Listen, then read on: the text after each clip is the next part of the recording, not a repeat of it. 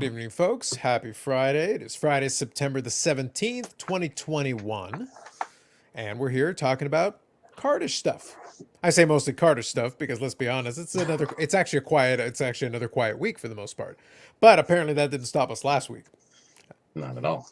Yeah. So I do have a couple of things that we'll be touching on, but a lot of it will really come down to those of you who are hanging around in the chat. We've got a couple of things that we'll touch on. We'll have a couple of pieces. We may have a guest or two pop in. I may at some point put the link in the chat. We'll see what happens. I'm not going to drag it out, and I'm not going to promise that we'll replicate the last couple of weeks, but it just so happened that we made it work. So that's all good. So anyway, how'd the week treating you, Bobby? It's a busy week. It was really good though. I enjoyed it. Lots done. Lots of new information.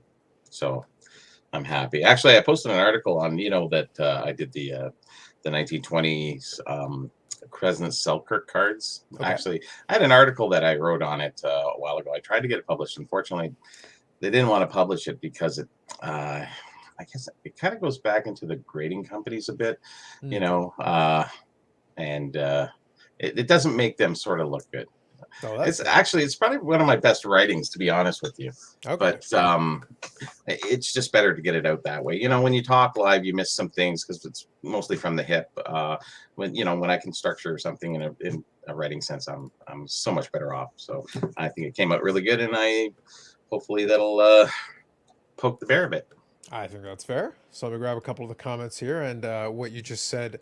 It's wonderful for me when something you say plays right into what I have in mind. I have planned. Not only do I have Sports Card Daily in mind, I'd like to bring up one of the third-party graders, just because I can. It just so happens that I have something for this occasion. Wonderful. So good evening, Ozzy Card Dad, and good evening, Yannick. Absolutely. So actually, let's touch on this one. There is one that I want to touch on a little bit after, but we'll get to that in a minute. But one that actually plays beautifully into what you just said. So what I'll do is I'll pull up an article, and this is from Sports Collectors Daily, and it is directly pertaining to a third-party grader, since we did have that industry summit just this past week.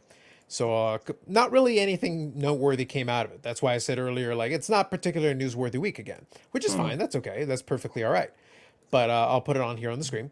So this is from Sports Collectors Daily. This was just 2 days ago, so it's a recent article.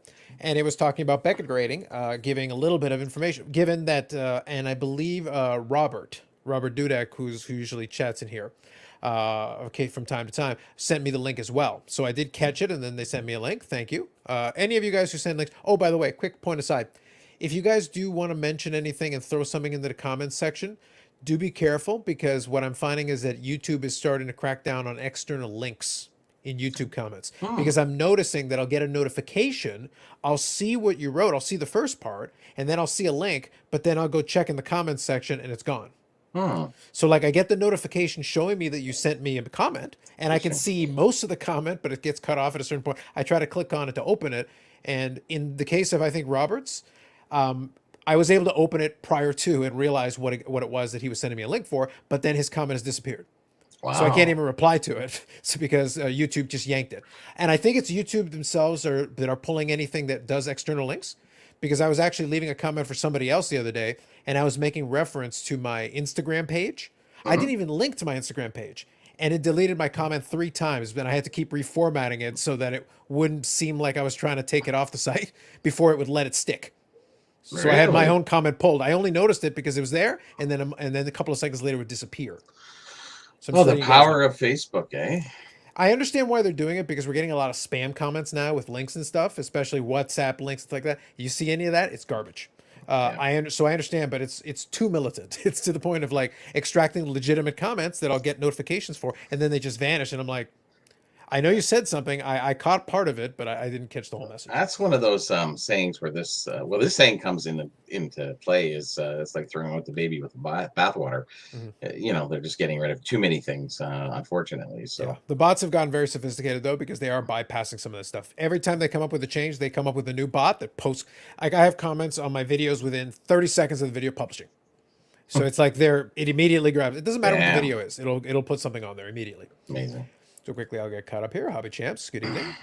Jeff, good evening. Yep, no, absolutely, Robert, no problem.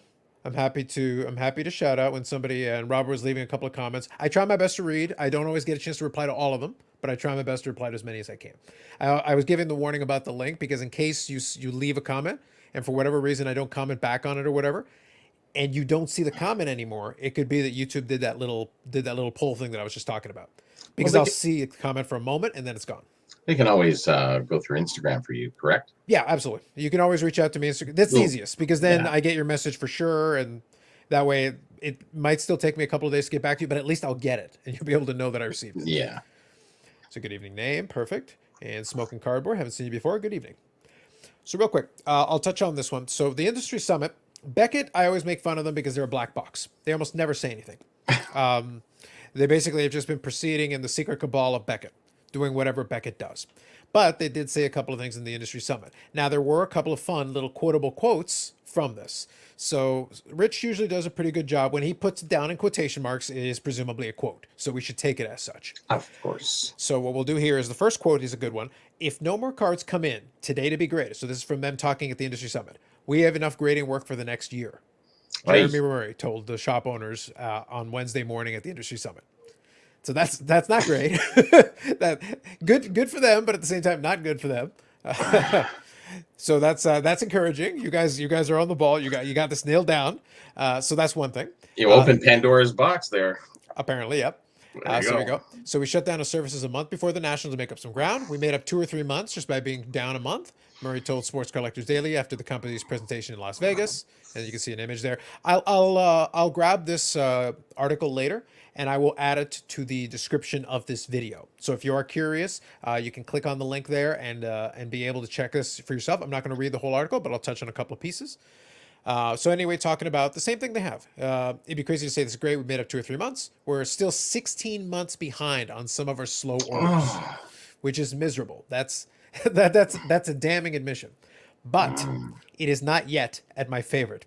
The piece that is a stance. The last quote is the greatest one. And I'm assuming that it was quoted exactly correctly. And if it was, and I'm interpreting it correctly, it's still maybe my favorite quote in hobby history. Like I'm putting it down. It may be my favorite quote ever stated in the hobby in any context. I love it that much. Okay, so let me scroll down. And it's right at the end of the article. It's the very last thing that's included here. They do talk about wanting to open up something else in October. That might not be a great idea if you're 16 months behind your slowest order, but I leave that to you to decide for yourself. It's your business to run. However, with all that said, the last quote here. We want to get this fixed now so that in 2, 3, 5 years, we can have our turnaround times back down and everyone getting their cars back as quickly as possible. That's what we're going to shoot for. Now, I don't think that. Now, here's the thing. That doesn't mean it's going to take them 2, 3, 5 years to get most of people's stuff back. But it doesn't matter. Like, think of how that reads. We want to get this fixed now. Yes, I'm sure you do. So that in 2, 3, 5 years, we can have our turnaround times back down and everyone's getting their cars back as quickly as possible. That should be the objective right now. That should be the objective right this minute. Just that the road they're looking at where they're going to be back to normal is sad. That's real bad. That's a long time. So Paul recently, and I see Paul's comment, and I'll grab a couple of the other comments for you guys in a second here. Paul the other day was talking to me about Ziri, who's one of our favorite YouTubers who does box breaks, and a lot of times he finds great misery. And Paul was asking if it's normal that when one of the recent breaks was actually pretty positive for Ziri, he was kind of disappointed. He was disappointed that he didn't get to enjoy Ziri's pain. And I said, no, Paul, that's because you indulge in the schadenfreude, something that I am very, very familiar with and something that is basically woven into my being. I do love me some schadenfreude. And right now, my schadenfreude is being fulfilled. I am getting, the cup runneth over with schadenfreude, with good old... They finally decided to talk, and basically they said, we're screwed. Yes. We are so screwed, you guys. So unbelievably screwed. Anybody who read that, just sit there and go, what? But could you imagine somebody sitting there listening to him say it? Like, it's just... Are you sure that's what you want out there? Like, this is a quote. Are you sure that you want this phrase? Do you want to rephrase?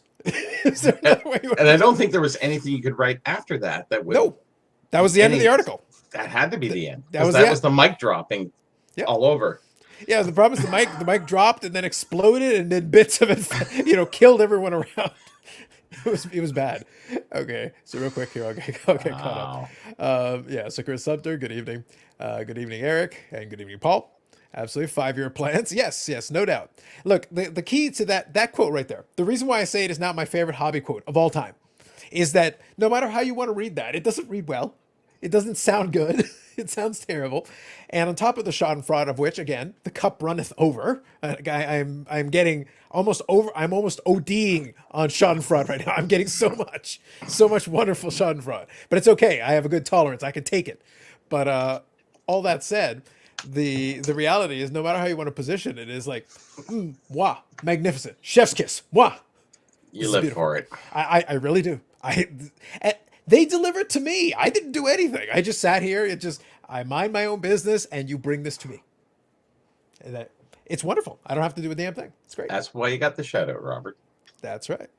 So I feel quote means that we're going to fix it as the future is better, not 2 to 5 years. No, I get what you're saying, and other people have interpreted it as such. The problem is it was still poorly phrased. Let's put it this way: the quote means we are to fix it now. All you have to say was we want to fix it now, but so does everybody else. So does PSA. So that quote would mean nothing. It's irrelevant. Yeah. The idea here is we can remember, so that in 2, 3, 5 years we can have our turnaround times back down. You want your turnaround times back down in an hour. Like you don't, like 2, 3, 5. Why present multiple time frames? Is my point. The idea is we time want frames. That's large. and if you want to position it a different way, regardless of it, yes, you do want to fix it now, and you want to fix it forever and all time. So multiple. Okay, so then in 5 years and 1 day, you're screwed again. Like if you want to position it the other way, like it doesn't matter. The time frames don't help. The time frames don't add anything to the quote other than make it entertaining for me. Maybe that's the best way to position it. It does nothing to help the situation. It was like, maybe you talk too much. You said nothing for the longest time, and now you decided to speak, and now you said too much. That is the true pain of hope. Mm-hmm. It's horrible. Yep. You can read it whatever way you want. Yeah. They're so far behind.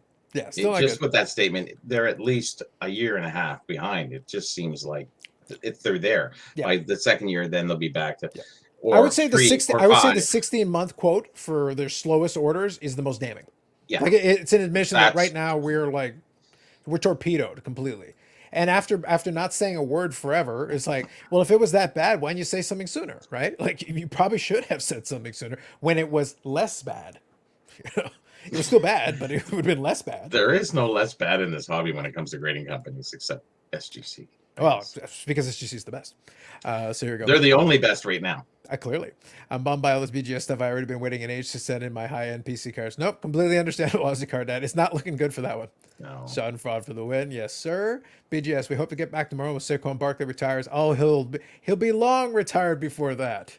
But yes.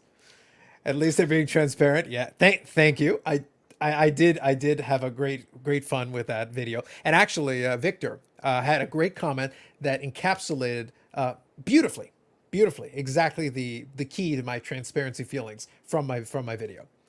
If I had stuff waiting to be great at BGS, I would be infuriated by those quotes. Yes, absolutely, 100%. There's no, we could debate about exactly what he meant. No matter what, he said it. That was a quote. He wasn't misquoted. They took the whole quote. They didn't put in parenthesis and then adjust the quote around and move the words to make it, read cleaner. They just took what he said. Regardless, it doesn't help. No. It's not so great. It's impactful any which way you read it. Mm-hmm. Absolutely. Yeah. Schadenfreude. Thank you, Robert. Beautiful. Okay, so let's see here. PSA is not doing much better. I always hear this. It doesn't matter. PSA could be at 14 years. BGS is the one who doesn't talk ever. Everybody knows PSA has a backlog. They do a monthly update on the backlog. So people know it's got a backlog. And because they've got population reports, people can actually analyze how many new cards are getting. So they're at least having an ability on their own to be able to analyze the data that's being provided. So PSA does give you an avenue with which to try to gauge progress. So for better or worse, at least there's something there. Now, they're not advertising it to you and they're not ramming it down your throat, but they're like, look, you want to go look it up yourself. Yeah. At least you've got a chance to do that. There is a guy out there doing all that. I forget what his podcast is, but he did mention that. There's Retro Hoops, and then there's Gem Rate, who does it on Instagram as well. Gem Rate also does it. It does some additional analysis. Yeah, I forget who the Brofro. He's anyways, got glasses. Yeah, that's Regardless, Retro Hoops. That's is that Retro Retro Hoops. Hoops? Yeah, Yeah. he's a pretty decent guy. He talks what he likes to talk about. But he did mention about the national and how many they missed. I think it was 50,000 card difference Mhm. that because they went to the national and overcharged, and all Mhm. the people still on the waiting list That's right. are getting screwed. And it's like, Mhm. yay, we did great at the national. The PSA is saying, and I was agreeing with him 100% on that. I just went, yeah, that is sad. Mhm. Well, we went to the national though, and we got people stuff, and the lineup was big, and we overcharged, and it, If you're running a business, it's great. And in addition to that, now here's the reality though. If you want to put this a different way, a bunch of those folks in that line would have otherwise sent it, and it would have gotten added to the pile anyway. So at least they submitted it right there. Got most of them got it turned around right back right away. Okay, great. You're out of circulation. Go. Like that's possibly. really like either way they were going to send it in because if you're not waiting in line to pay a king's ransom at the national when you could be doing other things if you didn't have every intention of sending it in no matter what. So it's like you could do it here or you can put it in the mail and you send it in that way. And they still got a grade the same way. And even with Hmm. that, as within a little bit of short time period, they were back up to full standard production. We Hmm. don't know what BGS's production is. The only thing we know is these numbers they suddenly provided that were out of whack. And then the other piece of it is that and this is where Northeast Ohio, so Neo on his video said, so given how much of a struggle BGS has had, and people do know they have a back, we just don't know any clue other than these statements now what it is. Who is sending to BGS? At least with PSA, if you get a PSA 10 back, you get whatever. Because if you're paying the premium, you're probably sending premium cards right now because it's expensive to send it in, and then you get it turned around. And by the way, if you've got a premium card, you were paying more than that baseline rate anyway with the Hmm. upcharge and stuff. So to Sure. you, if you're sending in a Jordan rookie or a LeBron, like a high end LeBron or something, to you it's like, yeah, business as usual. I would have paid the same thing before. I'm paying the same now. What's the difference? And I'm Hmm. getting it turned around pretty quick because I'm paying a premium either way. So for me, whatever makes no difference to me. Yeah, to answer your question, who's sending into BGS? Well, not many now after reading that. Yeah, but I think the point that he was making though is that since BGS had been struggling already, people knew they had been struggling because they had closed off those other categories a while ago. But then and BGS once, unless you get a BGS 10, they don't do as well in the secondary market anyway. So it's one of those things where you're not getting to take advantage of the big turnaround unless you happen to get a BGS 10, which still does well, pretty well in some cases. Depends Yeah. on the card. But you don't get that, and you have to wait a long time, and now you have to pay a premium rate anyway because their rate available is right up there with PSA's anyway. So it's not like you're getting a big discount, so that's out. So at that point, it's like, so if really nothing's coming back in, and people are super discouraged from sending to you, why do you have something that's holding for 16 months? Because in theory, effectively, without shutting it down, you've basically shut down intake for the most part, and yet you still don't seem to be catching up. Like you still seem to be way behind, and that's terrible. That's ridiculous. Yeah. Can you imagine how far they were behind before announcing this? Or let's go back 4, 6 months. And there's one more quote in there that I'll throw out that is also damning. They said they took 1 month off, where they shut it down for 1 month, and they made up 2 or 3 months. So Hmm. you basically only doubled production when you shut the front door. You said, we're not taking anything. So instead of grading one, you graded two. Hmm. That's not that much of an improvement. That's like, you should have caught up 6 months. Like you have a dedicated window that you created to give yourself a chance to be like, we're only going to focus on this pile. Nothing else is coming in. Nothing else is getting added to the pile. Our only goal is to get this out the door. And you took about a a 100% increase, which is something. It's not nothing, but at the same time, you had nothing else coming in on purpose, and you still barely caught up a couple of months. How big is the backlog? Exactly. That- This is actually one of the biggest things that's ever happened in the hobby, where the hobby exploded. The breeding companies basically shut down or backed up so far, Mhm. and restricted the market growth considerably. Uh, so it took the market down with it. It just interesting. I guess in the course of all the history of we had the '90s boom and what have you. This little window here of 2, 3, 5 years is going to be the most interesting to look back on in hindsight. Mhm. Yeah. And then Yannick included the line based on, like I said, based on the video I did. It's like, yes, transparency fixes everything. Oh yeah. As SGC already told us, if it's transparent, it's fine. Yep.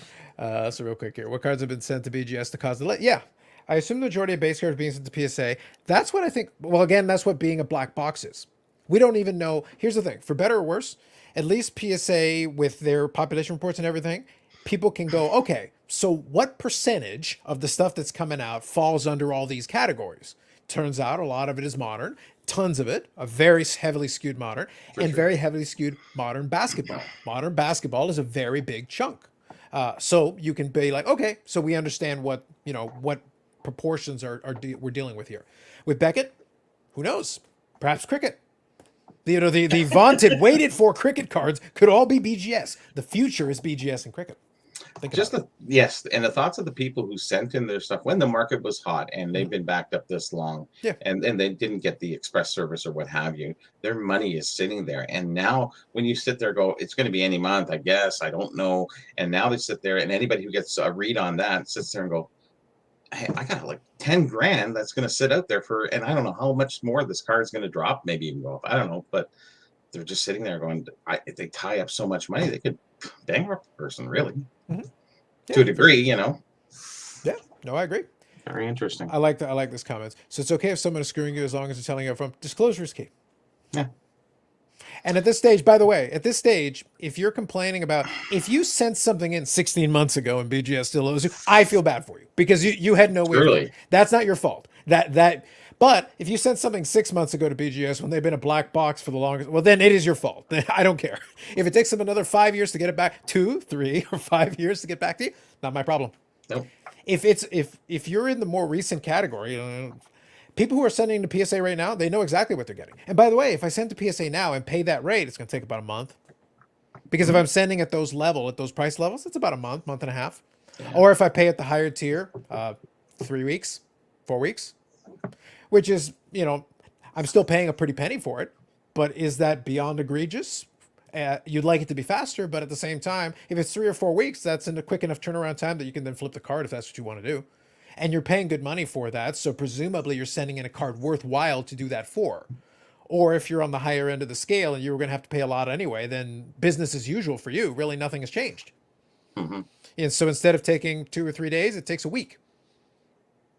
You're like paying the super high price point. That sucks, but at the same time, it's like a week is not going to throw you that far off. Then you can send it to Golden, because it's going to be a 5-6 figure card if you're really sending it high end.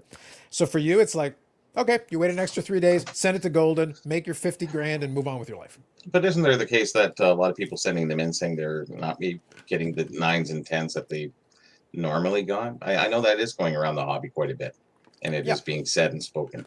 Now that is another reason to sit there and go, should I send it in? Am I going to get the 10 that I think it is, or 9, or whatever? I don't know. That's scary, because I've seen a lot of reveals of what they got back from PSA in their express order, and very disappointed people. Oh, for sure. But the problem that I run into, and I've said it before, is that I have no problem believing that. What's going to be tricky, though, is because I can't see what those cards look like before you send them off. True. I have no way of trusting your eye. I don't know. And we'll come back to people's trusting eyes in the hobby and their ability to do some visual grading. Shortly, we will get there. But it's like soon, my friends, soon. But the point is, I don't know how good your grading eye is. You can say like, oh, well, I used to get PSA 10s all the time. Great.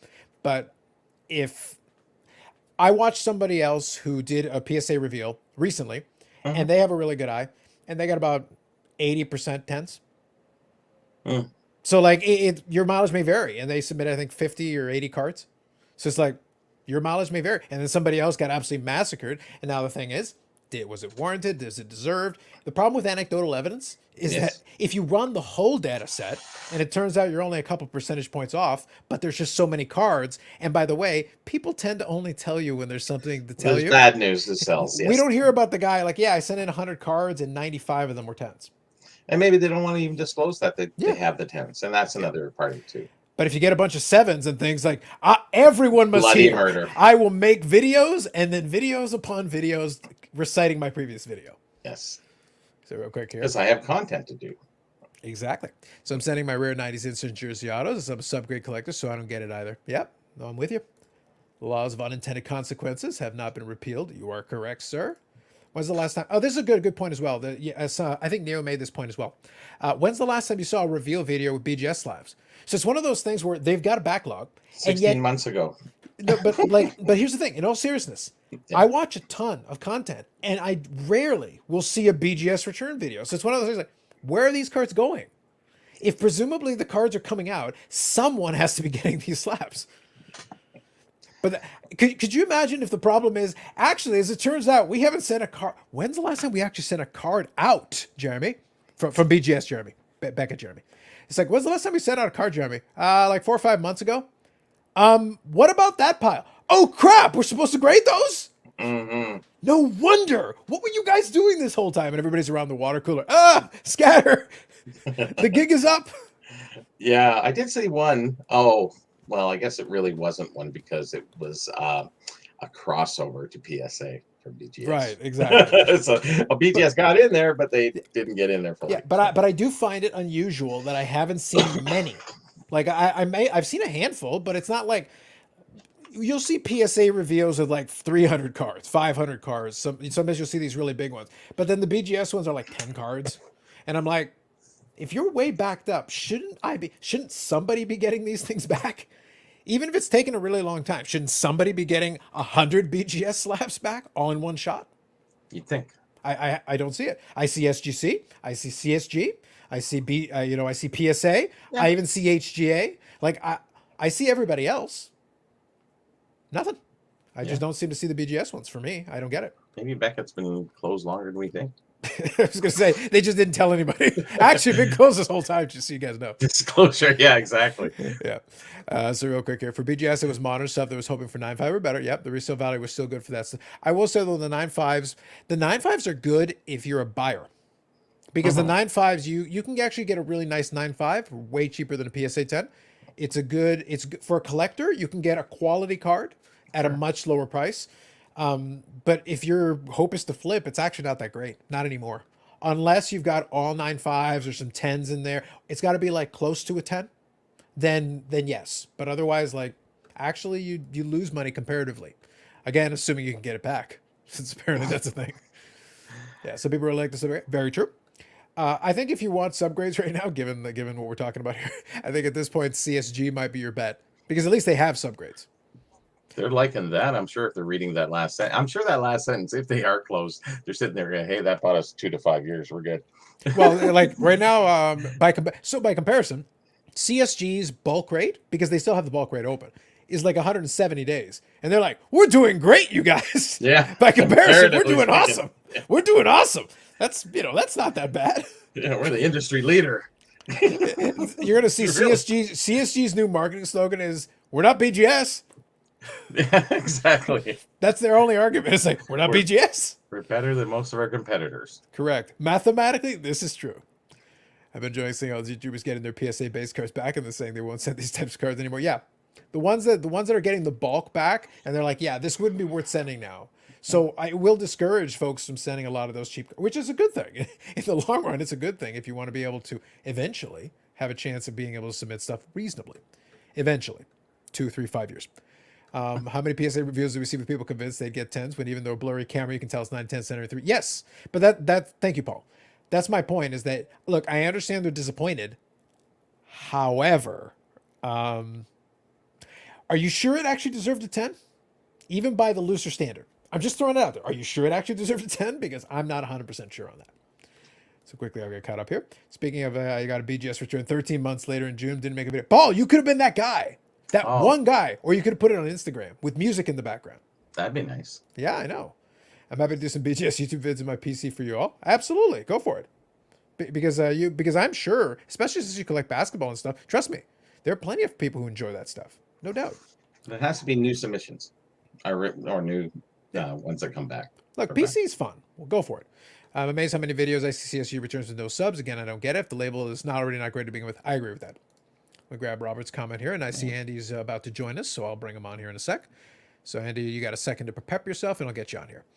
So, CSG is the new marketing slogan. Want subgrades? Lightning fast turnaround only from us, and maybe HGA. Mm-hmm. I like it. I think marketing slogans that basically say we're marginally better than our competition. HGA does now have a chance in my Listen, book. but I would like it to say that. It's like we are marginally better than our competition. Underneath it says disclosure. Disclosure, yes, we've It's disclosed like that. transparency, my friends. Transparency. When did disclosure become transparency? That was Yeah, exactly. that was your video, I think. Yep. Hey Andy, how's it going? What's going on, fellas? How are you? It's going well, going well. How have you been? I have been excellent. I feel I was checking. I think I have 9 or 10 more appearances. I'm going for the Alec Baldwin Saturday Night Live guest appearances, and I think we're getting there. I think this is number 3. That is number 3 for you. I think that's right. I don't know. Like, I have to think about what the leaderboard is on that, because there's certain folks that have definitely been on a fair bit. But it'll come in waves. It's one of those things. Back in the day, we had the Joe Perot's before he died. It's very tragic, very sad. He might be alive. We never know. But the point is that California fires. Listen, there's a lot of things that could have gotten him. It could have been a rattlesnake or something. Who knows? Aliens. Right. Yeah, aliens too. Yes, aliens. That's valid. That could have been a thing. But yeah, we had a crew that ran during the wintertime. There was certain regulars that would pop on pretty regularly. Eric, I think, is at 3 or 2 or 3. I think we're about there as well. Yeah. Yeah. It's one of those things. Like, I am more than happy for folks to pop on. Like, feel free, especially if you got some fun stuff to say. Now, did you catch any of my fun that I was having a little bit with Beckett? I did, and a couple of things caught my, especially when you're talking about the PSA, and I saw the comments. Mm-hmm. One quick thing, and I know this is going to kind of segue into your next, so maybe this should be second. Mm-hmm. But sure. People that don't get subs on CSG, they'll look at your cards and tell you what they are. If it's a 9.5, crack it, set it to PSA, and it's something that I see guys doing. But I wanted to bring one thing up and see what you guys thought. Sure. A friend of mine, Rich, actually brought this up to me, and I started thinking about it. I go, that could happen. You're talking about all the PSA cards that are waiting to be graded that people are like, oh, man, I don't want these back. What about all those people that did it through the group subs mm-hmm. who didn't pay yet, who are like, maybe I'll just walk away? And then who gets left holding the bag? I wonder if there's an agreement or what happens with something like that. So that was it's a twist on the question we asked some months back. And the exact thought process was, because somebody did they tried to do the analogy of the mortgage crisis. They basically said that the cost had reached a point where now suddenly the value wasn't there. So right. People intentionally basically threw back the keys at the landlord at the bank and basically said, no, you guys sell the house, do whatever you want. I'm out of here. It's mm-hmm. your problem now. Right. And that possibility is still there. Now, we pitched it from the idea of somebody who directly submits a PSA, but yeah, you could do that to your group. Now, mind you, you'd be persona non grata forever after that, because no one would really want to deal with you. But if you're somebody who is kind of a fly-by-nighter and you were trying to do something here and now obviously it's not going to work, you could basically just burn the bridge the same way that some eBay, eBay sellers and eBay buyers are doing. Where they it's the funny thing to think about is how many people in the last 2 years used a group subber because they were told that's one of the best things to do that are not even in the hobby anymore. Mm-hmm. Mm-hmm. And if that's the case, persona non grata, who cares? I'm out. But that's exactly it. If you've got no reason to care about ever re-entering the industry, so to speak, at all. Now, mind you, and this will be a story we'll touch on a little later, sometimes you could be persona non grata and people will try to make excuses for you anyway. Mm-hmm. I'll touch on that one later. Bobby will know exactly who I'm talking about when I get to that moment. But we'll get there. We'll get there soon. Boy, I could see. I'm going to get in so much trouble for saying this, but you know me, Carlos. Mm-hmm. I could see cheap repacks happening as we speak. All those Romeo Langford PSA 8s and fourth year inserts that everyone was. Oh boy, I'm not even a religious man, but I'll pray soon, maybe soon.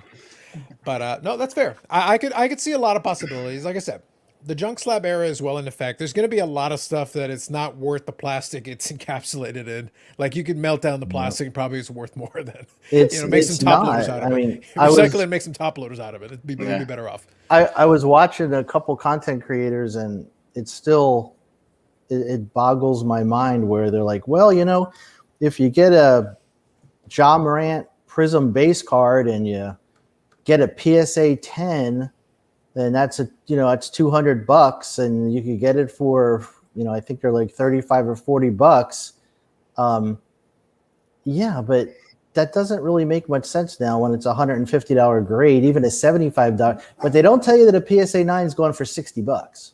Kind of leave that out of there, Yeah, that's the thing, right? Yeah, you do have to crunch. You do have to crunch your number, because what's funny is that now I do enjoy watching some videos where the ones who are a little bit smarter, like there's levels, but the ones that are marginally like room temperature IQ +1, like that's about how far we get. But those ones would be like, oh, but you should calculate what a 9 would go for. Don't just assume a 10. It's like, no kidding. That's what we used to do. That's how you do the math. You were always supposed to. What's the worst case scenario here? Like especially if you can identify a flaw visually yourself, and you're taking a shot in the dark, you're like, okay, let's gamble with the grading gods. You got the dice in your hand. It's like, all right, I know I missed it the last 5 times, but this time I'm gonna nail it. Well, we talk about that too. It's like it's a self-fulfilling prophecy that's never going to come true. If I look at a card, I could tell you, I grade a lot of cards. I have graded a lot of cards, and I could tell you without pause if the card's going to get a 9 or a 10. It's not going to get less than a 9 because I always put a minimum grade of a 9 because it's all ultra modern. But you can't look at a card and look at the centering and say, oh, I think that's going to pass, or you see a blemish, or you see whatever it is, and it's not rocket science, but you can't wish a card into getting a better grade. And I heard the guy that got 80% 10s or whatever. My goal is always to get 60, 65% if I could get 10s, which I think that's and usually I'm around there. But if you if you can't do that, then you just shouldn't be grading, because you're not, especially now, there's just too much money at stake. Yeah. I think my hope would have been, that's why part of me is like, look, I don't mind if the base price of grading stays a little bit high, because it's like, I kind of want you to think about this. That's right. I want you to really consider it. It shouldn't be hundreds of dollars. We don't want it to be that bad. No. But we don't want it to be $10 or $20 anymore. I think those days are over. And I think you're right. Yeah, I think it's actually better that it isn't, because we don't want to make it so easy that you just decide to take those stabs in the dark. And no, it's like, why don't you've got 20 grading candidates. Actually, maybe about 4 or 5 of them are legit. So maybe call out the other 15. Be serious, grab the 4 or 5, and then maybe you too will find that you get a much better percentage, and all of a sudden you're a lot happier. And what happened? You paid a little closer attention. I did that to this day. In fact, it was funny. My son said, he goes, "Hey, we just gave out 3 more checklists for grading," and I try to help people as far as what to look for, because it's not just, oh, it looks good, send it in. And I think you're 100% right. I have no problem with PSA saying the minimum, say if they get rid of bulk, which who knows if they will or not, but even if they bring back economy at a $35 or a $40 grade, that's going to make you think before you grade cards under $15-$20, because there's no margin there. If you get a 9 on those cards, there's not going to be a margin. It's funny, all the breaking companies, they always go, hey, a PSA 10 is 50 grand. And everyone's going, oh yeah. And if you get one, it's true. If you get a 10, that's the funny part. When Andy, I miss your background. Yeah.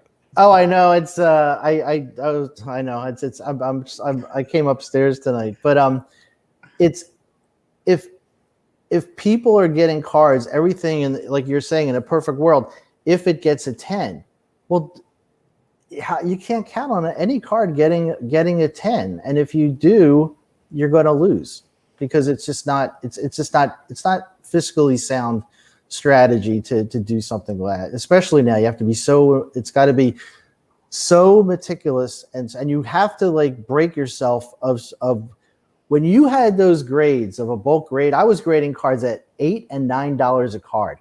I didn't care. I would, because I know when I got it back, I'm going to double or triple my money. I mean, that's just the way it was. Now you can't do that. I mean, I've seen grade cards and they come back and now it's 100, but even when it was a $50 grade or a $75 grade, you got to be really careful. And I see a lot of people that may get hurt going forward. I don't want to see that.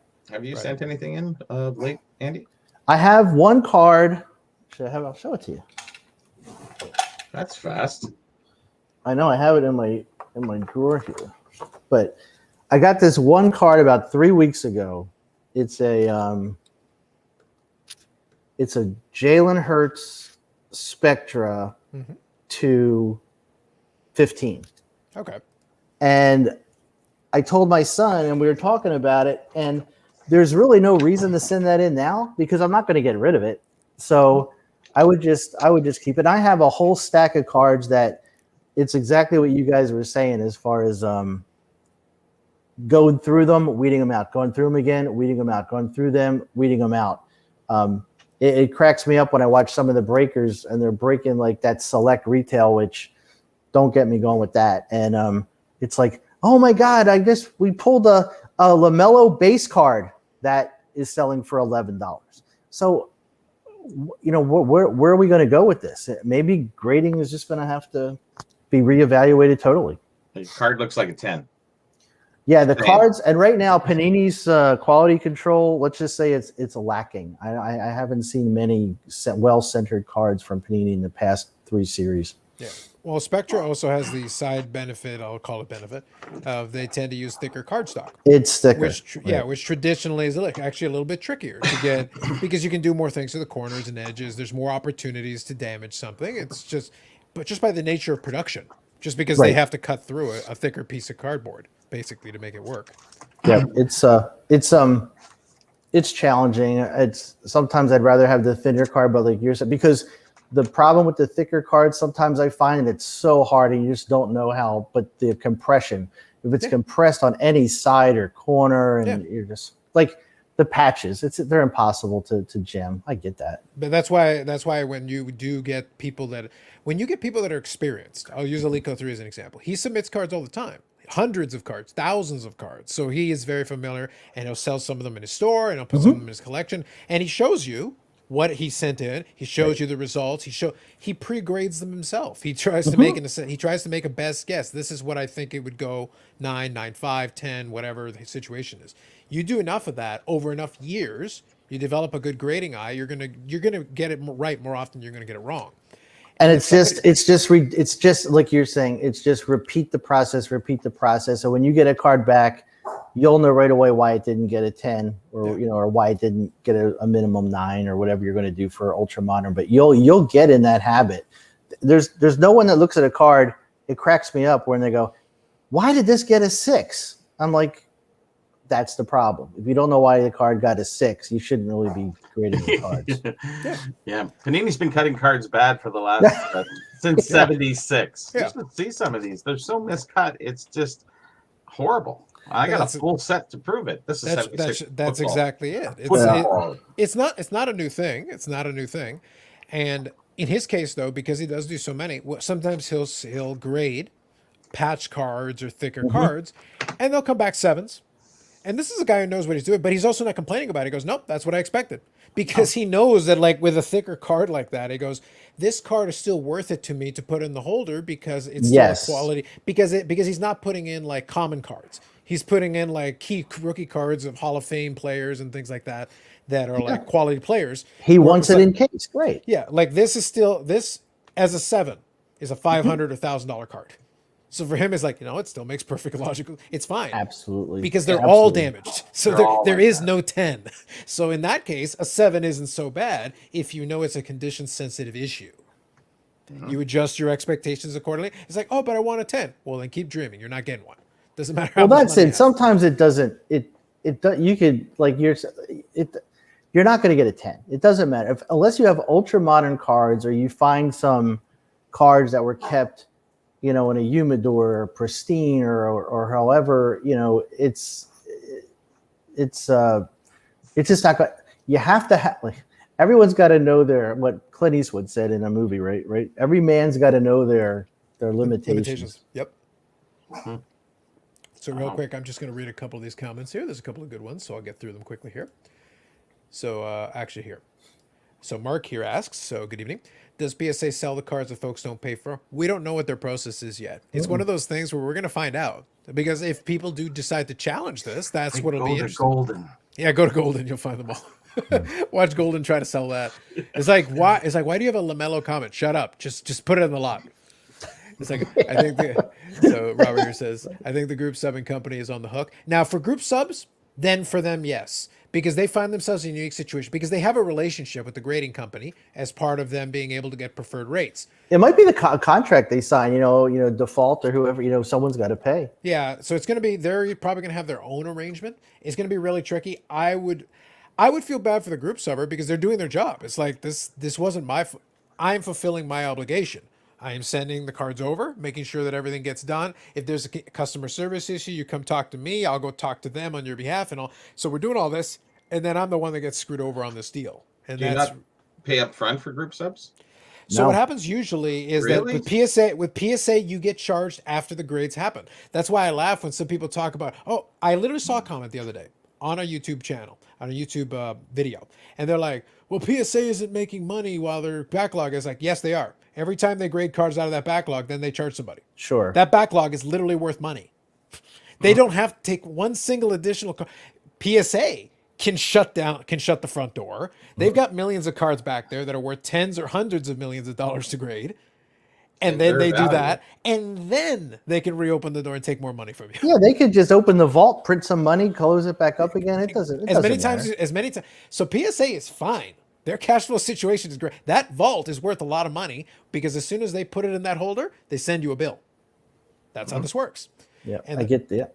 Yeah, it's not $10 or $20 a card anymore for most of those. No. Not anymore. Well, that's where they're making their money now because I read a couple guys took advantage. I don't know if that you have to really think about that. But the was it $150 or $175? They dropped it for the Express. I think it's 150 now. Yeah, it's 150 now. And I heard a guy sent it in on Monday, and it's already like in quality control. So they're getting those Express. At least they're trying to move it. Now I have a bunch of cards that I put in before the price hike, and like 3 or 4 have been in grading for a while. I think they just do that to make you think that they're moving the cards along. Yeah, but that's why I said if you're somebody who is sending a card that is worth sending in at 150 per, you're actually not going to have to wait too long to get your stuff back. You're already at the front of the line, right near the front of the line. So relatively speaking, your wait time will not be so bad because less people are sending in because of the price. It's a little bit more restrictive. And the people that are still waiting are still waiting. And I don't know how it works, but I was reading that if you are a big time grader where you're grading, I think it's $25,000 in cards a year, you get preferential treatment too. So we don't even know how many of those guys are bumping to the top of the line if that's the case. Lots. You can imagine lots. Yep. So real quick, I want to read this one just because it includes our friend Daps. I never heard of him. Is he good? Never heard of him. Yeah, I know. Daps. You got to put Daps man, and then we know what you're talking about. Oh man, Daps man. That's Daps man. Yeah, Yeah, fill it Daps is in. the best hand. He tells people buying great cards, even if they 10, you break even. They've gotten to that point. Good evening, 357. Quickly, I'm scrolling through here. That's why I send patch and thick cards to BGS. Yeah, BGS is better for the thicker cards because they do have a better holder for it. I have noticed that is because it's already a thicker holder anyway. So for them, they just change the insert. It's a little bit easier for them to work with. It does make more sense. I don't know, Bobby. Are you getting converted to the football? Or do you just happen to have some affinity?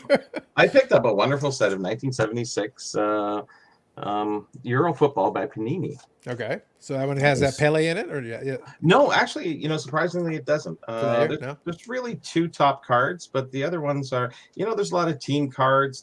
These are small. This is 288 cards in this little holder. They're small cards if you have a look. This is pretty small. So, but the stickers actually. Yeah, that's the thing. Panini's bread and butter was stickers for the longest time. That's what they used to do with the albums and everything. Those are the 2 best players. So, so here we go. Hold on. Yeah, you got it. So I'm not familiar. One of them was like Johan something? Bach, yeah. No. Gotcha. Just kidding. No, you have Gerd Müller, from Deutschland. Deutschland, of course. And Jonas Kruff, Cruyff. Well, the Jonas Kraft. My goodness. Jeez. So that one's for you, Andy. Are you familiar with that one? I am, unfortunately, and it's Philadelphia is not the Philadelphia event that it was a few years ago. It's just really dangerous, and unfortunately, it's not a safe town anymore. There you go. And good evening, Dave. Hey, could I say something real quick about Amish Dave? Go ahead. Okay, and I like him. I like Dave so much. It's funny because I watch his videos and he's out in the lake and I watched his I watched it with Ed. They did Ed's was celebrating his 10th anniversary.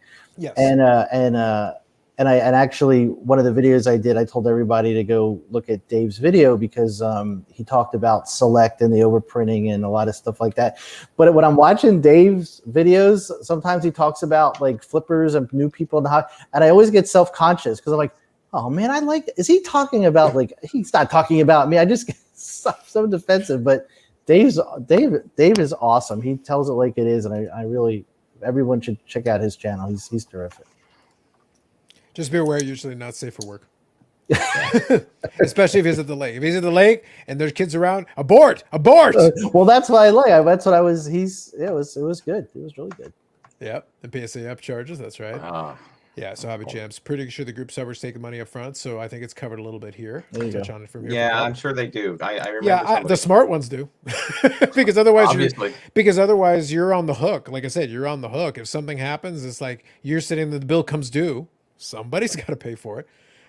You don't have any assurances if you haven't taken any money up front. You already done the work and you've taken no money up front. Ooh. Yep. So for Paul here, BGS Group was paid after the fact and the PSA submission was up front, which is fair. That's smart. Yeah, otherwise they'd be in trouble. Yep. Clint Eastwood should have met Daps Man. Facts. No idea who that is. Those are the two players you talked about. Otherwise, I don't know. Yep, that's it. Okay, all-time greats. So that's, yeah. Yep. And good evening, Korean Cardboard. A bulk price of $10 per card ever going to return? If they're smart, no. If they're smart, no. I would literally advise against it. Now, the only thing I would do, and we've talked about this before, the only thing I would do if I was them and I was advising them, is I say, let's come up with something for the set registry folks. Let's find some kind of an example, because those guys who are doing sets and stuff, let's do specials, let's do whatever. Come up with something. Yeah. So that if you send stuff specifically from this list, we'll give you a special price so that you can still send in your stuff. For everybody else, we'll start you at $40. I think they will do that. They want to really protect that main. They're going to have to come up with something. Yeah, just come up with something. But I'm saying, make sure you take care of the set registry guys because they're uber loyal and they're part of your market advantage having them there. Figure out a way, because all you got to do is, you've got the set registry. You got all these cards on this list. You've effectively got a gigantic list. If you send something on this list, you get the special price. If you do not send something on this list, you get the normal price.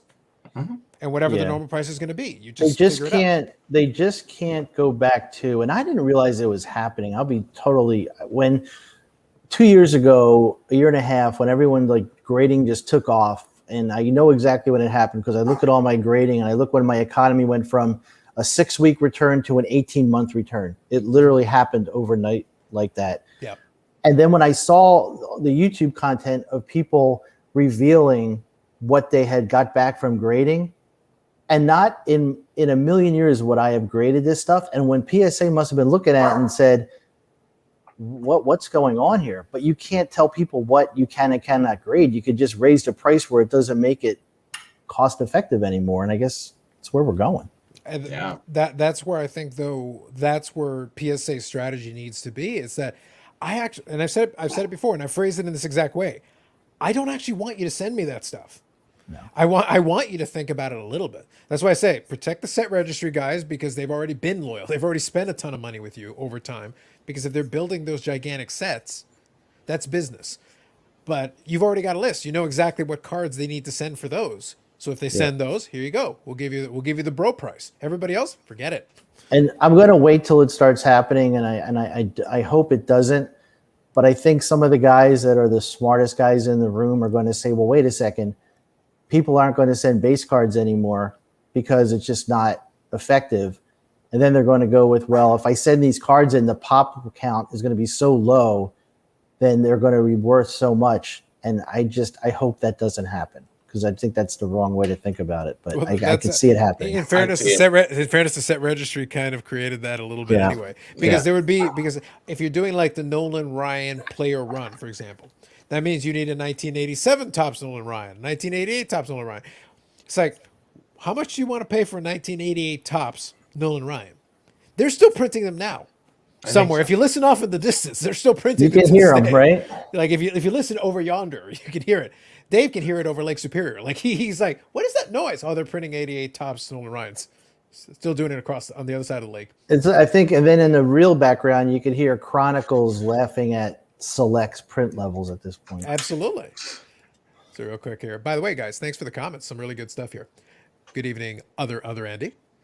She blinded me with factors. Absolutely. Dave says thank you. He's not used to hearing compliments. That's fair. That's fair. You should.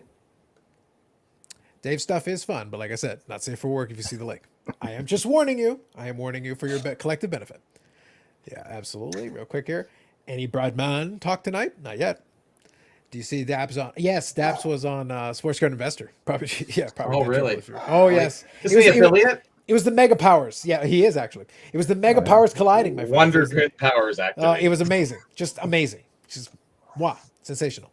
What was great, though, is that I think they were playing like a dice game at one of the tables. Oh yeah, like Yahtzee or something. Yeah, but here's the thing. I remember at the flea market that I used to go to, one of the dealers used to have that, and they put the cards into different things. It's a standard thing. It's fun for the kids. It was a couple of bucks, and if you happen to hit you got all sixes, and you got, I think it was 30 because I think you had 5 dice. Then there would be like a beat up Mickey Mantle there. That was like your pot of gold at the end of the rainbow. Yeah, sometimes they would throw in. And I remember there was like a 63 Topps Mantle there one time, and another time it was like a 65. It's like still would have been cool because I think to put the dice was like $2. Mm-hmm. So like for $2, if you happen to get the right dice roll, you could win. They had those. They had the wheel you could do, Absolutely. And they had all kinds of gimmicks to get you over there. But it was fun. It was fun as hell. No, that stuff. It's a game. It's a game of chance. You're not paying a lot for it. You're just paying. Yeah. But those guys were playing that game back and forth. But then while they're recording, it was basically Jeff like trash talking him because Daps kept getting like really crummy cards. Yeah, he get like a Gold Herbert, and then Jeff would get a Romeo Langford or something. And, yeah, it was just hilarious. I was like, I like what you're doing here. I like what you did there. So real quick, $50 minimum. I think probably you could get away with 40. I think 40 is a number that's high enough to make you hesitate. You're not going to send your $5 card to them, but it's if you are going to send a card that's a couple of $100 already, then yeah, probably you'd still do it. You know what it comes down to too is, and I know it's repetitive, but it's who people are going to listen to. If you're new to the hobby and people are like, yeah, send it in, it's going to be great, you're going to get a 10, and it's. I just you just got to be careful. That's my main thing these days when I talk about cards is be careful. Mm-hmm. I think that's fair. You mean the garden path isn't paid with gold? Alas, or tens, or yeah, no, Korean. I think that makes a lot of sense, and I wouldn't blame you. But that's why I say, like, if it was me, I would really look at having something logical for folks in the set registry because some of those cards are not expensive. And you really shouldn't make it cost prohibitive because some folks are working on those set player registries. And if it's a player who isn't like super expensive, you probably shouldn't rake people over the coals for them. But that's why I say the advantage. Then if you do that, though, if I was PSA as well, I'd be like, okay, so we're going to be really picky and choosy what we add to the set registry going forward. Because some of these high-end cards, we're not going to put them there. So that means those are excluded from it because we do want to charge you the full value kind of thing for that. Well, and that's, I know it's off subject because you keep jogging my memory, but that's what people were doing too. And it was driving me crazy because I wouldn't do it is before the boom hit. So before it really started going, I would see people putting in like, select Prism rookies of Luka that were like a $1,400 card, but they were put them in bulk for $9, and it would drive me because they were just trying to like get as much as they could. And PSA, they would just grade it. They wouldn't even care. Because when the graders get it, they don't know what level it is. That's supposed to be dished out prior to it going. And that was the whole thing. It's just careful. No, I think that's completely fair. And Dave's just clarifying here. He's not talking about you, but some of his favorite folks. So if you wear a properly sized shirt, you're out of Team Schmedium. That's great. Home ec clothes. That's another category from New Jersey. That's, another group. And then people from Florida here, Streaming the Snake Line, and a friend's Daps. Daps man, Dave. Daps man. Give him his full moniker. Come on. So Jeff and Daps, 2 Ps in a hobby pod. Absolutely. Dapsman SAI Dynamic Duo, and Hobby Champ says you're good hobby people. So there I you go. appreciate You got that. your fans. So let me ask you a quick question, and then we'll go into a topic that I'm going to enjoy. Sure. It still plays in the grading category. It's I was I think you're enjoying all of this one. it's the hobby gods are kind. What do you want from me? Like they just keep getting like, Carlos, here, have a gift. Oh, thanks, man. Appreciate it. Appreciate you, bro. Anyway, first thing, did you end up going to the show? I think there was a Philly show. So I am going. I am going Okay. to meet Ed on Saturday. We're Okay. going to hook up on Saturday. I'm actually going Friday also. I'm going for the sneak peek, and I'll probably spend some time there. And Ed was telling me that I think Mike is going to be there, and I'm going to try to hook up with him and see who I can meet down there. But yeah, it's the first show I've been there since the one before COVID hit. So it'll be interesting to see if it's still crazed or died down a little bit like Texas or what's going to happen. But no, I'm looking forward to that. That's a week from tomorrow or today. Yeah, that's what I was going to say. So it's next weekend is where that one's going to be. Yeah. Whereabouts in Philadelphia is that one? They have it at the Valley Forge Casino. Oh, okay, Valley Forge. Okay. It's about 30 minutes from me. It's not bad at all. It's a good location. That's good. And then but it's the whole thing. They have all the autographs, and it's a pretty good show. And I'm sure it's growing even since I was there on the last show when I was there. I'm sure it's growing. You should actually almost make a video saying, the reasons why I'm going to. Well, I think I'm going to do that. I already hired a camera crew to follow me around. So well, I'll give you a spoiler now because I haven't decided if I'll end up doing it, and there's enough time between now and the show. If we have the show in November, I want to do a vlog, but I basically want to do almost like a Spinal Tap version of a vlog, what I want to do specifically, and I'll give it to you. If I end up doing it, I'm still going to do it. I'll execute it. I wanted to do like the scene they usually do where they say, they're going to do the show and it's like the let's go kind of thing, whatever, but it's going to be a lot less energy because I'm going to have my cold brew and I haven't drank it yet. But I'm gonna be like, all right, it's like we're headed out. It's like we're headed to the show, biggest show in Canada, second biggest card show in North America. Let's go. And then it just cuts to me in front of the computer, and then another version of me is talking to me and it's like, what the hell are you doing? It's like, that's I don't actually go to a show. Who goes to shows nowadays? You go on eBay. I should tell you, like after it's like when I'm watching these, and I don't know, I did research for my next video come. I had to do research. I'll put it that way. But it's like when these breakers, when they hit a card and they scream, "Let's go!" Where are we going? I just don't want to know where are we going. Is that just I'm so out of touch with the It's new the battle cry.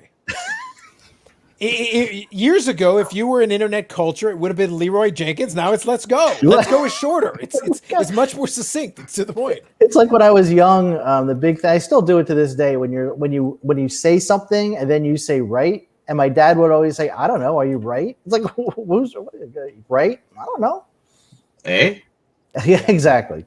Yeah, it's one of those things. It's like there's so many like. It would be so easy to parody a lot of basically what comes out of the card show vlog, but it's like almost everything. I'd be doing almost everything the exact opposite. It's like, all right, guys, we're ready to go, bright and early. Look at the clock; it's like 3 PM. Yeah. It's like, when did the show start? Everybody like 5 should hours be ago. cleared out by then. It's like I just casually walk in. Listen, I don't really care. It's like we're making big deals here. It's like loony. That's it. Yeah. It's like I go to the dollar bin, but I get one card. One.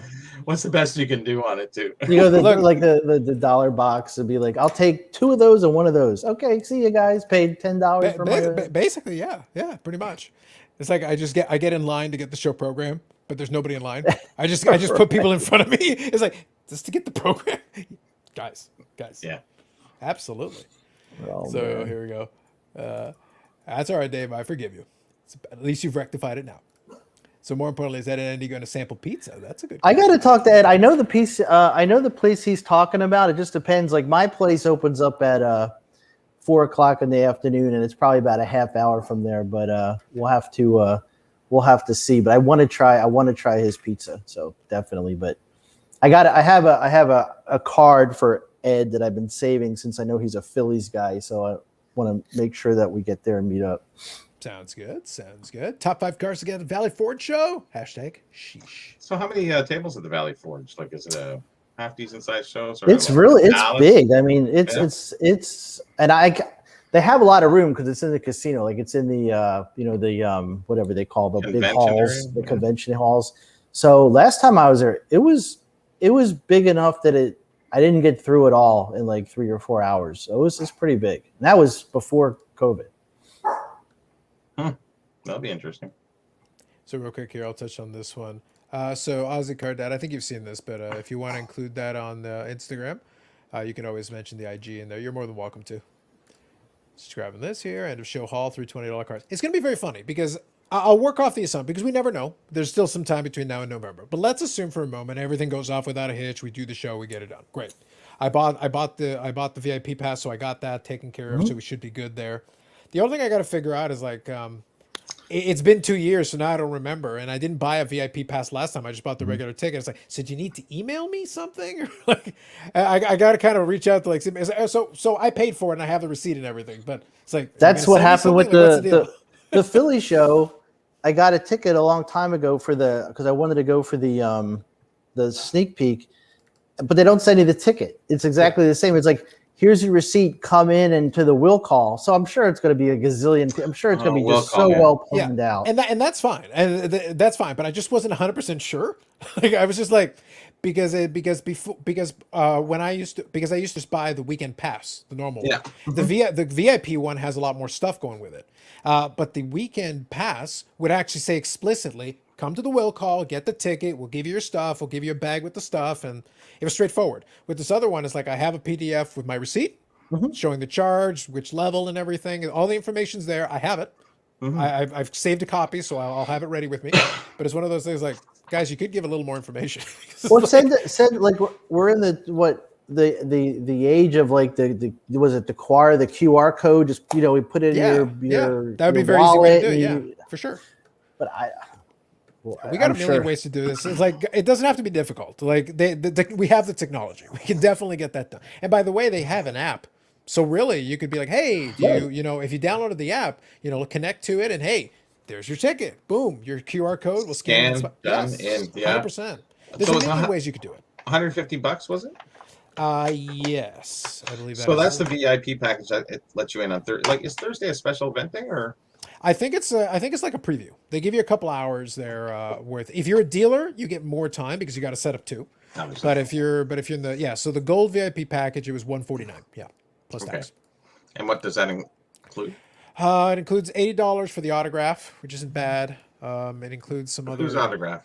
All of them? For any of them, I think you get a discount on any because it's across the board. It's basically like it's like a coupon.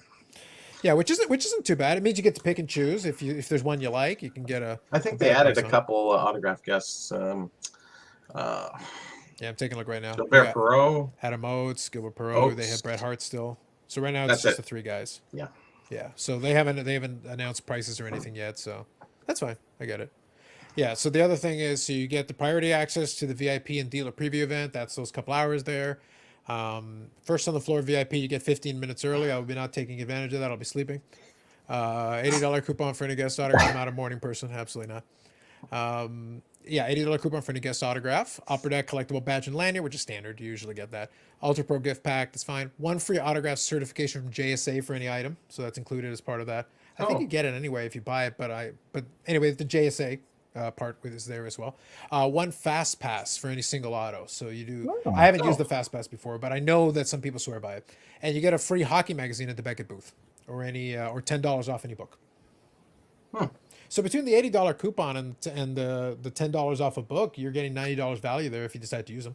True enough. Absolutely. That's not bad. That's okay. I wonder if there'd be restrictions. It'd be interesting. I'll be curious. So playing off the assumption that we get all that stuff and we're able to do it, great. Yep. My thought process is, it's funny because whenever I do the expo, I love the idea of being like, oh, let's start saving money and setting aside. But if I see stuff that fits in the collection thing and it's on eBay, I'm just going to buy it. Now remember, it's going to be in the other section over in the just to the left, to the right. Sorry, of the hangar. So it'll be confusing because no one's going to know where anybody is because it's going to be flipped around and twisted a bit. Yeah. The only reason I'm saying though is that I find it funny because I never adjusted myself for the card show. It's one of those things like if going into it, I'm picking stuff up, well, then I just have less money in the budget. I just adjust accordingly. If I happen to have a lot of money in the budget, well, that's great. I'm just kind of playing off this Hobby Champs thing. It's like $320 card. That might be what happens. I don't know. Even if I have the budget, though, even if I have a bunch of money stacked up, if I don't see anything I like, I don't feel compelled to just spend it just because I happen to have it on me. No, You got to show me something I'm interested in. If you are, then by all means, great.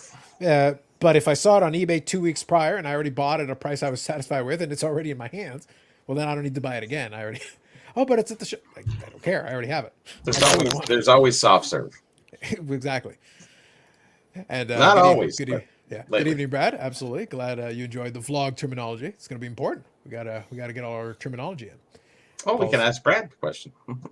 Yeah, Paul C. shot on top of lungs and running around like a Brad man. Yeah. Nice. So quickly, I'm just getting caught up here. Beautiful. Okay, so let's touch on this one because it's one of my favorites. Before we get in that, Brad Hartlin's here. PSA. We can ask him the paying up front thing. So, okay, yeah, if he that's can true. respond to that. Well, I know that I know what it was in the past. So Brad, if you're hearing this part, I remember when I used to. Second here. Thank you is no longer used. Every time I complete a tutorial, told they appreciate. But did they tell you they appreciate you, bro? That's very important. Dave is very particular on this. He will only acknowledge appreciation if you conclude it with bro. That makes me laugh, and I kind of like teasing Dave and Steve with that. But at the same time, I don't call my brother bro. I just call him, hey, moron, get out of my way. As a good older brother does. Brotherly love. Absolutely. Just got back from Vegas. Excellent. Excellent. Nice. Legitimately #jealous. Oh, there was a card show there. Yeah, whatever. Don't care about that. That sounds good. My question. So the question to you is this: we were talking about group breakers. Sorry, not group breakers. Group submitters. Group submitters. Yeah. In the past, when I worked with Len with Platinum Promotions, I would fill out the form and I'd have my credit card number there. I don't remember the cadence. It's been a couple of years now, unfortunately. The last time was at the November show 2019, so it's been a while now. But at what time do you guys previously apply a charge? So say I submit 10 cards in for grading. We put all the different things. We put in the levels. This is how much it is, insurance and everything. We got it all covered. We put the credit card number in there. Everything's good. Do you guys charge prior to PSA, basically having it returned? Is it in advance? We're just curious about the timing of when the charge actually gets applied. Because I was pretty sure that it happened. I think last I remember, and again, it's been a couple of years now, I feel like it happened a little bit before, I believe. So we'll have to kind of play with that. Mm-hmm. For sure. Yeah, there we go. It was always prepay. I switched that. Okay, good to know. Good to know. Very good. Sounds good. That's good for get some clarification on it. Now, one thing, it goes without saying, because we do appreciate when you do pop in, Brad. But down the road, we'd love to have you come on and chat about some of this stuff. I'm not gonna put you on the spot tonight. But if down the road, let me know if there's a good way to reach you, and then we can always set that up if there's a good day for it. Otherwise, we're here. You know where we are. But you just have to kind of let me know if there's a good way to reach you, and then we can definitely have a little fun having conversation. It won't just be PSA stuff. We'll talk about some hobby stuff too, because that's part of the fun. But just let me know, and then down the road, I'd be happy to reach out to you, and I'd love to have you on to chat about some of the stuff. But thank you for that clarification. What I was going to ask, so Andy, this was part of the fun that we had here. Rules to work with people: before you get your cards back, you need to pay. Yeah, that's fair. That's fair. Sounds good. So I'll have to see if I can get some contact for you, either email or whatever the case is going to be, and we'll figure something out, and I'll reach out and we'll make that happen. That sounds good. Beautiful. So what we were kind of talking about, and we chatted about it a little bit the other day, was that our good friend Jeremy, not BGS Jeremy, the other one, did an interview with the guy from CardScore. Now, I stayed out of any additional conversation on it because, to be honest, the product never interested me very much. So I really wasn't too concerned about it one way or the other. It was just like, sure, yeah, okay, great, whatever. Just quickly reading this here. Major subs always come with ends, so in order for those to be subtracted, we're doing submissions, charged after the cards popped. Yeah, so it does seem to be very much a dependent upon the way they set it up. Beautiful. Thank you, Brad. Appreciate that. Now, the thing is with the CardScore, for those of you who are the uninitiated, unfamiliar, and I don't blame you, it's kind of a boring product. Really, all it is combining two things. It is crowdsourced grading, but there is a fee. So we incorporate a fee into it as well. So it's one of those things where conceptually it's fine, but it's one of those things where it's very entertaining, where I always want to begin with kind of the quick caveat. I am never against anybody making a business in the hobby. If you want to do that, go ahead. And if people like it, awesome. If they're interested, go for it. The one thing I kind of push back on a little bit is, number one, if I'm asked my opinion of what I think about the thing, I'll give you my honest answer. That's the first thing. The second thing is, I don't like the idea of everything being called innovative. And this was a term that was thrown out there quite a bit. I'm like, that's innovative like a cup holder in a car is innovative. You mean high grade scans? Yeah, basically. Okay. So it's innovative like a cup holder in a car is innovative. It's innovative like power windows to your car was innovative. It's a feature, but this already existed, and so does a car. We put them together. It's still not that impressive. Like, great, it's something, but it's like, settle down. It's not. It's an enhancement. It's you know, it's something else. It's not innovative. Let's pull back from innovative. Let's just back up the trolley from innovation a little bit. I think there's a market for it to a degree, in the sense that if you can go get your card graded, or you get it back from whatever which way, if there's some kind of certification that somebody can wrap on it, you can go to a card show the next day because you're at a card dealer or whatever and say, okay, this has been crowdsourced a 9. So basically, you'll probably get a 9. So rather than coming in raw and the guy's going, I don't know if this is sent, at least you have that third party, fourth, fifth, 100 people, whatever, grading this card. Have that. So you do have that, and it stops you from having to wait to send it in and pay the big tier. I think it's actually a good thing for a less common card. Let's just say, you know, like, wouldn't be a Jordan rookie or anything like that. But I'm just saying, in that, you know, PM, I don't know, whatever kind of card. Yeah. So I know we'll get into this, and let me know when you want, like, what my thoughts are. Do you want to? You're next. Go ahead. No. So here's what I suggest. Here's my suggestion. Let's do this. So quickly, Aussie Card Dad. So kind of the concept you're talking about, Bobby, is effectively Beckett raw card review, where they would look at it and do a pre-evaluation. But what they would do is they would put in a semi-rigid, put a sticker on it to give you something to be like, by the way, this is what we see right now. But a good one, not a Beckett, because Beckett was crazy with their numbers. They had no idea. Nobody understood what that meant. Oh yes, because the crowdsourced numbering system. It's like, guys, it's an 85. So is that an 8.5? No, it isn't. It isn't. Actually, it's low. It's like a 6. Yeah, I know. And the 9s or 7s. It's like, yeah. How did you ever end up with these grades? That's what I'm getting at. It's like BCCG was the most ridiculous thing, because guys were coming up selling me, hey, it's 9. It's not a 9. Look at it. It's not a 9. You can see it clearly. But so real quick, I want to make sure I get these two in sequence. That's why I was giggling, because that's so it's like Dave says, innovative to put in the cart before it's you. Do not resist, Paul. You know you wanted to. The Amish horse and buggy joke. Absolutely. So what I'll do is I'll put it on the screen here while we're chatting about it. So real quick, I'll do that. All right, Andy, lead us off with an opening thought. So this is what we're talking about. And it says, by the way, right on the screen, it says platform that brings crowdsourcing and grading. Like, it's very upfront. It's fairly clear. Like, we're good. For God's sake, no, I don't want to ask you any questions, stupid bot. Okay. So this, I first found out about this in watching, because you guys know I torture myself and I watch as much as I can, and it was on Bench Clear Media. Okay. And I guess they have a thing called The Pull, and it's this guy came on and did I thought it, and it was almost like, here's what this is and here's how great it is, and he walked you through everything, and I'm like, I don't get it. And then I started exactly what we're doing here, and I looked through it, and I looked for it, and then Jeremy had I guess it was the owner of the company on, and he was getting a lot of questions in the chat.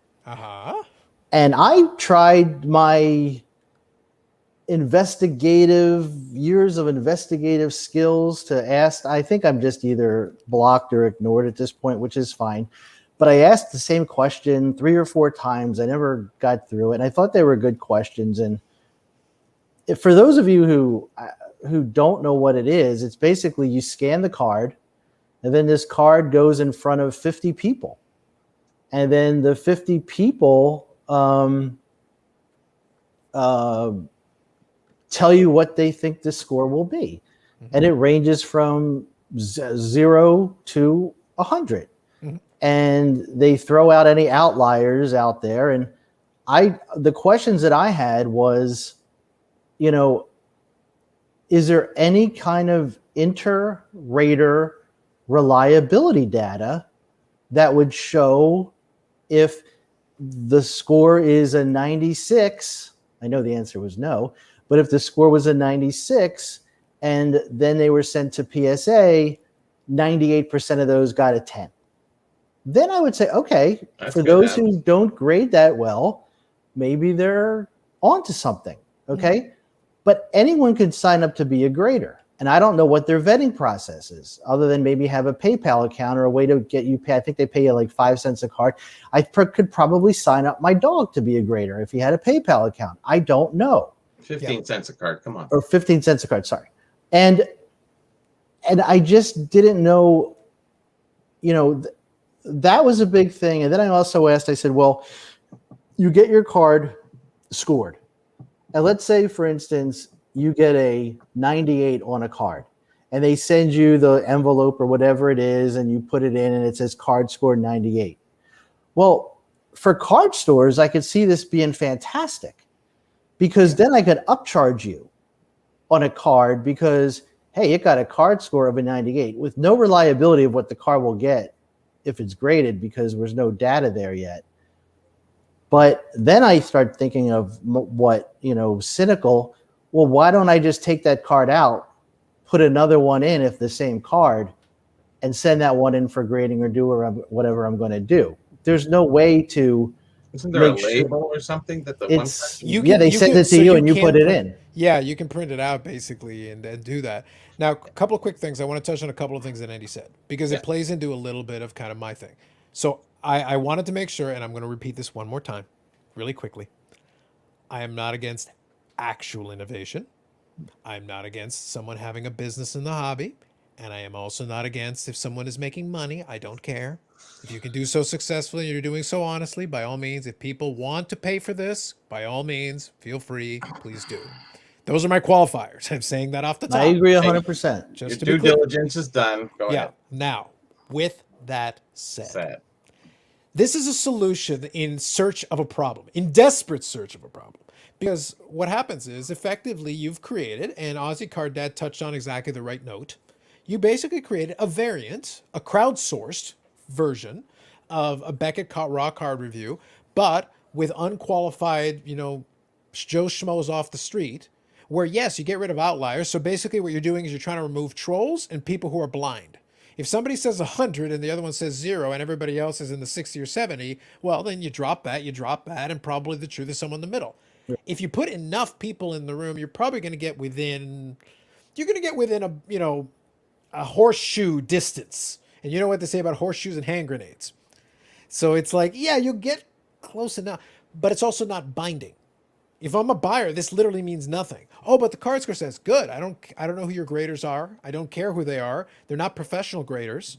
And to be clear, and I have the website up and I've been letting this scroll, but I want to quickly stop on the middle one here because it's important. During that show, it says here, why try CardScore? ? It's fun. And the last line here, it's fun. Brings multiple benefits to the card collecting community, including adding value to graded cards. No, it doesn't. Scoring ungraded cards, technically it does that, and giving collectors a say in the grading process. Not really, it's not binding. However, there's another aspect that sets it apart from other grading services. It's fun. And there was a lot of...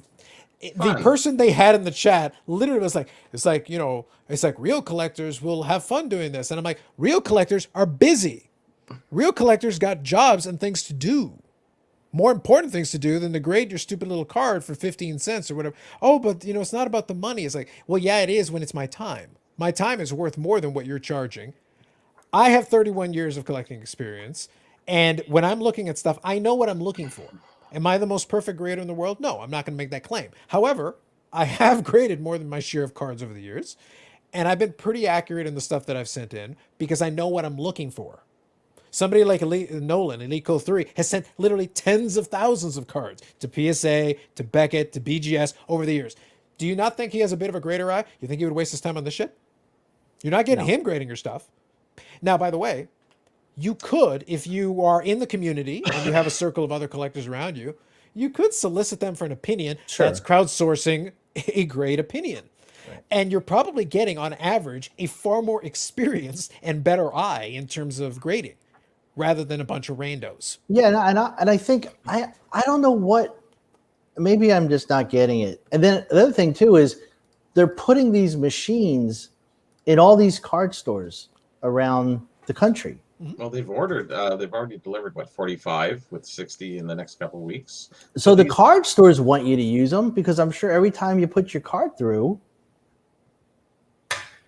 they have to have some kind of incentive to get them in their stores. So they have an incentive to. Oh, they get a percentage. They get a percentage of the fee. Oh, yeah, certainly, yeah. Yeah, but here's the thing: for a card store, I have no issue with this. But here's the analogy I'll use for a card store. I don't know if you've ever been to like those carnival things where they've got like like that love meter or whatever, where it's just like a handle and you do it means nothing. You're just it's basically a carnival game. You're just doing it just to screw around and waste a little bit of time. That's all you're doing, just having a little fun. And if it's just for fun and you want to give them $16 to have 50 people saying that's a beautiful card, it's a 97, yeah. You get your little envelope with your card score, whatever.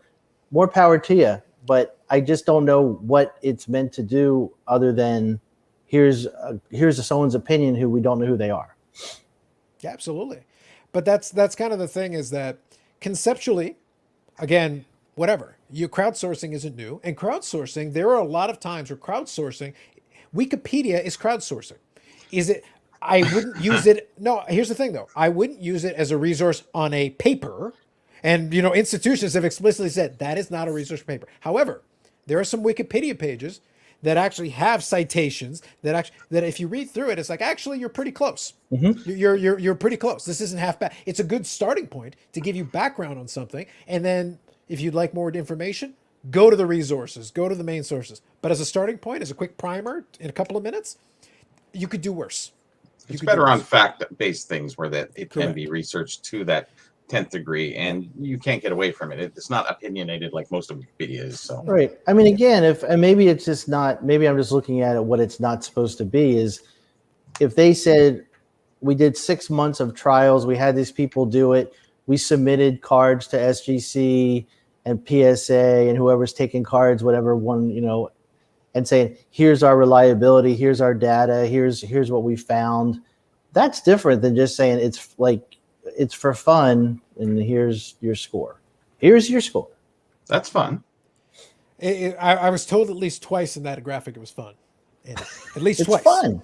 And then in the chat, I was told, when I was watching, I'll be 100% blunt. When I was watching it, I was barely listening to the guy half the time because I was really bored. I was watching the chat. That was awesome. That was more interesting. I was sitting there like, that's where I was getting my entertainment. I'm like, really? Like, and chat got to a point where Jeremy's head was like, I got to shut it off. I can't watch it anymore. We're not going to do this. Yeah. Thought, it was only for a couple of minutes, but it was one of those things where and by the way, you can't be surprised, because with all my caveats notwithstanding, you have not produced for me in that conversation, which was like a 1 hour infomercial for CardScore, all well and good for them. But at the same time, you did not tell me where $16 of value comes in. All you kept saying to me, in effect, in the chat especially, was, "Oh, it's fun, it's fun." Look, man, if I want to see really cool cards, it's an invention I made. It's like Al Gore invented the internet. I invented this. It's called Instagram. Mm-hmm. You know what else? It's called eBay. Go look up the damn card yourself. You can go look at. By the way, you can look at high end. You can look at low end. You can look at middle end. You can look at shiny. You can look at matte. You can look at vintage. There's another one. This one will really blow your guys' mind. It's called Google. You can type stuff in and find pictures of a whole bunch of stuff. Not everything in creation, but a lot. You can find a lot because a lot of collectors who have great collections will want to share. Mm-hmm. Some of them have put amazing galleries online with high-res images, and you can go look at high-quality examples, lower grade examples, all kinds of stuff in between. Well, that's what I'm not sold on either. And maybe they can do it, but there's two things on the scan. One is, can they pick up those imperfections that are so small or whatever. Secondly, Ryan from Breaker, I think it was Breaker Culture. But he was on, and he does all. Ty is usually the Breaker Culture one. Well, no, not Breaker Culture. I'm thinking of I can't think of his name, but he's a young man. He goes to all the shows. His name is Ryan. Really smart. Oh, kid. so breakout cards. There you go. Gotcha. And he said, but Ryan Nolan, no less. But he said, right. He said an interesting thing, which made perfect sense. He's like, well, one of the reasons why you submit a card for grading, we want to know if it's authentic, if it's fake. Yeah. And I think that scans aren't going to do that for you. No, and I think that raises an issue where it's like, well, does it get to the point where, you know, what are you grading?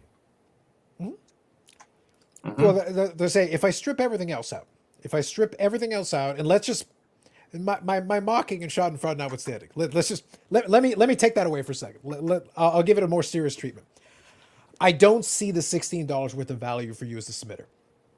I don't see where I'm getting $16 worth of value. I think you can actually pay more and get it quicker. Great.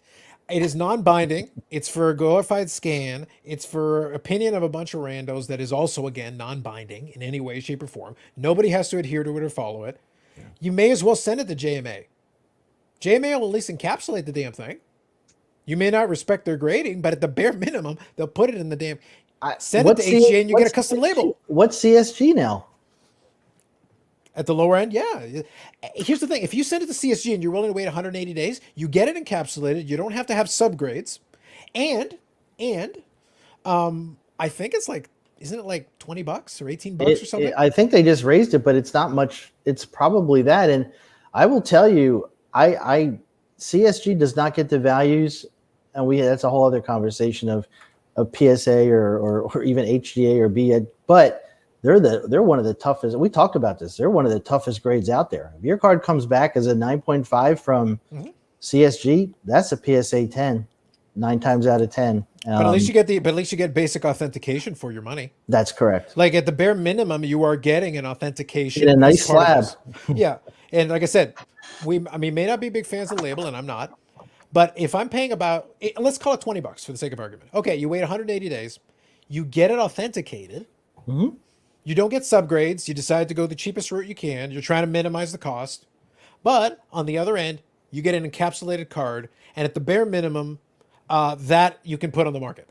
Sure. You can throw that up on eBay. And if it's a good card at a decent rate, sure. Yeah, it's something. To be honest, that $20 is better spent than the $16 that literally means nothing for $16 entertainment tax. Fun. Yep. There you go. To be fair, you give them $16 is fun for them. Yes, Andy, correct. That's correct. Is this by what he said, by what John said, the owner, is it something a precursor? Because they said, well, we're not grading it yet, but we are getting to grading. So it sounds like you may as well skip the middleman and go to grading. Everybody else is sort of the introduction phase, and then it's going to roll into that. So whatever. Could you imagine if you tried to do encapsulation grading based on a consensus of crowdsourcing? Oh my God. Because we're back to I think again, we're there with that. I yeah, think but that's what I mean. where For he's sure. going. What I'm getting at though is that we're back to people don't like the fact you don't know who the graders are at the third party graders now. But at the bare minimum, the third party graders can say to you, well, we do train them. We actually you may not be thrilled with all the results you get, but at the bare minimum, as part of condition of employment, there are employees, we do train them. So at the bare minimum, there is a standard that is our expectation. Then we can argue about the semantics after, but at the bare minimum, there is an expected standard, especially for as employees. There's no testing. There's nothing. You just sign up and you're an eyes. You're two eyes that are going to tell you the grade between. I guess if you say 87 every single time, you can't go wrong. Well, but the thing is that all you'd have to do basically to stay consistently in the rotation is not be too far out of whack, high or low. That's right. Just be within an acceptable range. Just be within 88, 91 or whatever. Yeah, be within one standard deviation of what they expect. There's a little bit. So Paul, you didn't have non-binding randos. I bet you didn't have a standard deviation included in the bingo card either. So now you get both. So, but the point is that if the consensus hovers within a certain range, again, we're back to non-binding. It's like, sure. It is between a VG plus and an excellent plus. Awesome. Yeah. That doesn't help me. That doesn't do a damn thing for me. And nobody at a card show is gonna like. I don't care about your little sticker. It looks like a VG card to me. I'll give you $10. Yeah, I just don't know. I I'm gonna guess treat it like a raw card. I don't care what the Well, damn sticker says. that's the whole thing. But then, like I brought up before, it's like, well, I could just envision card shops. You walking in and they have all these CardScore cards, and it's almost like what was it? Was it slab stock or star stock where they do the A, B, C, D's, and E's, or A, B's, and C's, or Oh, sure. But Right? at least when you're sending that in, you are then those cards are being evaluated by their employees. no? That's what I mean. That's Yeah. that. But it's like Yeah. it's like that. But it's like, okay, here's whatever it is, card 87. So I'm going to charge you $650 for that one. Here's a 92. That's $750. Here's a 97. Oh, that's $1250. But that's based on nothing, and that's what I don't know. Well, the thing is, though, the Star Stock one is a key thing for them is that at least they have a financial incentive for their Star Stock A's to hold the line on a certain standard. to grade Because well. then if somebody buys their A and then sends it into a grader and it doesn't come back at least a 9, then you can go yell at Star Stock and go, hey, you told us that that basically you're holding the line on at least this standard. So the graders that they hire, because these are employees, these are not crowdsourced randos, not the case. These are people who presumably are then going to have to be trained to catch certain things, to catch certain flaws, to downgrade a card accordingly, because they don't want to be giving out A's like candy. Well, and that's because when you submit them or you submit through them, A's, you want them to come back 9s or 10s. And that's what they have to rely upon, because if they don't, then you'd be like, well, why am I paying extra money for for this? It doesn't make any sense. Yeah. Especially on a platform like StarStock, where when you buy something, you're not getting to buy the specific card that's a scan. You're getting a StarStock A from the stack of StarStock A's, but you don't know if it's the well-centered one or the really Right. well-centered one. Yeah. So it's like, again, for better or worse, as much as and nobody likes to make fun of ComC more than I do. No one in creation loves to make fun of ComC more than I do. However, when you buy the card in the picture is the one that you bought. That's the one you receive, however long it takes. But that's okay. But as long as you understand that, that's fine. That's okay. But that's how this works. It's like you said, I don't have any problem with people innovating, making money in the hobby, making the better mousetrap, or creating whatever it is. It's just that I just want to know, and to me, like, it doesn't matter because I won't use it. But it's not saying that it's a bad thing or it's a good thing, but just explain what it is. So when kids, go and they do it and they get this thing, and then, well, what does it mean? Is it? I don't know. Yeah, and unfortunately, so let me put a different spin on this. In a card market where people already don't understand what grades mean, they don't know that a BGS 9.5 technically is the same as a PSA 10, which is technically the same thing as a CSG 10, which is technically the same thing as an SGC 9.5, but SGC calls it 9.5 Mint Plus. It's already confusing, and now you're adding a 1 to 100 score that doesn't really add up the way you think it would add up. SGC went away from 1 to 100. Yeah, they score, did. Just for the record. Just to be clear, they went away from it because it was too confusing. And then you're adding something that literally means nothing. The Beckett raw graded, thing with the semi-rigid and with the sticker, they put on their score based on the 1 to 10 scale. They'll put 9.5 or they'll put 8.5 or whatever. That's fine. That's cool.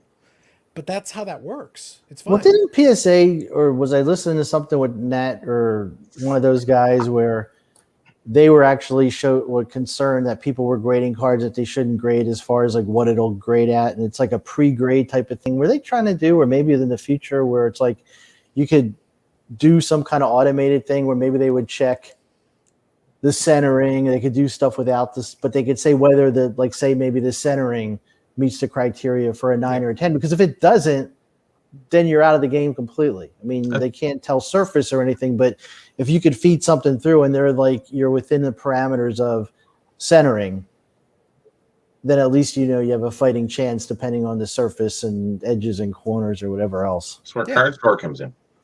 Without a doubt. There you go. Well, I think jokes aside, the one Achilles heel that any of these systems have is that you really have no good way of determining surface. That's the bridge too far. That is too difficult to determine on a scan. Even the best scans, you're going to struggle because you have to tilt it in the light a little bit to play with it to get an idea of Otherwise, it's impossible. In my hand, I mean, I can give a good gauge of surface on a lot of cards. and how many times have you looked at a card once and then you take it out again and you do it at a different angle and you just catch an edge or you catch something that's, it just depends. All the time. But that's always been the case. Is that it's very difficult to try to figure out those things, and then you're putting it on a scan depending on the quality of that scan. Now they've got the machines and stuff. That's great. It doesn't matter how nice a scan you're taking, though. Again, we're still going with potentially untrained eyes that don't know what they're looking at. And do people have scanners anymore, really? Because I remember I just mentioned this a little while ago about, eBay and their pictures. Everyone's using their phone. You can't use a phone. And a scanner, like I have a very top quality scanner. And there's a big difference between a top quality one and one that's just middle of the road. Yeah. And depth and the things that it does and doesn't pick up. And if you have a scratch on the surface of your scanner, there's so many things. And trust me, because I know this for high resolution for my stuff in books and what have you. So yeah. And there's a big difference between when you try to huge. scan cards with glossy surfaces. You can't. Or It never turns out. Yeah, exactly. Versus a matte surface. A matte surface, you're going to have an easier time with certain scanners. Certain scanners just aren't going to like it. Certain scanners don't like foil. Certain scanners don't like things that reflect light in weird ways and die cuts and a bunch of weird stuff. Like it's misery. There's color settings. It's almost like when you look on eBay where you can adjust some of the quality control on the eBay for a picture, and I see someone jacking up the a few of the things. It's like that's not even the color of the card, for crying out loud. They make it look better than what it is, and then you get the card, it's dull, and it's like, hey, did I buy this thing? Yeah, it's got the little. It didn't look like that in the scan. Yep. So then even if you got the scan, it's like, well, if the scanner had if the scanner was not calibrated that day, and you didn't set it up right for this card, you're going to present it very differently. But it's understandable. So real quick here, I'll get caught up on a couple of comments. So this is a unique situation, Jordan. Both of you are right. Both of you are correct. Now, I will say, when I watch the odd playback, I listen to myself at 2x speed. So Psh, talk about real speed. Well, you know what you said, so that's easier. It is, but here's the thing. I listen to everything at 2x. My podcasts are now like at 2.5x speed. So real life is too slow. I slow it down. I can't understand. I do have a handful of podcasts. I literally do put it on 3x. That's not an exaggeration. I do have to. Can you get 3x? Where do you get that? On a podcast app, yes, you can. Not on YouTube. I'm going to lobby YouTube though. I'm like, there's certain interview shows that I'd like 4x, 5x, 12x. Can you can I just push a button and be at the end? Done. Yeah. We're done. The old Micro Machine commercials. That's a good callback through 5.7. So that is CardScore. We're talking about CardScore. Genament is its own thing. Right now, it's being used as a supplement. It's a supplement, though. They've never promised that Genament is doing. They're using technology to supplement some of the stuff they're doing, which is fine. That's okay. Like they literally went out of their way to be like, no, Genament is not grading your card. We're using the technology to help us with certain things. Right. By the way, that's fine. That's fine. Mm-hmm. That makes a lot of sense to me. Perfectly logical. Brad here says, every day I send cards back to people. You should see some of the cards they want to grade. Yeah. So is it because of the condition or because of the actual cards they should not be grading? It's probably both. Probably the answer to that is yes. Yeah. But a lot of people like genuinely believe they're like, oh, this is in good condition. And they convinced. And I go back to my analogy from my old call center days, where sometimes if somebody is committed to a reality, even if it's not true, but they're committed to it, they will fight for it. Mm-hmm. My single favorite phone call was this lady who called in. Her TV wasn't working. I asked her a couple of questions that I always ask, and I was able to quickly deduce the problem was there was no power going to the receiver. As it turns out, the reason there was no power going to the receiver is because the receiver was unplugged from power. Now, she insisted, and here you go, Brad confirms, both. Absolutely. That's kind of what I thought. Now, I spent 15 minutes having to argue. When I say argue, I mean, I kept telling her, it's like, no, that's not the way that works. It's not going to happen. It's not a magical receiver. It does not operate under those. It operates under the laws of electricity. There's no batteries in it. She insisted it was always like that. Oh, it always worked like that. Yeah. Unplugged from the wall. She goes, yeah. Dark magic. Could you tell me more of this? And at a certain point, like about the 10-minute mark to the 15-minute mark, then I started getting really entertained. Like, I was never mad about it. I was like, whatever, my lunch break is coming up. I'll Killing milk time. this. I'll milk this to the time. Yeah, I'm gonna milk this now. But then I was like, okay, so you're saying it always worked that way. And she was insistent, like hell bent insistent. And I was like, I see. So could you tell me a little bit more about your relationship to the occult? And she's like, what do you mean? It's like, well, clearly you're using dark magic. So I just want some Black information. magic. I'm interested. Like, I'd like to know about this, incredible receiver that operates with no electricity. Do other appliances in your house operate without electricity? Do you blend without power? Is this how this works? I need more information. I'm very curious. So finally, after about 5 minutes of that, she gave up. Like, there you go. Win. And to lunch. Nice. It's I'll tell you along the same lines, which I feel like an idiot. I go downstairs and I'm printing some labels off to send out, and you ever have that? I have my laptop and I'm like print, and it's not print, and I'm like print, and then you get the little thing icon that says, "Hey, we have an error talking to your printer." Great. So then I'm like doing. We had a power outage for like 3 seconds the one night, so my printer was off. Like, yep. Oh, okay, fixed. But it's like, hi. Every single night for 2.5 years, I took 50,000 phone calls, and over the course of 50,000 phone calls, every single night without fail, at least once, would be a call that would be resolved with a very simple question. You say your TV's not working. Yep. Okay, cool. So I'd be like, okay, what time does it say in your receiver? Because depending on the model, it would have a clock Shut on it down. No. I would just ask, what time is it on the receiver? And they tell me the time. I go, Oh, okay. so you know it was on. Yeah, is that the right time? No, I asked them, is that the right time? And they would say, yeah, it's the right time. Cool. The time is being fed by the satellite, so you are getting signal. So then they say like, oh, but I can't see the picture on my TV. And I go, okay, no problem. That's fine. But you're telling me that you see the right time. And they're like, yeah. Okay, cool. Question. On your TV, what color is the light on the TV? And they would say red. And I go, I see. Can you do me a favor? And I'd be like, yeah. Can you walk over to the TV and do what?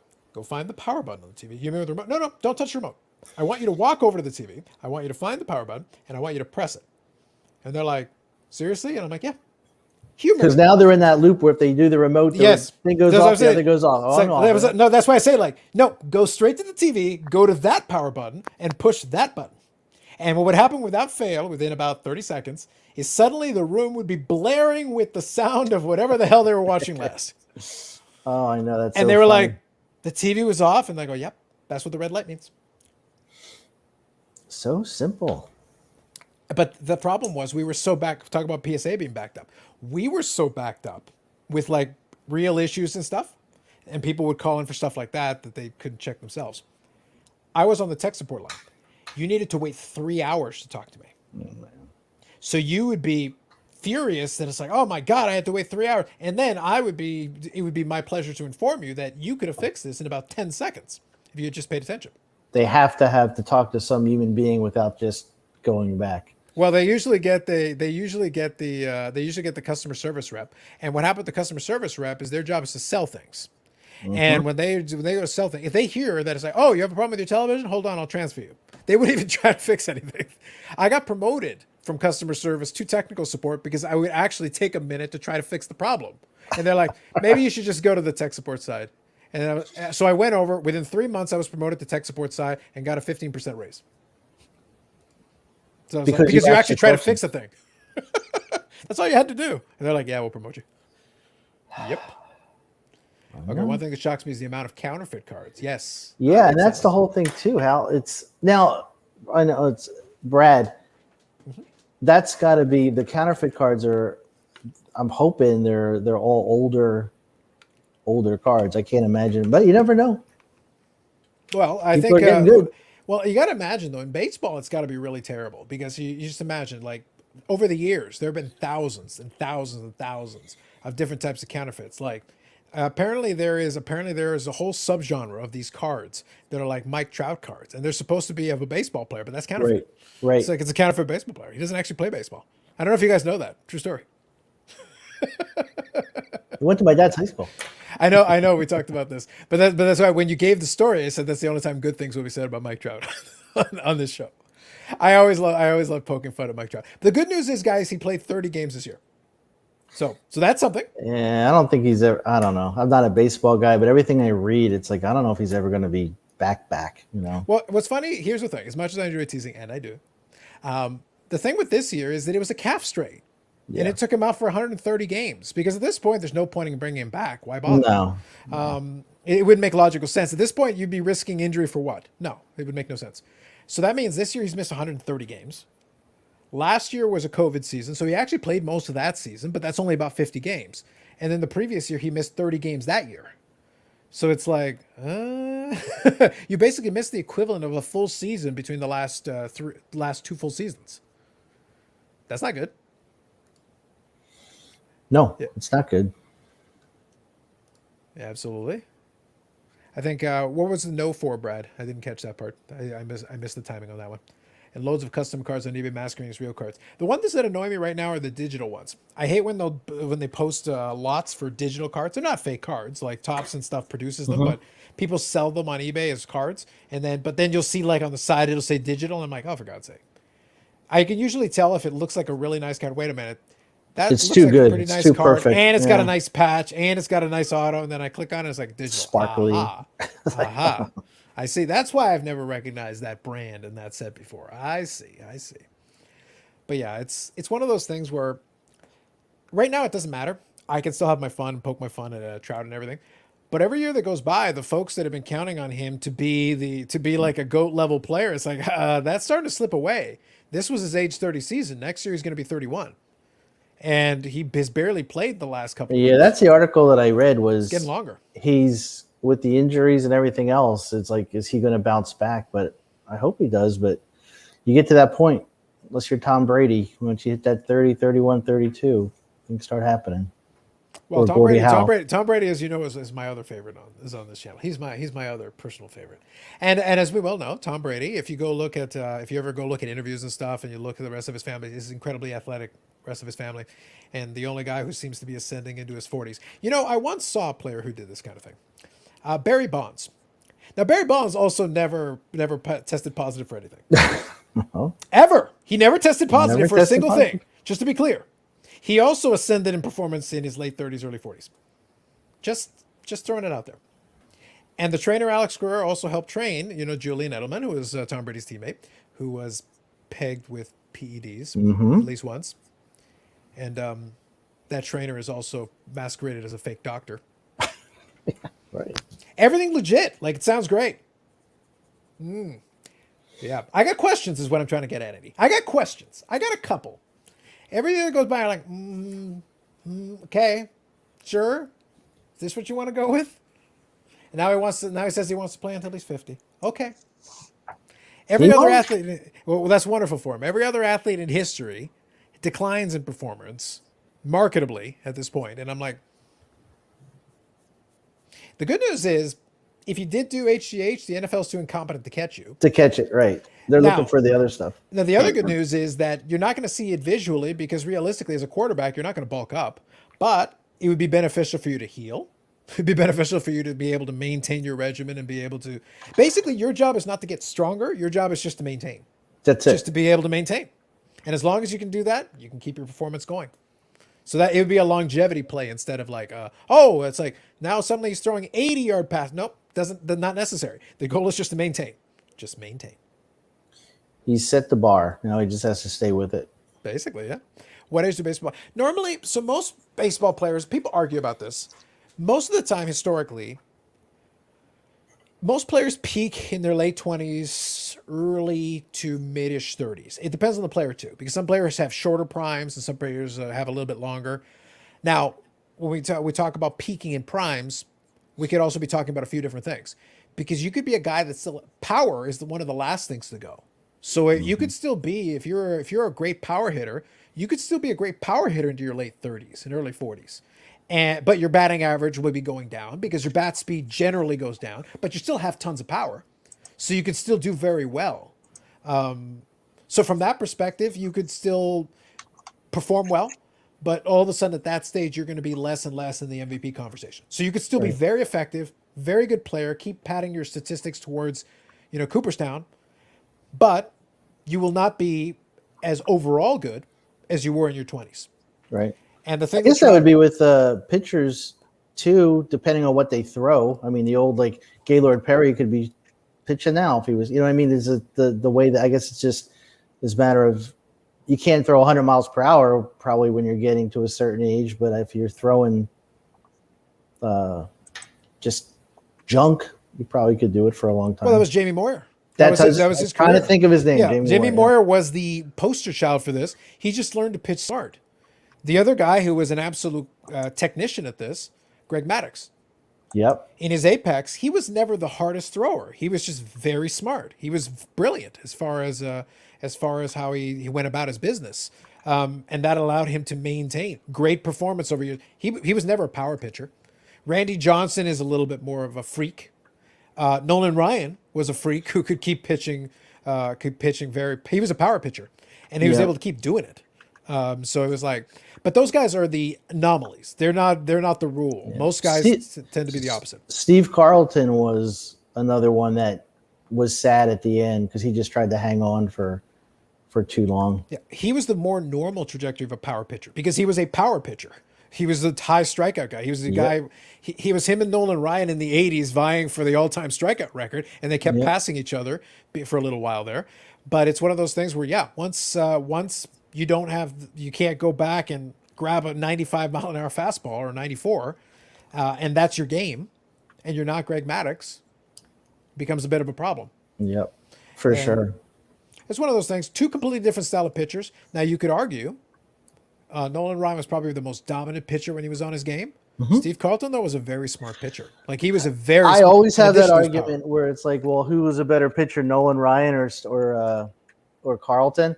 I think Carlton was the better pitcher. He never got his no hitters like Ryan, but man, he was just, it's oxymoronic to say it because he never had it, but he was unhittable when he was on. I mean, it was just crazy that the pitch that he pitched was just, he was great.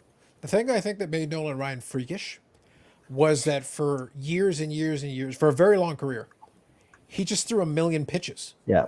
You just kept waiting for the arm to fall off. It eventually did, but it took until like year 26. And it was like, and you're out here throwing fastballs and fastballs and fastballs into your mid 40s basically, and then finally, and he would go late into games. He wasn't coming out after 6 innings. Well, that's how you get no hitters. You got to be able to do complete games. That's the only way. It's like, how many pitches did he throw? I have no idea. 140 pitches. Well, no, in his absolute apex, I remember there was a number. I'll look it up and see if I can find it. But there was a game in the 70s. It might have been one of his no-hit games where he just threw an obscene amount of pitches. Like, it's absurd how many pitches he threw. And that was in the 70s. That was in the first stage of his career when he was on the ascent. Then he had the 80s. Then he went into the early 90s. Very long career for that guy. So there's names, athletic story. The Achilles tendon. Terrible. Just terrible. Robert here, 26 to 30s average peak. Yeah, for most players, I'd say that's fair. Pitchers depends less on wear and tear. Arm wear is very much. That's basically why I gave that Nolan Ryan story. Because for whatever reason, he avoided it for most of his career. Mm-hmm. When finally his arm gave out, then it gave out. But he had already had a super long career and very accomplished, and he had everything that you'd ask for. Jamie Moyer is probably still pitching somewhere. He was super smart. I never thought I'd hear Andy talk about Gaylord Perry. Come on. I remember a game with Gaylord Perry. I think it was Gaylord Perry. Towards the end of his career. And he got accused of doctoring the baseball. I don't know if you guys remember this. And there you go. There you go. And signed baseball. I love it. Little Vaseline, did he? Yeah. And the umpires came out and were checking him, and a file or something fell out. Gaylord Perry is fun because he admits to doing stuff. He was. He's like, yeah, of course I did. Yeah. It was like on Major Leagues with the Vaseline and the this and the that. But yeah, it was crazy. Yeah, Tim Wakefield. Yeah, then you're talking about the knuckleballers. Knuckleballers are a little bit of a different breed. That's very different. Greg Maddux. Yeah, he did, but he was also a super smart guy. Yeah, Brad says Moore was incredible, smart guy. Agree. Love seeing a player adapt his game. The guys who are really smart and adapt their games, they do very well. I think there's only a handful of knuckleball pitchers now, which, by the way, is a shame because I've seen articles where people have talked about that, and I go, it seems stupid to me. If you're a guy who maybe was a hard thrower and for whatever reason you get arm injury or something, try a knuckleball. Why not? Like, it's actually a very hard pitch to master. Oh. But if you do, it can be borderline unhittable. Now, the key is it's hard to master, and there are only so many players that understand how to throw it properly. They're the grand masters. Tim Wakefield is the most recent notable one in the line. But where did he learn it? He learned it from the other knuckleball masters. So it's one of those things you got to you must find Master Yoda, and you must study the ways of the knuckleball, because it's not something you can just randomly. You can try it, you can screw around with it, but if you want to know how to do it well, you want to know how to do it effectively, then you really need to work out. Because I think R.A. Dickey won a Cy Young as a knuckleballer. He did. I think that was the last. Yeah, he was really the last like name knuckleballer, guy like who did well. Right, like I don't want to say modern time, but there wasn't. I don't think there was many. Like I can't think of. Is there one now? I don't think so. That's the thing. Every now and then you'll hear about some of them. It's very rare that you'll come across them. It's always been a little weird. It's very strange. It's just one of those things you just don't know how to quantify it, because like they're treated like sideshow freaks, and it's like, well, but it's always weird to me. This is the way I'll position it. You have the scouting staffs going looking for guys that can throw 95, 100, whatever. Right. And the problem is those guys, yes, it's great to have, but they blow out their arms, number one. But number two, forget about all that. What about these guys that do this, and even if they're able to sustain for a while, you send one guy who throws fastball after another, the pitchers, the hitters will adjust. If the hitters are a good fastball, why don't you bring somebody out there who can throw some junk, or who can throw a knuckleball and completely disrupt their rhythm and mess them up for the next game, because they're like, what the heck am I doing out here? Instead of sending a procession of guys who will throw a fastball. Well, that was the whole thing when I used to watch R.A. Dickey throw against the Phillies and that knuckleball, and it was just it was amazing, because I like whoever the color guy was for the Phillies at the time, whether it was McCarver or he would be like, you don't understand how screwed up these batters are going to be because they're all trying to adjust to this floating ball that they can't hit. Yep. If you ain't cheating, you aren't trying. That's right. Well played. Well played. R.A. Dickey. Yep. Absolutely hockey guy. And good evening. Absolutely. Mickey Janis is a current one. That one doesn't ring a bell. Okay. Gotcha. Yeah. Underarm free throwing. Well, what's his name? There was a guy who threw an ephus pitch. Yeah. Not long ago. It was, his name escapes me. He was the one who started up in Kansas City and then went to Arizona, and then I think played for the Dodgers. The name totally escapes me. It was a 56 mile per hour pitch that looked like it was in slow motion, Yeah, but because it's basically 90 like mile it's a high, an ephus pitch. It's just a high pitch. It really is. You just float it basically, but that's a legal pitch. You can do it. And by the way, if you know how to control it, it's very annoying. Like it actually messes with the batter, especially if you can throw a real fastball and things. They're so out in front of it. Oh yeah. Throw some trickery into it, because what if you threw 95 and then threw a 51 mile an hour ephus pitch, and then the batter's going like, what the heck's coming next? Well, now they throw it they throw it in the dirt, right? They basically, instead of just throwing it slow, they'll just throw it in the dirt or something like that. But I once read an article, like you said, like they throw it so hard, but a major league player, they say, you know, if you shot a baseball out of a gun, if it was right down the plate, chances are a major league player could hit it, because it's all timing. But yeah, the ones who are really good at it will eat fastballs for lunch. They have no problem with that. So this is the stat I was looking for. So this was in 1974. Wow. So this was they're in the earlier part of the runs. He threw 235 pitches. Could you imagine? And struck out 19 batters over 13 innings. Wow. And he would go on to continue playing into the early 19. This was 19 years from the end of his career. He kept going. So the guy was basically a human pitching machine for 25, almost 30 years.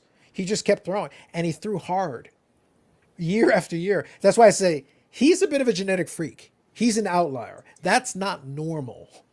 Normally, the guy has Tommy John surgery 15 times by then.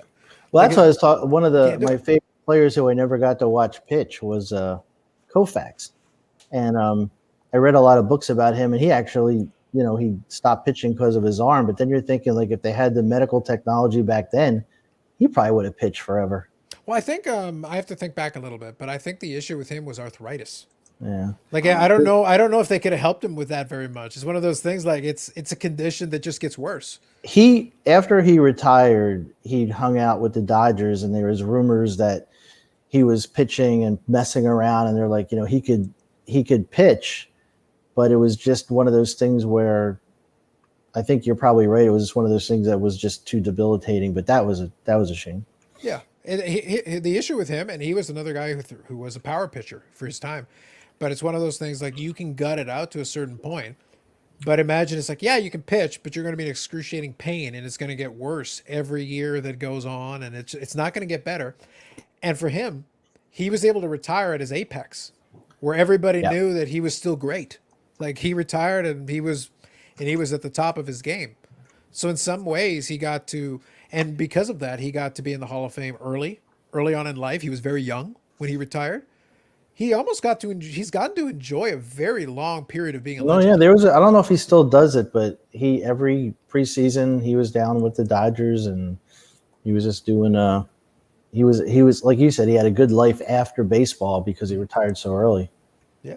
So I can't blame him. It's one of those things. I sometimes pose the question. It's always a what if. I sometimes wonder if, like, we always love the what if athletes. The only one that kind of stands out for me, I would love to have seen there's two particularly.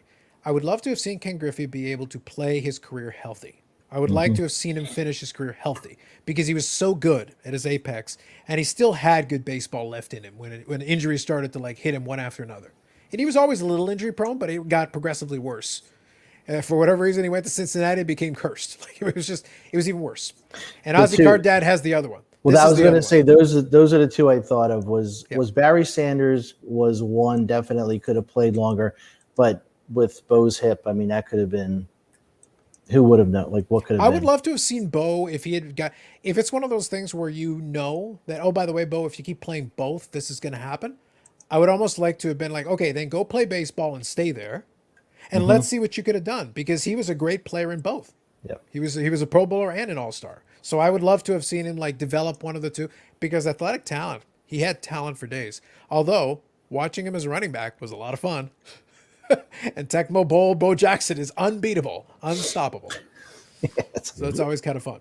Like he became an urban legend in sports. Bo knows the whole 9 yards. His legend kind of grows as time goes on, and the guy's still around.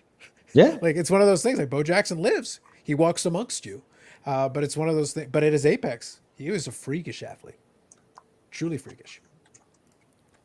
Brock Holt threw one against the A's. Okay, knuckleballs. Ephus pitch looks like the pitch we used to see in PE class. There you go. Nice. Oh, maybe this is the Ephus pitch he's talking about. Yeah, Koufax was kind of a Barry Sanders of baseball to a certain degree, but Koufax was more injury. Like he basically forced, whereas Barry Sanders probably was like, "I'm still playing for the Detroit Lions. Enough of this." Yeah, he didn't have to quit. He quit on his own. He's like, "I'm done." I'll be honest, I can't blame him either. He probably has a better quality of life. You know what? I don't need to take extra hits. It's not going to help. This team is not getting better. Yep. Bo is a genetic outlier. Absolutely. 100%. But yeah, they're always going to be what ifs in sports. And we'll see down the road. Like I said, here'll be my curiosity. If the worst case scenario comes to pass, and Trout continues to be injury prone for the rest of his career, there's a lot of people who have invested a lot. The Trout Superfractor, $4 million. That collar's got to be getting a bit tight. It's got to be getting a little tight. If he gets another major injury, and God forbid, people are going to start. I hope that doesn't happen, but a lot of people have a lot of money invested. Hell, a lot of people have a lot of money invested in Mahomes, and he's, you hate to say it, but none of these guys nothing's guaranteed.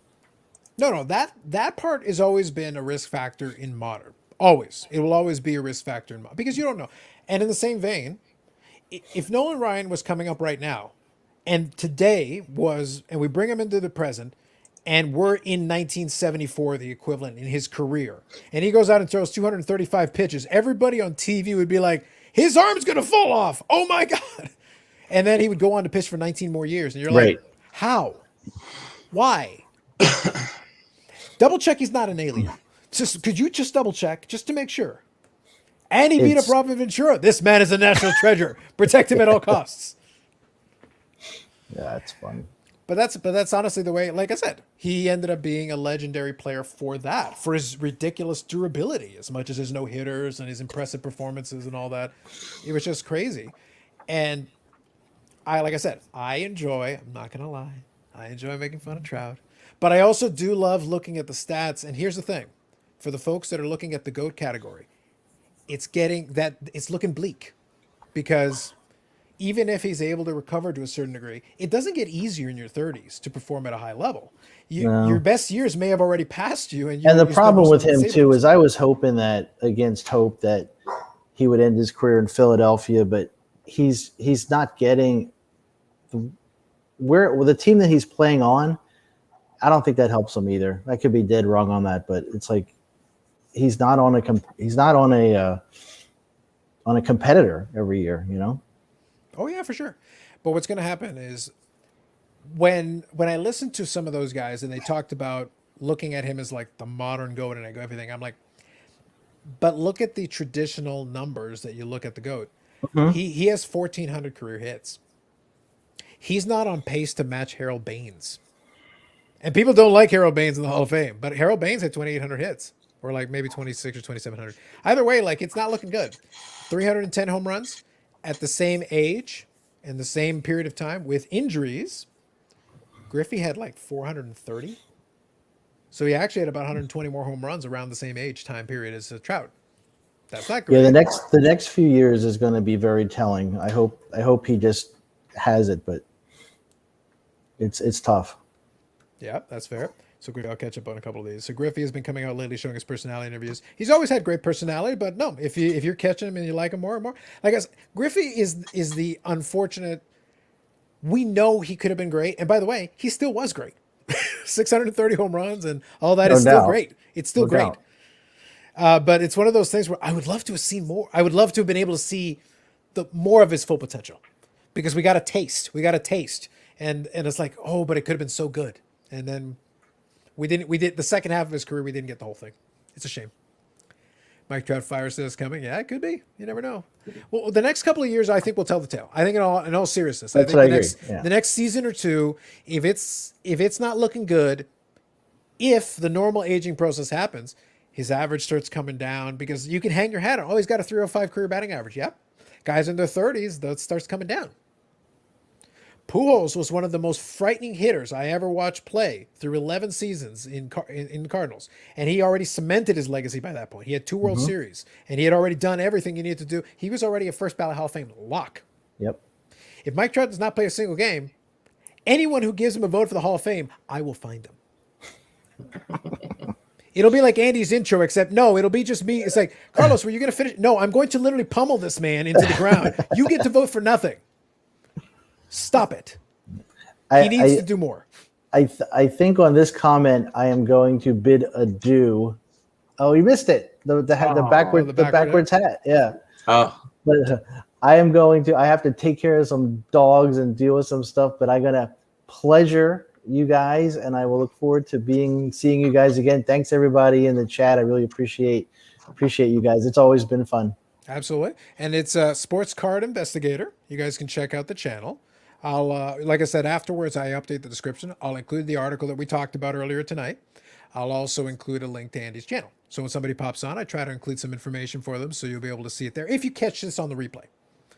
Much appreciated. Take care, guys. take care, Andy. Have yourself a good one. Thanks, Andy. Okay. Yep. Daps man. Constant. Apparently winning doesn't matter. For cards, not necessarily. Ernie Banks is a beloved Hall of Famer. He played for the Chicago Cubs. They were never winning anything.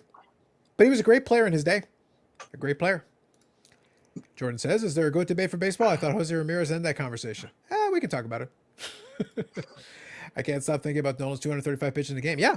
I remembered it was 1974. If you guys ever want to see some crazy stuff, in that early mid 70s period, Nolan Ryan was doing some freakish feats. It's just crazy talk. I don't know. That's why he's the GOAT. Yeah. Griffey Jr. equals no championship. That doesn't really matter in baseball. Mickey Mantle was, I think, second all time in home runs when he retired, and he drank away the second half of his career. Pretty Now much. that's changed, by the way, since. And Mickey Mantle at like 24 was a Triple Crown winner. So for Mantle, hits don't matter. In the long run, for a guy who is a little bit more like, yeah, he does this well, but not as well as everybody else. Yeah, he's pretty good at this. Yeah, he's pretty good at that. We'll see. It's one of those things. And the way Mantle was tracking, he was tracking as a GOAT. Now, what's interesting about Mantle is that he got a major leg injury in 1951, which hindered his running ability the rest of his career. He was literally debilitated, and still put on a pretty good career, and then drank himself out of the league in the second half of his career, because he retired fairly young. Like, he wasn't like in his late. I think he was like in his. I want to say, I don't think he was even 35 when he had to retire, because he just wasn't good anymore. He just couldn't play. It's one of those things where the Yankees would have kept him around if he could have at least been passable, but he was. He basically took himself out rather than have the Yankees bench him, because it would have been kind of embarrassing, and they would rather not have done it. It would have been kind of shame for him. True. Yeah, he was 36, which is not super young, but at the same time, That's that age. no. But here's the thing: Hank Aaron was still having good seasons at 37, 38, and continuing on. But Hank Aaron was able to keep himself in good shape, and he was able to hang in there. He obviously became a home run king by being able to sustain excellence over time, because he was still a very potent hitter into his late 30s, among the league leaders in various categories into his late 30s. So the history says it was possible, but he never put himself in a position to be in that spot. True. But he had already racked up all the World Series. He had the career record in World Series home runs back in that era, and he had put all those amazing postseason statistics. So you tack on championships and all this, and records in the playoffs, and Triple Crown, and all this other stuff, batting titles and all that good stuff. It kind of adds up. Yeah. So it's one of those things. You just have to kind of bear that in mind. Okay, so this one here is always the one that gets thrown out. I really don't care about WAR. Like, I understand the idea, but it's like, I do not respect that statistic at all. To me, that's worthless. It could be 176. I don't care. To me, like, Trout is non-entity. He needs to Really? do more. No, he needs to do more. Like, he's played well. I can go back and look at those best seasons. I think 2 of those MVP awards are completely undeserved. I think he's got 3 MVP awards are trash. It's absolutely trash. Like, I'm actually not joking here. I think 2 of those MVP awards are the anti-Bonds thing. They like him, therefore he gets votes, whereas Barry Bonds does the equivalent. He's like a 5th place finisher or a 10th place finisher. Yeah. And I'm like, I understand. And they gave Barry Bonds MVP awards in spite of the fact they hated his guts. That's how good those seasons were. Now, they were enhanced seasons. Allegedly, he never tested positive for anything. However, they were so ridiculous. The numbers were so off the charts that it's like, he's the MVP. Give him the damn award. But we hate his guts. Give him the damn award. Yeah. It's like, do you think we should give it to Trout? Yeah, he's a swell fella. What about this other guy? He had a better season. What about this other guy? He also had a better season. And this other guy also had a better season. But we like Mike. He's a good guy. Yeah, He'll invite us. He'll invite us over for barbecue. That's Awesome. I guess. I don't know. it. Listen, I don't know what his I don't know what his arrangement is. He's been gifted to him undeserved MVPs. There you Good go. man will be considered a bit of a what if, or a what if. Yeah, yeah. No, 100%. I think that knee injury was a huge factor, because it really messed up the early part of his career. He was still really good, like still really good. And obviously had super impressive seasons after that, which makes it more crazy. But the alcohol problems at the end, like, debilitate, like, you see the drop off. Like, with him, all you got to do is look at it and go, like, you know, he was on an amazing track. Okay, actually, I won't spend too much time on this, but I'll quickly show it. No, because I think I like when we can talk about a historical figure in the game, and actually, let's just put him in the right context for his time period, Okay. because I think it is helpful. And then we'll move on, but this will be illustrative. Okay. So here's Mantle. So 51. This is where he starts off. He's young. He takes him a couple of years to develop, and then he starts leading the league in home runs, leading the league in RBIs. He wins the batting title here. That's his Triple Crown year, and then leads the league in home runs here. Leads the league in home runs. So here he's 28. 54 home runs in 1961. He was 29.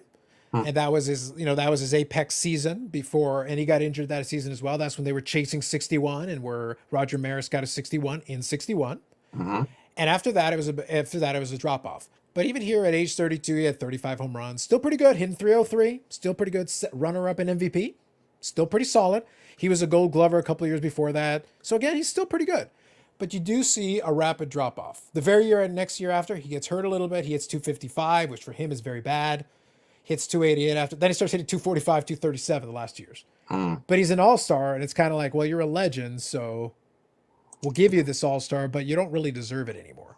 His last 2 seasons, he had 40 home runs. At his apex, he was a 40, 50 home run guy. Again, at age 36. Again, not super young, but you look at his contemporary, Hank Aaron. Yeah. Guys from his time period. Again, you know, different examples. Yeah. Second here. Let me just do this. At age 36, Hank Aaron hit 38 home runs, 118 RBIs, and hit 298. The next year, he hit 47 home runs at age 37. At age 39, he hit 40 home runs. It is possible for these sluggers to still have power into their late 30s and early 40s. Their batting average starts to go down, because bat speed is starting to slow down, but they still got plenty of power.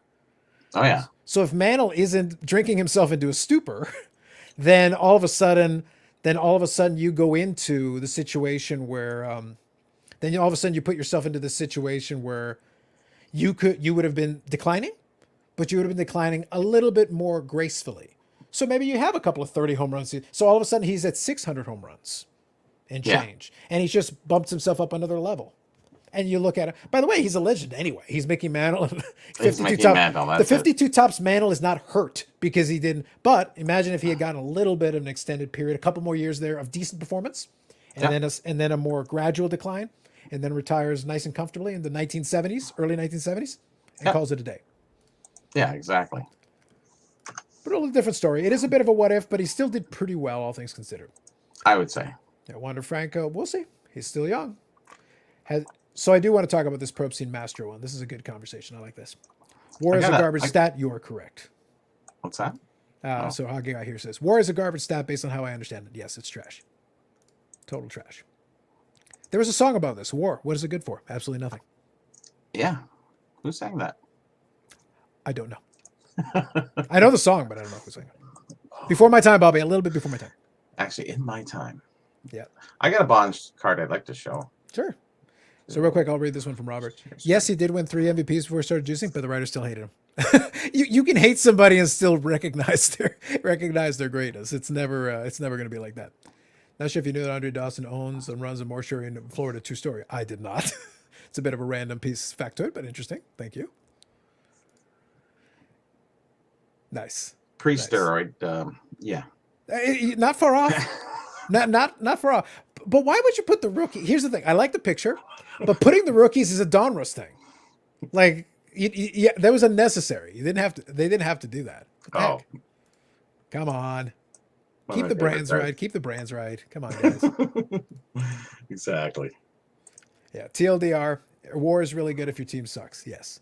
It's one of those things where I actually played around with it a little bit. I'll be honest. I've tried to kind of get my head around War a little bit. Because I started playing around with the calculation, and there's some calculators online where you can punch in some stuff. But I played around with it, and I messed around with some of the stats, and I'm sitting there like, okay, look, I know we want advanced stats to try to capture a more holistic approach to try to determine somebody's. And I know we don't want to rely just on the old home run, RBI, and batting average. I understand that. I know we want to get on base percentage. I know we want to acknowledge, how many times you get on base and all that. That's fine. That's great. But it's one of those things where I think it's become a bit of a crutch. I think some of the voters now look at the WAR and say, okay, who had the highest WAR this year? They're the MVP. Well, can we look at context a little bit? Like, did it matter? One of my critiques, I loved Carlos Delgado when he was a Blue Jay for many years, especially a lot of his great years. But Carlos Delgado had a bit of a knack, not all the time, but sometimes he would hit a good chunk of his home runs in bursts when the Jays were up by a lot or down by a lot. So the statistics would count, but it's like, did it really have an impact on the game? Not a lot. And this wasn't all the time. He also had some game-winning hits and all that too, and he racked up tons of RBIs. He was a great, prolific power hitter in his day, and I enjoyed watching him play. But sometimes I'd see him, and it'd be the 8th or 9th inning, and the Jays are up or down by like 5 runs or 7 runs or something, and he hit a solo home run or something. Well, it counts. It's a home run. Sure. But did it really have an impact on the score positively? Not at all. Yeah. Not really. It still counts though. Like, it's great. It would be like somebody scoring 50 goals this next year in hockey, and 25 of them are empty net. It still counts. It still counts. Yeah. But does it feel the same as me saying they scored 50? And I think that's why a lot of people have a hard time distinguishing who is a real better player, because he's a 50 goal scorer. Yeah, back in the day, because now 50 goals is tough. But very rare. Yeah, very rare. Yeah, other know that.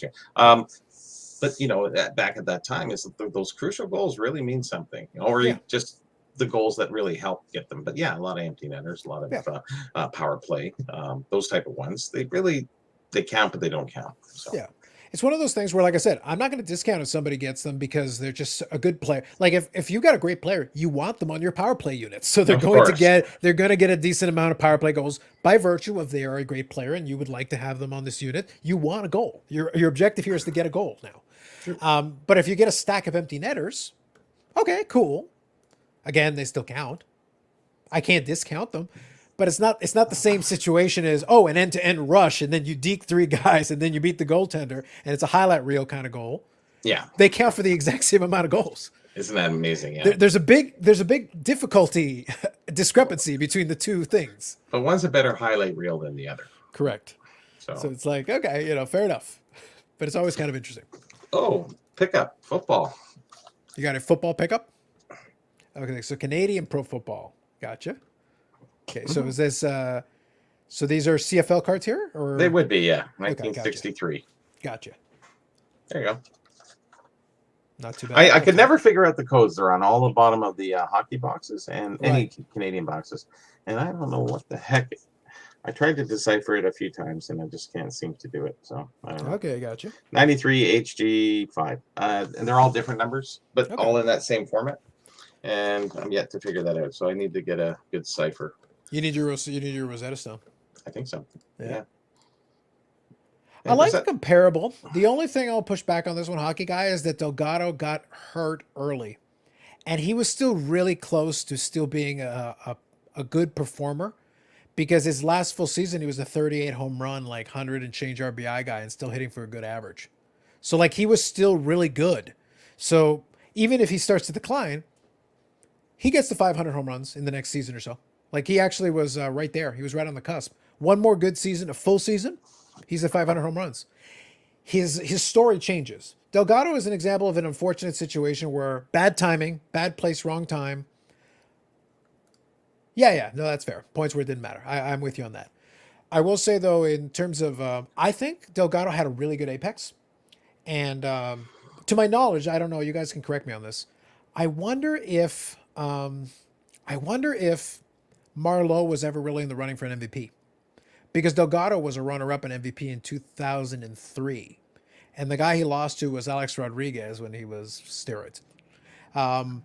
Now, the thing is, if Delgado wins that MVP, it changes the context on his career a little bit. Like, oh, he's an MVP award winner. Oh, okay, and he's got basically 500 home runs. And wait, wasn't he really consistent and really good? Like, wait, he was really consistent, like impressively so over a long period of time. And he was always up there, and he definitely played, and he actually hit for average. He's a power guy who hit for average, which is what you love. You be like, yeah, that's awesome. And didn't hit cheap home runs. He had plenty of power, like real power. Yeah. Good job scoring 2 goals and score 6-1. Yeah, that's fair. That's right. Yeah, highly doubt that. Okay, gotcha. So the hockey medal came out, did it not? The hockey medal? Are you talking about the Metal Universe? Metal Universe, yeah. Yeah. I think I seen Jeremy open 4 boxes of that today. Was it today, yesterday? It's like, oh, but nobody was opening boxes of that.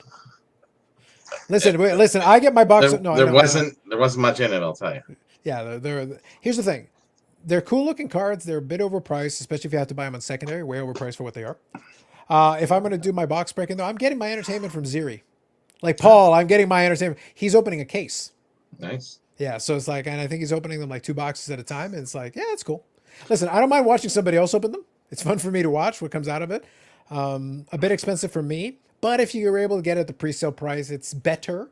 But still, it's a bit tricky. I think he did, and but I don't know. I think he got a Ruby something and no PMG, no Nothing really Okay. standing out. One number, couple number card, couple Yeah, autographs. I think you're supposed to obviously. get an autograph per box too, if I'm not mistaken. Yeah, he got a couple of those. It was interesting anyway. So I was just looking at the cards and I was, they don't do much for me anyway. So I think that's fair. Chinese. So Shane asking the serious questions: Who's a better hockey player, Medano or Gordon Bombay? Bombay had a great move, but his apex of his career, unfortunately, didn't have the longevity. But as a coach, I'll give it to Bombay. Delgado was good enough to be in the Hall of Fame. I think Delgado was good enough to be in the Hall of Fame now, and I think it's unfortunate that the player, Carlos Delgado's greatest sin, was he was a first baseman in the American League in the 1990s. There you go. Where you've got these guys that all of them were hitting tons of home runs, some of them enhanced. Oh, yes. A little bit, a wee bit. And he's out, and his other problem is he was in Toronto doing his thing. So they go like, oh, he didn't make that many All-Star games. He was a first baseman in the American League in the 1990s. In the 1990s. He's lucky to have made an All-Star game. True. Yeah, it's a very deep position. Like for power hitters in first base, it's a deep position because if he had been a third baseman or something, he actually would have had an easier time. But his skill set didn't play to that. And he started off his career as a catcher. Let's put it this way. If he had found a way to stay as a catcher, then he'd be a first ballot Hall of Fame and nobody would be asking any questions. There you go. They're like, wait, you hit 460 home runs as a catcher? You're the best. Different story. It's the same thing that happened with Joe Mauer. A lot of people looked at his career. He won 3 batting titles as a catcher, which is amazing. But then he had to spend the latter portion of his career as, I think, a first baseman because of concussions. And then all of a sudden it's like, oh. So people are like, wait, is he a Hall of Famer? And I'm like, you do realize he spent the first chunk of his career as a catcher. Catchers don't win multiple batting titles. That's really good. But because he had to move to first base, they discounted the latter portion of his career, even though he was still a very effective and very good hitter. Like in totality, his career deserves some consideration, but he might be denied because he didn't spend enough time as a catcher. So it's like, because a catcher is considered a premium position. Sure. And it's harder to get really good offensive catchers. So he was special as an offensive catcher, and as a first baseman, he's kind of average. It's just like he gets punished for being in the wrong position. That's why, as much as I like to make fun, part of the reason that Trout gets so much cred, and the WAR thing, the position does matter. If Trout was a first baseman doing the exact same things he was, he might have 0 MVP awards because his WAR would be lower. At center field, he gets credit for being a premium position. Understandable, but that's why I say WAR, it bugs me because it's like, I could move you to first base, let you do the exact same thing, and all of a sudden nobody's impressed. That's kind of interesting. Not a very good stat then, is it? Yeah, metal at the current price seems awful. Got nice rubies. Okay. Oh, so we got the Stutzel. I think that's the Senators rookie. Yeah, that's what it was. Okay, Senators. good. Yeah. Yeah, so apparently he's a good player. I'm not too familiar. I fully admit to not being up on the current game. I 100% acknowledge that. No, that was the nicest card he pulled. I didn't really see much else. Just a couple other cards. I didn't really see much. Yeah. I don't know if Hockey Guy saw much of anything either. There's 4 boxes. I was kind of expecting, I don't know, I guess watching some of these box breaks, you expect big pulls from the ones that I do watch. So this was just a 4-box. I thought he was going to put one away, he said, but I guess he Well, I didn't. might have bought more than 4. I don't know if that is all he bought. Oh, possibly, yeah. Yeah, if he bought like a case is like 8 boxes? No, he said he got 4. He finally got them in, so I don't know. Oh, interesting. Okay. He might have more. Gotcha. Yeah. But I thought he was going to only open 3 and leave 1, but maybe he pushed it. Look, at this point, look, here's the thing. Jokes aside, guys, those of you, by the way, if you guys enjoy checking out Jeremy's stuff, watch it. With my blessing, please, by all means. I like to tease and poke fun at it, but watch it. If you enjoy it, watch it. If you get value out of it, watch it. But he changes his mind all the time. Like, don't listen to him. whatever he says, ignore it until he actually does it. Then when he does it, then that's what it was. If he says he's going to open 3, he opens 4, he opens 4, he opens 5, he opens 5, he opens 15, whatever. He might have bought a case. I don't know. Yeah, who could be? You never know. Metal Universe seems really overpriced for what FC pulled. What is the ripping any hobby box? Yeah. If you get it on pre-order, it's probably better. So, Brad, I'm not familiar with this one. Can you elaborate a little bit? He's saying Trasher's documentary. Not familiar. Could you elaborate on that? I'm not sure. Yeah, Maurer moved to first base. Gotcha. Hobby Champ says, do you recognize Medano's season in Detroit? If you look just above my head, that's 16 by 20 autographed from Medano in Detroit. I do acknowledge it. I think it was a mistake. Yeah. Not because now it's easy to say that, of course, in hindsight. It was a little late in his career to try to do the go home thing for one season. I think the last opportunity, and I thought this at the time. Of course, the idea of a player playing their whole career with the same team is a very cool idea. People love it. And in the Yes. end, he didn't do that because he played the 1 year in Detroit. For me, I thought the opportunity to do something interesting because Dallas was a contender for so long during his tenure. Like they were a solid contender for a very long time. But towards the tail end, that was starting to fade. The writing was on the wall. It was going to end soon. He had one free agency period at the end of it, towards the end of his career, when he was still playing well. He was still sought after. The Boston Bruins, I think, offered him like a 5-year deal or something like that. Wow. And it was a good deal. I think it was the most money being offered. He ended up going back to Dallas for a little bit less, but they've got no state income tax. So like in terms of dollars, it was still okay. But I think Boston was the best offer money-wise on the table. Mm. I liked the idea at the time. I really was, like I said, a Stars fan. I still enjoy them to this day, but I was a Modano fan predominantly above all else. And I'm like, this team is not ready to contend again. They're going to have to rebuild. They're going to have to build this up again. You're just going to be fighting through it again. So it's hard to say.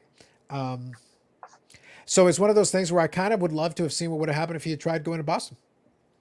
Because they had kind of an up-and-coming team at the time. Yeah. It would have been an opportunity to contend, could keep the window of contending a little bit longer. He could have had some good seasons there. It would have been good, and it would have expanded his fan base, if nothing else. And like I said, he still would have been a legend in Dallas anyway. Like he had already put in great years, and they still love him even in Minnesota. Even though he only had that little run in the early in his career, they still love him in Minnesota too. Yeah. So it's one of those things. His legacy was already secured, but he could have taken a shot at a little bit of a longer window of contention and maybe been able to imagine if he wins one more cup. It adds a little extra to his legacy. Would have been a nice little thing to add on. And he already had one, so it's not like you're ring chasing. No, try to see if you can win one more. One is great, 2 is better. I don't think anybody has an issue with that. 3 is divine. It's never a bad thing.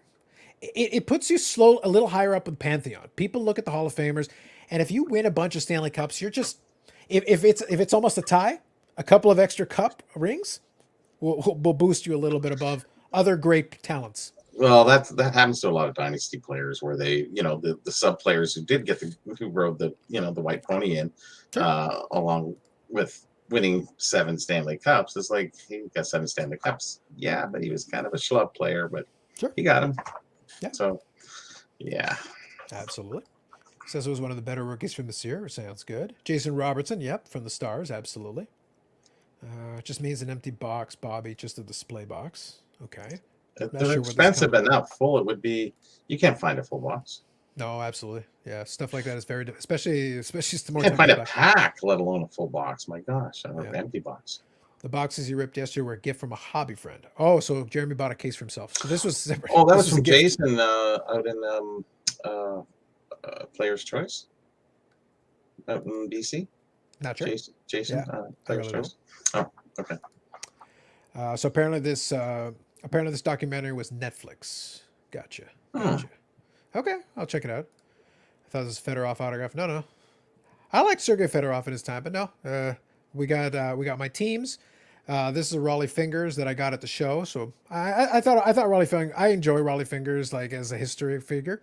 Like I enjoy guys like that, and that was kind of cool. That was back when the Oakland A's won 3 straight championships, which is very interesting era. Very interesting era. You got assigned at the expo, right? Yes. Yeah, I told my dad to get Raleigh Fingers. There was like 4 great baseball guys there. Yeah, it was with the Ferguson Jenkins things, and that's where I got that Gaylord Perry. That's where I got the Gaylord Perry. So I got my dad I got him a Gaylord Perry, Raleigh Fingers, Ferg Jenkins, and somebody else. Who was the other? Louis Tiant? No, he was a more famous name than that. Sorry, not that he isn't just. Well, Louis Tiant. My dad was a fan of Louis Tiant. My dad liked Louis Tiant. More of the big. I'm with you. Like Louis Tiant was good in his day. Louis Tiant was good in his day. I'll have to ask him because I said, how many times are you going to get to see these guys ever again? And they were getting pretty old at that time. There was one guy who was really, was it Raleigh Fingers? No, I don't think it was that old. Because there were a couple of guys. They had a rotation of some 10 guys years ago? Yeah, they had a rotation of some guys they used to have there. Okay, Brad, I'll check it out. Thanks for the recommendation. Appreciate it. Player's choice. Yeah, okay, there you go. Perfect. Is Medano the best American forward of all time? Right now, yes. But he will be surpassed by, I think, Patrick Kane. So, but for the moment, yes. Statistically, he is. He's had his success as well. Patrick Kane is right behind him. He's got more cups, and he's going to surpass him in goals, and most likely surpass him in points. And I have no issue with that. Patrick Kane's great. He's a great young player. And at this point now, he's moving to the veteran side of his career, and now he's building numbers, and he's got 3 Stanley Cups on top of everything else. Very impressive. And in a historical original 6 franchise, he's going to be the guy. And you know what? It's good. Medano had a great run. He's been retired for 10 years already. So guess what? The next one, now is the time. The next one is coming, and he'll have his moment. He will become the greatest American forward of all time. There you go. It will happen. And I have no issue with that. I kind of want to get a Patrick Kane rookie kind of to commemorate ahead of time when that happens, because I enjoy him. He's a great player. Jacques Lemaire? I guess so, yeah. Do you kind of agree with that? Most underrated of his generation? You know, Lemaire was part of so many guys that were really good on Montreal Canadiens. It's really hard to, and I didn't watch enough of the games. He was a very good player, but I don't remember singling him out as being a great player in my head.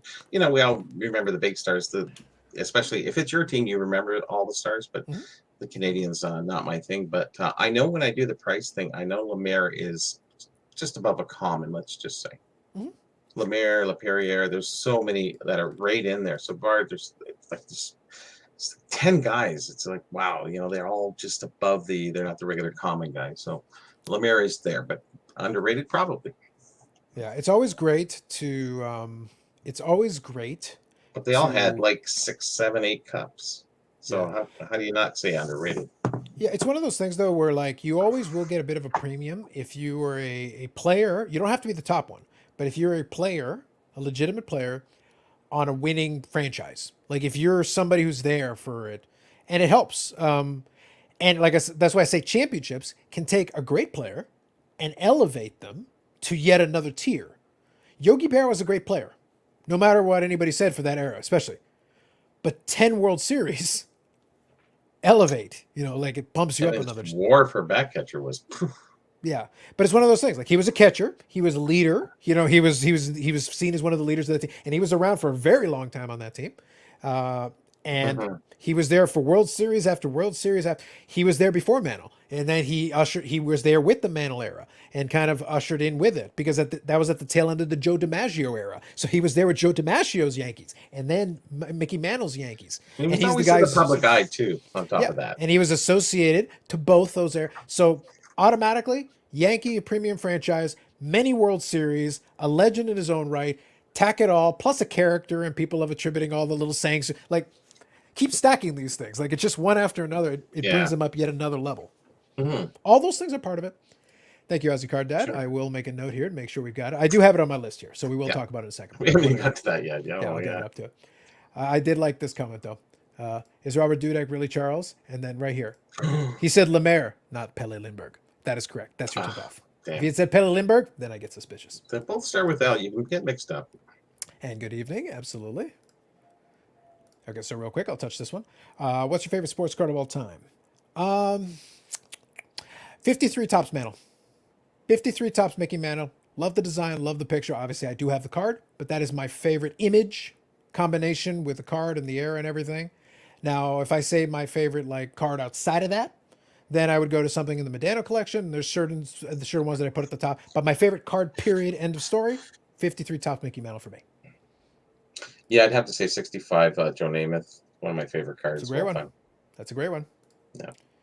Yeah, Jacques Lemaire carried them 4 cups. Yeah. I so many times wanted to buy that back in 2000, 2002, 2004. And it was just going up and up. And I wanted to get a higher grade. And I just kept bypassing. I almost bought one once, and then I bowed out. And then it got too late, and it just kind of, you know, is it my favorite? It's the card I've always wanted. Is it my favorite card?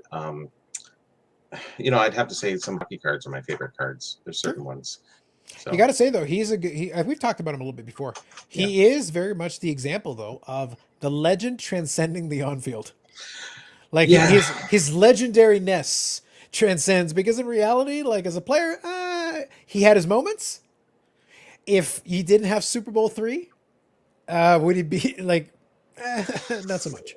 The part that I really like about Joe Namath is that I grew up and I watched all his commercials. I watched Yeah. them on Sonny and Cher. Yeah, he's an icon. Him and who's the parallel of hockey? I guess it's Derek Sanderson. It was that Okay. hippie kind of cool. They were just the dudes, right? Yeah. And I always liked him for that. And he could throw a ball like man.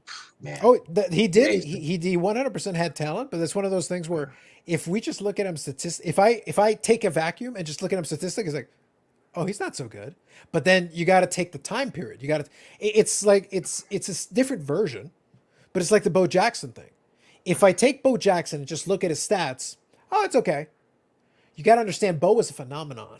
Bo transcended the simply adding the stats does not do Bo justice, because what he was at that time period was something special.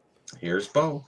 Yeah, but that's what I mean. Like, if I just took his stats though, you'd be like, okay, that's kind of cool. That's kind of impressive. He had a Pro Bowl, he had an All-Star game, but it's like, no, you got to understand, Bo became like a Paul Bunyan figure. His legend transcends the actual stats he was able to put up on the field. Super Bowl III pushed Joe Namath into the prime time, and it has historical significance. It was the first time the AFL was competitive. Yeah, they won that Super Bowl, and then immediately, boom, legitimacy, and it was in New York, and that's the last time the Jets had a good moment. That was it. The Jets have not done so great since then. Not quite to the same level. The only addendum to my card would be, in a hockey sense, I think it would be the 1924 Champs Stanley Cup card. Oh, there you go. That's a legendary card as well. That is certainly. 53 Pee Wee Reese is a great card as well. It wouldn't be a bad choice. I would not be offended by it. Tarkinen was my favorite football player when I was a kid. Finally got his rookie card. Yeah. That's another great player. And here's a guy he was an announcer. He did so many different things. He was in TV, movies, everything. So those guys stay more legendary as they do, obviously, more things in the community. Absolutely. But that's what I mean. Like, sometimes we have to factor in that the players, when they do some of this stuff, they create this scenario where the totality of their legacy in the business or in the sport or whatever it's going to be, the totality of it pushes them to that next tier. Now, if they have wins and they have great stats and all that, well, then again, we start stacking. We do the Yogi Berra thing. Great player. Boom. Legendary team. Boom. Championships. Boom. Became a folk hero. All the sayings and all the fun stuff. Tack on. And it just bumps him up. So Yogi Berra is consistently remembered fondly amongst the all-time. Was he the best catcher of all time? Probably not. I think you'd have a hard time making that argument. But does he have is he like the greatest star of a catcher? It's like, it's hard to say he's not right up there. He's right in that short list of conversations. Yeah, but I think Lemaire would be more of a, let's say, a Montreal Canadiens centric player Sure. to the Montreal Canadiens. It's sort of like, everyone says Daryl Sittler. I even say Borja Salming, one of my favorite players of all time.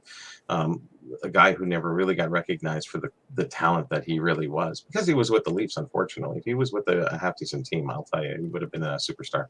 I think he still was anyways. But a lot of people never watched a lot of Leaf games, and you tell that somebody who grew up in the U.S., they go, I think I've seen him a couple times. Yeah, you don't know how Orr-esque he was. Anyways, and, you can't understand it. And I can't understand Lemaire. So, we have all those personal preferences at that point. That's fair. The Jim Oz, good evening. Lemaire and Bobby Hall had the hardest slap shots in the NHL. Sounds good. Lemaire, yeah. See, I wouldn't know him for that. I always know he balded early in his. the things you remember. There you go. Like, he's like 30. He's almost half bald. It's one of those things where, like, Bobby Hall, I think it was a kind of a feather in his cap. But sometimes the hardest shooter is because, remember, for years in the NHL All-Star Skills Competition, who was the hardest shooter? Al McInnes. Yep. Do people really think about that? They think about it when he's doing it. Oh my God, what an amazing shot. On a game, you're not thinking about it. No. But he has it. But he has a hell of a hard shot, like super hard shot. The goalies are thinking about it. No, but that's what I mean. Like, but he also wasn't a guy he wasn't a shoot first guy. He had a job to do. Now, could he shoot? Absolutely, and he could shoot as hard as anybody. That's why he was consistently winning that competition. But it wasn't like an Ovechkin is like, my job is to score, so I'm going to take 400 shots. Yeah, true enough. Yeah. Well, difference in sticks, difference in time era, of course. And considering the sticks he was using, the kind of shots he was taking, very impressive. Very impressive. That's Hall, right? Yeah, Hall and McInnes was using the wooden sticks at the time. Yeah, but they were layered and Sure. that was a little different. Yeah, but Bobby he was Hull, still straight, shooting it harder solid than him. stick. I compare him to his contemporaries. He was still shooting it harder than his contemporaries Mhm. because the other guys had the chance to compete with the same equipment in his time. In his time, but time varies. True. Frank Tarkington, that's incredible. There you go. Top show in the early 80s. That's incredible. Yeah. Pete Maravich, folk hero. Oh, Yes, that's obviously. another one. Yeah. Yeah. A lot of Pete Maravich Yeah, fans you out are if you're there. blocking the shot. Yes. Not sure what I thought of this, but do colleges in Canada have football teams? Yes. Not They're three down big football. ones. They're three down football. I had the chance to watch a number of University of Guelph games. I did enjoy them, but they're not treated the same as an American. No. It's not the same experience. On the opening night, I will say on the opening night when you get the freshmen folks that'll come in, like bring in the youthful enthusiasm, you'll get a taste. You'll get a little bit of a taste. It's a party. But it's very scaled down compared to it's not like the big house in Michigan where they're losing their minds, or Ohio State, or not even in the same ballpark. No, we don't have junior games like that. We have good followings for sure, but Oh yeah. nothing like the U.S. and college football. Yeah, there isn't a lot of passion for it in the same way. There's a lot of the school spirit doesn't really carry over all the time into later years for folks. Like they may still recognize, like I said, I when I used to go to work, I was unusual in the sense that I would still be repping the school years after, because it's like I really enjoyed my time there. So for me, I was more than happy. So I'd go to work wearing a University of Guelph like a fleece polo when it was like fall, and I'd have the little logo on it because I actually like wearing the swag for it. Sure. But it was like I said, I enjoyed my time. So it won't be for everybody. So real quick, I do have the Probstein thing here. I did want to talk about it, so I've got it. Yes. All right. And I'll grab one quick comment here. I saw it here. McKenna says he shoot as hard as he could if he knew it was going to get blocked. Okay. McMaster, Marshall won the Vanier Cup. Yeah, the Vanier Cup is like the only time there's a little bit, and now it's on TV sometimes, which is nice. Yeah. I like watching it a little bit here and there, but again, you're not going to get as much attention, but it's cool. It's like PBS or something. So yeah, if OV breaks Gretzky's goal scoring record, where would OV rank as an all-time great? I don't think. Here's the thing. I don't think Ovechkin is going to move up the all-time ranks by becoming the all-time goal scorer. He's already acknowledged as the greatest goal scorer of this era, in an era that goal scoring is much lower, because all you have to do is look at the distance between him and his closest contemporaries. There's a big gap there. Now, it is a feather in his cap, but I don't know if it moves him up the all-time list. He would be a guy who would probably need he would get more value from a second cup. Because right now, let's put it this way. If he finishes at 800 goals, which is still really, really, and still head and shoulders above his nearest contemporary in an era where it's harder to score, but he gets a second cup, that would bolster his status a little bit more. I think so. Yeah. So that would actually help. He doesn't need it. He does have a cup, so he's good on that count. But a second one, if he found a way to get a second one on his resume, on top of being the greatest goal scorer of this generation easily, that's what would give him the extra boost. Bring him up another notch. Rick is staring me down. I don't like it. Yeah, it's fair. So college Canadian sports equals student athletes. U.S. sports equals athletes. Yeah, that's true. That is a fair point. Okay, so real quick. So Probst team, a person who's never been involved in shill bidding. I just want to make that clear. And someone that is on eBay because he has never been involved in any shill bidding, and there is no shill bidding, and their Probstein auctions are all 100% legitimate, just in case any of you were curious. I just want to get that out of the way. And there's no shill building, right? Ever. Oh, okay. Ever. eBay has killed all the shill bidders. There are none left on eBay. They have wiped them out forever. They're extinct like the dinosaurs. It's done. PWCC's gone, then hey. Yeah, and that took care of everything. The shill bidders are gone forever. So, So real quick, my poking notwithstanding.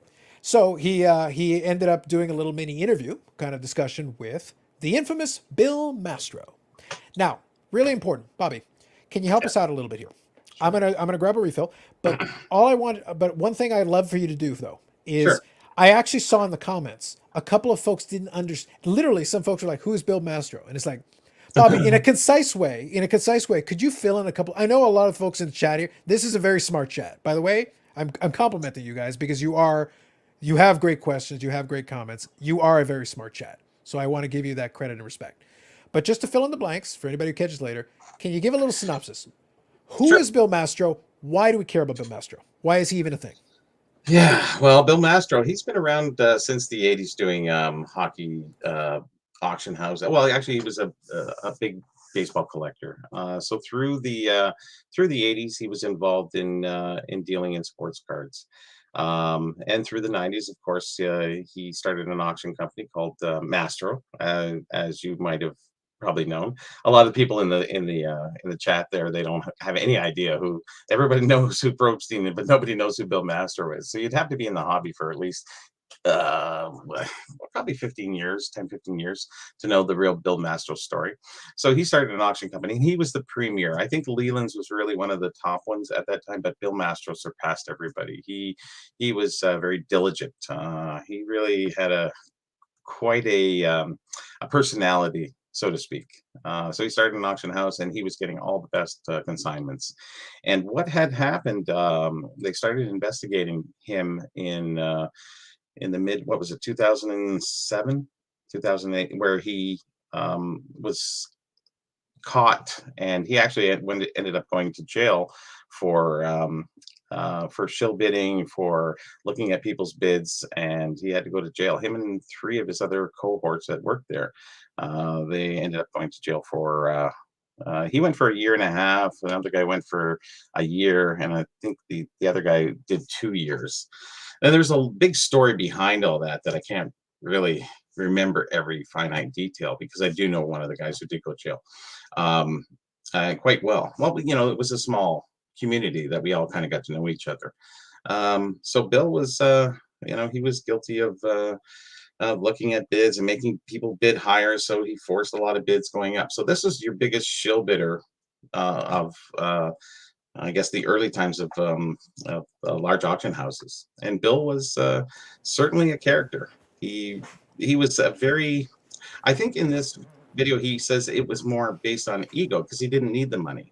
The Mhm. one thing he did say that kind of bothered me through this whole video Mhm. is the first time he's asked, is what I did was it wrong? He says, yeah, yeah, likely. Yeah, likely it was, yeah. And then as he got more into the video, he goes, yeah, what I did was wrong. But his first thought was likely, yeah, I guess it was. It was kind of, no, it was wrong, 100%. Right. And he didn't, but he warmed into that because I had to hear the next part but he did say he was wrong twice down the road. But that first thought, so this is his first interview. And so he's thinking going into this, I guess he thought after the fact that he said, maybe I shouldn't have said likely or whatever he did say. I don't know if you guys remember. But then he says, no, it was wrong what I did. Yeah, of course. I understand that. And so now he's back doing, still loves cards, but he can't get back in the business end of it. There's no way you can let a person like this back. And he was a lot of people didn't like him. Mhm. He was very hard to deal with. His ego was everywhere, and that's what really takes to build a big auction house. You need a guy like this to build it up. Not what he did, but that kind of ego. Yeah, So, and absolutely. he's one of a kind for sure. But having him back and him interviewing, I didn't have any problem. It was interesting, and actually, he went through the whole story about the cutting of the Honus Wagner card Yes, and that's right. how it went through. Now, Mhm. the funniest part is PSA is absolved from all of that, which bothers me to this day because they knew it was trimmed going there Yep. and that it is trimmed and that they know this post trimming. That nothing is ever done about that. It's just, it overwhelms me because that's the very first card that they graded. Yes, it is. And they So started, quickly, I'll touch on a comment here go that ahead. kind of relates to it. So it's yep, quickly and so I tell Brad to avert his eyes, but it's his comment. Oh, yes. No, but the wonderful irony of this, and by the way, Brad and those guys in Platinum Promotions, they work with PSA. But at the end of the day, PSA, yes, PSA has a responsibility with this as well. Shill bidding OG, yes, absolutely. It's only wrong because I got caught, yes. And I agree with a lot of what Bobby said, and it was just I got a kick out of it. Like I'll put it this way, I Mhm. watched it with amusement. And I think a lot of those points are very key. At the end of the day, he's only really his thing is that he's the guy who actually got caught. He did have a little bit of jail time out of it. Not a lot, like it's a slap of the wrist relatively, but that's the way this stuff goes. It's something, I guess. It wasn't maximum security either. No, so. certainly not. Certainly not. Like look at him. He's clearly miserable. You know, he's clearly a hardened criminal from his incredible like year and change in whatever place he went. But the reality is that testament to how much evidence they had that he actually served any time whatsoever and didn't just go to a country club somewhere officially. But it's one of those things where you can have this legacy in the hobby. It's Probstein is one of those things where you already have a bit of an interesting reputation in the hobby. What Probstein said in this conversation, I had no issue with, because he says, my dealings with him are good, which by the way can be 100% true. But this is always one of my favorite themes in the hobby. And that is, well, we're friends and I like you, therefore I kind of absolve you of everything. Oh, well, you might have done some stuff. It's like, no, dude, like you are basically vouching for it. And you're also trying to operate as a businessman in the hobby. Look, you want to discuss it. And by the way, Mastro is part of hobby history. So this conversation is still an interesting thing for us to view. It's an interesting thing for us to absorb. Whether he believes he's guilty or is wrong or not, at least it's interesting to get the story. It's interesting to get his perspective on it. There is some value to that. But Probstein also has to remember that, hey, man, you're one operating a business here. You are who your friends are. Well, the worst part about this interview was the ego of both of them coming in. They were both talking over each other many times through it. Yeah. And who was winning? And you couldn't. It was like, blah, blah, blah, and they're both talking at the same time. It's like, come on, guys. You know, somebody bow down. Like, answer the question. And then once Bill starts going, because Bill's ego's, he thinks his ego is subsided. It isn't. Obviously, he loved the attention of this. I'm very sure of that. Sure. And Brad, I'm not always putting PSA down. Just on that one thing I told you. Yeah, it's the thing. We're not. And that's where this means everything. This is that card that got graded for that. And yes, they didn't. Got away with it. Yeah. So. At the end of the day, I'm fine as long as we're all going in with our eyes open. That's the one like overarching theme that I try to make sure that a lot of this live stream is, like I said, this chat is pretty smart. You guys are onto this. I don't really feel like I need to spell everything out for you. But over time, like we'll just reiterate, let's just keep our eyes open. PSA, that was card number 1, the PSA grade. Yep. That was in 1991. That was the very beginning. That's why I laugh. Sometimes people get really brought up in arms about these things. And I'm like, guys, this is new. And here Baz is saying many of the big auction houses of the 80s had colormen who colored vintage cards and trimmed them, either employees or many at arm's length. And there was a lot of shadiness going on. Oh yeah, in the 80s, nobody. Yeah, because you could cut a sheet and it wouldn't really much matter because there was no grading company. Of course. Yeah. You can get away with it. Yeah. But once the grading companies did come in, and that was the best part of PSA, was when they came in, it leveled the playing field. It said, okay, no more graded card, no more cut cards, except for the first one. Well, except for Beckett. Or in Beckett too. Yeah, like Beckett does the before Beckett. laser. Yeah. No, for sure. But I'm saying Beckett has their laser. You know, Martin Sports Cards has a lot of very nice cards in Beckett holders. Is all I'm saying. Again, I'm not accusing anyone of anything. I am merely stating that there are a lot of very nice cards. And KSA. Yeah, a lot of them. Just saying, a lot. He likes diversity. Yeah, exactly. Now, that's one theme I want to touch on. Another little theme I want to touch on as well. And this is from Cardporn's account. I'm just using it because we don't need to play the audio. If you guys are genuinely curious, you can certainly check it out. You can check it out on Cardporn. They have it on here. They took an excerpt.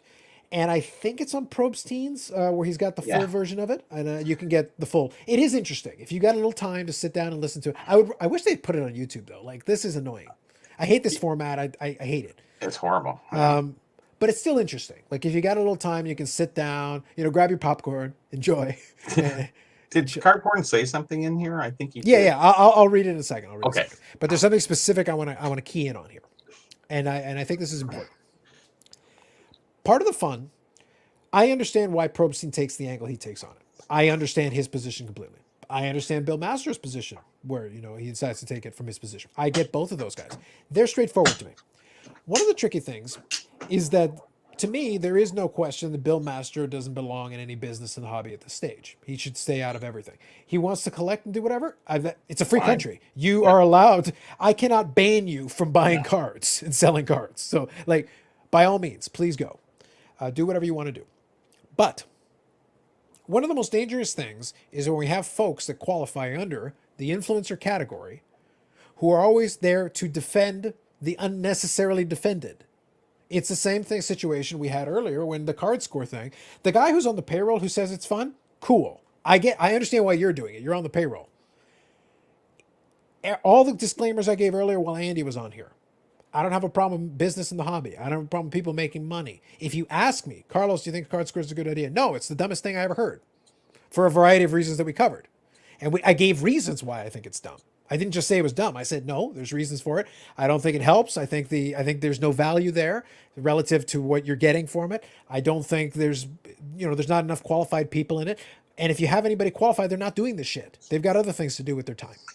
Well, that's the benefit of this this podcast, is that we ask the hard questions and we talk it over, and you guys even comment so well about your opinions on things, and we can bring it to discussion, and which is good. It's a good thing, because you can't have all one-sided. You have to have the mix. If you don't have that, then you can't form a really good opinion, because everything isn't fairy dust out there. It's everybody pumps up the cards. I get it. I know that's fine, but there is the downsides of certain things, and we don't mind discussing them here, and we're not doing it out of malevolence. We're just doing it just to keep things honest out there. Yeah. And also because I'm a life troll. So part of me also enjoys kind of poking the bear. Yeah. I'm being transparent. I'm being transparent right now. We're making sure that there's also me just liking poking the bear.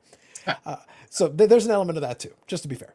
Well, the bear needs to be poked. That's the thing. Yes, that's fair. Exactly. So in this case, our mutual aims are aligned here. Like, it helps everyone. But the other thing I want to say as well about this is that I understand the position of all these folks, but when I see an influencer who then runs to, you don't need to defend everything. Sometimes let it breathe. Yeah, there's negativity in the hobby. There's people who complain about everything. That's true. That's a real thing. And it's annoying. We get annoyed about it too. I like complaining, but I like complaining with cause. I don't like the people that just complain because. Like, if they don't actually have a reason. You challenge them and they got nothing. No, that's useless. That's worthless. I'm not interested. But if you have cause and you want to give something to it, but then there's the other end of the spectrum. That doesn't help either. And I have it on the screen, and I'm going to read it to you because I want to emphasize this. So the comment here is Peter Pac-Man.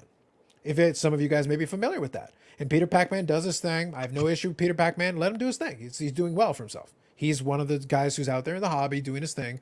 But his comment here is PSA trims. Yeah. PSA grades trimmed cards. They don't actually do the trimming, so that's inaccurate. But nonetheless, PWCC trims. Nobody's actually accused them of that. They're an auction house. If you're saying they're doing the work, that's you being accusatory. And everyone still loves them. A lot of people don't like PSA or PWC. So you're wrong. So you're 0 for 3 so far. You're 0 for 3, just to be clear. They've done no time. That is the first correct thing you said. The first 100% correct statement you've included here out of 4 tries. Give Bill a second chance. Why?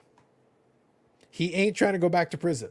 It's like saying all bad people. What? Yeah, whatever. My point is, like, why even comment? You clearly don't have the background to be able to. It's called free will run riot.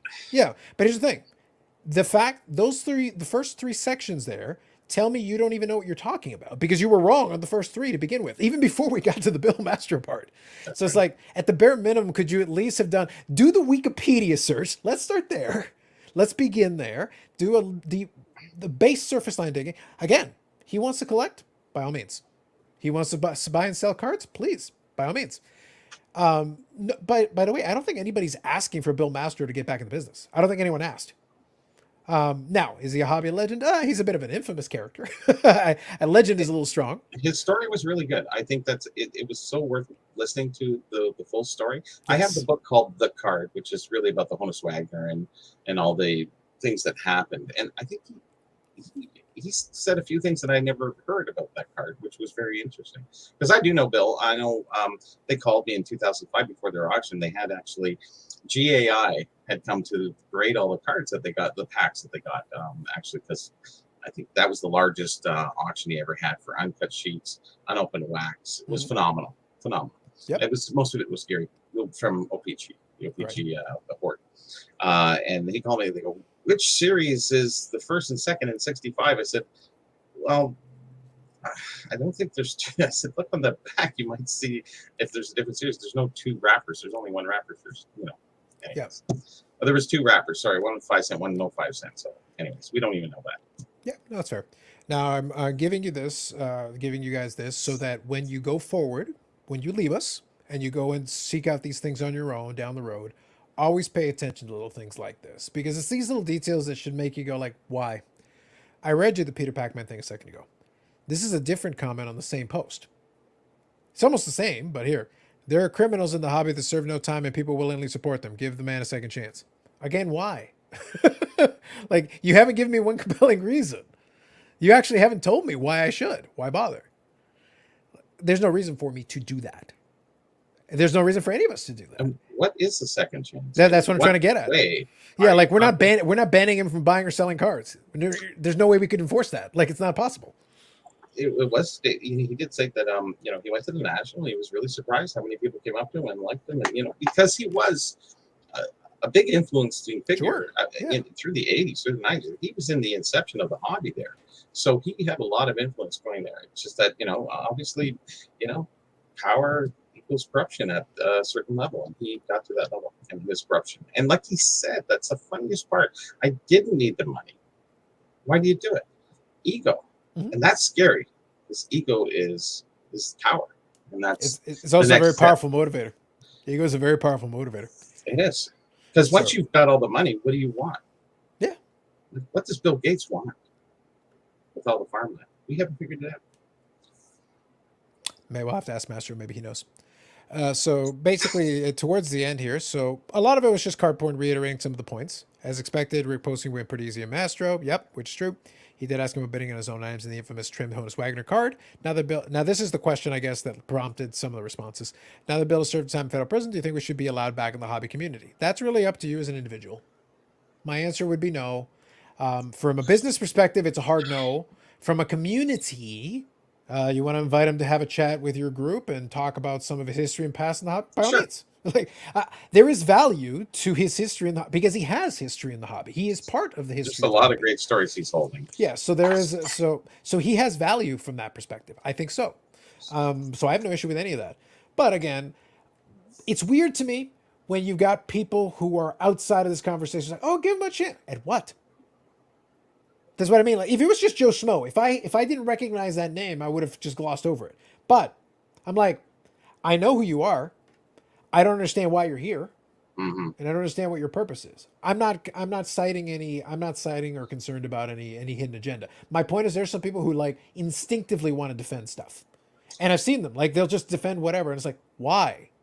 I think this was a strategic move by Probstein. Looking at this from a different angle, it's not even a different angle. It's the angle I'm looking at it. PWCC's out of the picture. Probstein's the next guy in line.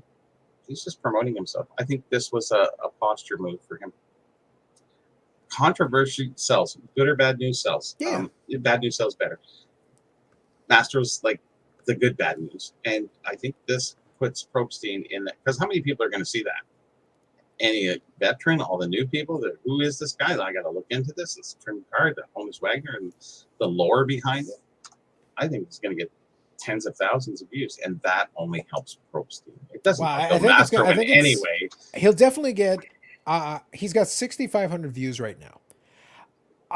He'll probably get into the 10,000s. Like I said, I still don't think this venue is the best.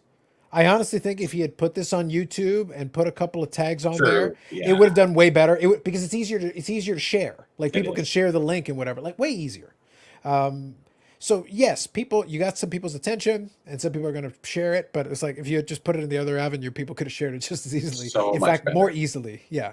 I'm not a fan of Instagram and doing all that stuff. It doesn't work well for me. It works. YouTube is easy. It's just easy. I think it can work if you've got the kind of audience who wants to hear you live. In the sense, like, so when Golden does it, it makes sense to me because he can get people's attention to say like, hey guys, tonight I'm going to do a little state of the hobby kind of thing for an hour. And you can ask me some questions. It's interactive. It's whatever. It's easy for him. He can just set up his phone and do whatever. That makes sense because in a week, it's not going to matter. because in a Yeah. week they'll move on to something else. Sure. But if you're doing an interview that could potentially be, hey, this would be maybe interesting for somebody to look back on in a couple of weeks or a month or two, then this is about the worst avenue to put it in. It works ish, but it's like, okay, not the best. So real quick here, I'll get caught up on the comments here. You would think PSA would be discredited as a legitimate grading company? Since 1991, PSA #1. Yep, grab your beer in the car, you prepare to trim and enjoy the show. Correct, Aussie Card Dad, correct. Well, they were trimmed before they got to him, if you listen to the story. And tonight, no beer, but I am enjoying we are in the last vestiges of summer, so I did get some coolers. So I've got, so this is from the brewery that I do get stuff from, so I am still supporting them. So this is, they call it Sweetwater Squeeze Hard Seltzer. So this is the black cherry. So what is the alcohol? Usually when it's clear, it's vodka. Usually when yeah. it's clear, it's vodka. Yeah, I'll double check, but usually it is. Have you tried the cider yet? They don't have a cider. No, I'm just saying any cider. I'm not a big cider guy. I know some of my buddies are very much into that. Yeah. I like in the summertime. I like the coolers like this. I did, although it was funny. I was in the LCBO real quick, and I'll read the rest of the comments here in a second. I was the in alcohol level in that first. on this thing. It is 5%. Oh, So pretty much the same as a beer. Yeah. It's pretty standard. It's fine. got it. Yeah, still it's light and refreshing. It's basically what you want, like in a summery drink that you'd have on the patio. I'm trying to envision it while it's still here before the weather flips. It got hot again today. I know. Yeah, so I'll enjoy it while it lasts. So this is a nice little taste of something. Although it was funny, I was at the LCBO and I wanted to start. So when we get to wintertime, I'll still have my beer here and there, but I also like refilling my my liquor cabinet over the winter. So I'll start putting stuff back, replacing stuff that I had cleared off already, and it was done. You don't get a discount from your brother? And nobody gets a discount. He doesn't What? even get a No, nobody gets a discount. I would love there to be a discount. There's no discount. No family. Wow. It's a government institution that's like, you will all pay. All of you. Really? I've never seen any discount as far as I know. I'd have to check maybe with some of the more senior people. Maybe Maybe it's a 5-finger discount, but other than that, I've seen no discounts. Maybe, something disappears around the back. That's a discount of sorts. Bottle Road. Yeah, exactly. But what's interesting is that the problem is that we're really heavily regulated on alcohol. So it's one of those things. I wouldn't shock me if they really don't have any. Yeah, sure enough. So so when I was there, so I go, okay, let me go pick up a thing because we've got one of the bigger stores here and it's easy to find stuff. So I'm like, cool. But when I go there, I saw there's a place called Left Field Brewery. I believe it's Left Field. They're another little micro brewer based out of Toronto, but they do baseball themed stuff. And I like some of this, but I hadn't seen it in there in a while. They literally have a beer named after the EFIS pitch. And I was like, oh, that's sweet. They literally use names that are about a baseball lore. It's very fun. I like it. I like it when they got a theme. It's kind of fun. But I found the best one because it's so generic. It's literally called Ice Cold Beer. Oh. And it's on the label and it's got a little picture and everything. It literally says Ice Cold Beer. And I was like, yep. That's now you imagine somebody there like, Ice Cold Beer here. And I'm like, yep. That is baseball. You're right. It is. But I was like, really, guys? You went with the obvious. That obvious, huh? Don't bury the lead. Ice Cold Beer. It just amused me. I was like, I like it. Okay, great. I'll grab a couple. Getting hungry for a hot dog now. There you go. Nice. So there you go. Bastards should never be around a single card ever again. No, totally understand you. Thank your name. Agreed. Absolutely. Thank you. Did Master mention what he wanted to do if he was accepted back in the hobby fold? No, it really didn't come up, but I do appreciate it. I did. Like I said, I appreciate the interview. I'm glad he said something. That's cool. It's kind of interesting. But it's one of those things like, yeah, as far as I know, like I said, he can stay out of dealing, but at the end of the day, nobody can really stop him from collecting. Or trading or dealing. He can sell on eBay and you don't even know who you're buying from. Exactly. It shouldn't really even matter in this day and age for the most part. Like, most cards are graded. If you're buying raw, well, if you're buying raw anyways, it doesn't matter. Yeah. J.A. was a big pack grader. Absolutely. Infamy is always popular. True. Hockey guy doesn't like Instagram. I like Instagram serves purpose. To me, taking nice pictures, putting a little caption explaining why you like the item, I think that's fine. I think it works really well for that. Short videos, like I said, that are timely. Maybe you want to do a little box break and just do one. and have some people doing the chat, and you can chat with them a little bit. It actually works really well. You can have it on your phone, set it up real quickly and do a thing. And then, 25, 30 minutes, you're off. You want to do a short little quick live stream on that? It makes total sense to me. If you're doing an interview, though, it's kind of a weird format. I'm not a big fan of it. I will say the crossover guys, though, do a pretty good job with it, so I'll give them their credit. They've managed. They've built an audience on that, doing an Instagram-based show on that. So it's kind of an interesting approach. Master took an oath upon release and told the judge he'll abstain from sports memorabilia collecting. I think you can get around that pretty easy. Like it's really, that'd be impossible to enforce. What are you going to do? Ban him from having an eBay account? Like, good luck with that. Yeah, Brad likes it. Ice cold beer. Absolutely. Actually, hold on. I have one of the cans. I'll show you guys. Because it's so generic. It's so generic. It amused me. Yeah, getting back to GAI, yeah, they were around. I really like those guys. I think Steve Rocky came from PSA, and there was another guy too. Oh, look at it! Wow, ice cold beer. So what's in there? So this is it's a regular. It's what they call an Ontario ale. It's a little bit lower in the APV though. It's a 4.5, so not crazy. What I like though is that they tried to go old school with it a little bit. They actually have a little mascot. Oh wow. Yeah. So literally, it's ice cold beer. Oh, I've been having mascot problems all week. I'm doing the write-ups for the bobbleheads, and I was talking to the bobblehead guy, Joe Marasco. The bobblehead guy, yeah. Yeah, we have one. He has his own website, and whatever. So everybody's got to have a bobblehead guy. And he says, "Well, we don't really like calling them mascots because mascots are they're not people related. There should be like a mascot, like a San Diego Gulls or whatever. So it's a gull, seagull, or whatever. Sure. So I did the write-ups, and I shared one with him because I said I'm updating the ones I took from your site and used in my book last time because he said just use them, and I put an ad in there for him and everything. He didn't even ask when I did it for him. So he said, no, well, if we can get away from mascots. I'm going, it's on the box front. It's in the ads. Like, how can we get away from mascots? Because they're little men that are, mascots. And so I said, okay, I won't use it. And I said, okay, so what are they made of? He doesn't even state what they're made of. So I made the write-up saying, it's made of paper mache and sort of a ceramic base.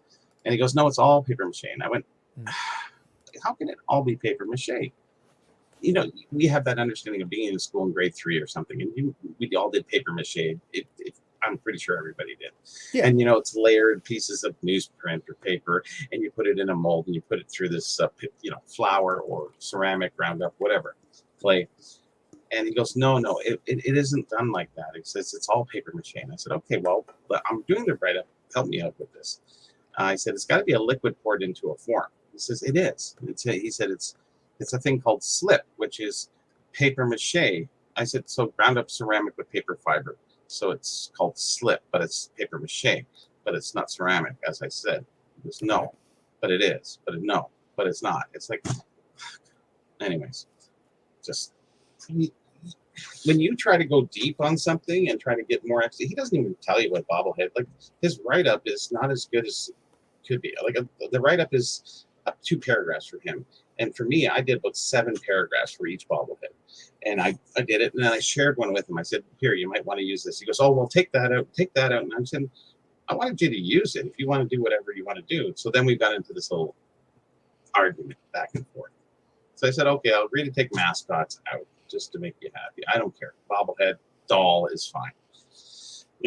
Doll might be a word we can't even use eventually down the road. I don't even know. So anyways, that was my week of doing the bobblehead write-ups for the 60s, and I was just it's frustrating when you think somebody's an expert in their field, and Joe's pretty good, but pretty good is not great, and I think he needs to be great. If you're going to run your business and reconstruct dolls, he redoes them. If you have broken, because paper mache kind of breaks on them, they're pretty brittle on the faces of bobbleheads. Anyways. Well, I think that may be a subject for another day. I'm not spoiling anything, but it's something I'm thinking about. That's enough said on that subject. Don't worry. No, but what I'm referring to, you know that a lot of times when I do that audio thing, I like to stick to broad themes. I'll use examples, but I like to stick to broad themes because it's easier. But specifically, kind of playing off of what you're saying, one of the things that I've thought about is that I'd love to sit down and do some thoughts on the low bar that we have for an expert in the hobby. Because the threshold's low. especially by comparison. No, because by comparison to what would Read be my article. What I yeah. said. Go Yeah, back. what would be compared to like what would be an expert in a lot of their other genres? Like it doesn't take a lot. It's one of those things. It plays into the two things, and like I said, I'm not spoiling the thesis. I still got to percolate on a little bit, and when I have the chance, I'll sit down and I'll properly construct the thought process that I Gotcha. have. But the long story short is that when I'm thinking about it, it's not just amount of time, because it goes back to what I said before. All you have to do that is just be old. When somebody tells me they've been doing something for a long time, all you've told me successfully is that you're old. That's it. No, that's True all enough. you've told me. That Yeah. you haven't proven to me you actually know what you're talking about. All you said is that you're old. That's it. Now, when I talk to you and you explain to me the thing and I understand the depth of your understanding and knowledge, that is when I can then correlate your experience has in turn translated into understanding and knowledge. They're not one and the same. Somebody who is really dedicated and basically puts himself into a bunker for 3 years and studies every aspect of it could be 10 times the expert as somebody that's been casually looking at it for 40 years. Yeah, a good example I would say is that Ryan Nolan there. He has He's a done young a man and lot he of, studied very deeply. and he's writing a book Yeah. on what to look for on cards and fake cards and stuff. So here's a kid who's really digging in hard, and I like that he's doing that. I think he's giving a lot of praise for that. He's got a long way to go, understandably. So you're writing a book right now. I think it's a little too early for him, but get it out there, do what you got to do. Oh, I was just saying, did you ever read the book from Jeffrey Griffith? No, I didn't. I'd be curious to see I what you think because he was a very young, he's still a young guy. And he wrote a book really early. and he never approached me, which is very interesting. Nor did what's his name here with the other book, the 100 Top Cards of. I can't remember what's his name. Oh, he's on the sports channel. I forget his name now. Oh my gosh, can't believe it. He talks on one of the sports channels, Sportsnet. And he's in the hobby. You're talking about the the host? God. Yeah, Yeah, the host guy. he wrote the book on the 100 sports cards of all time or something like that. Gotcha.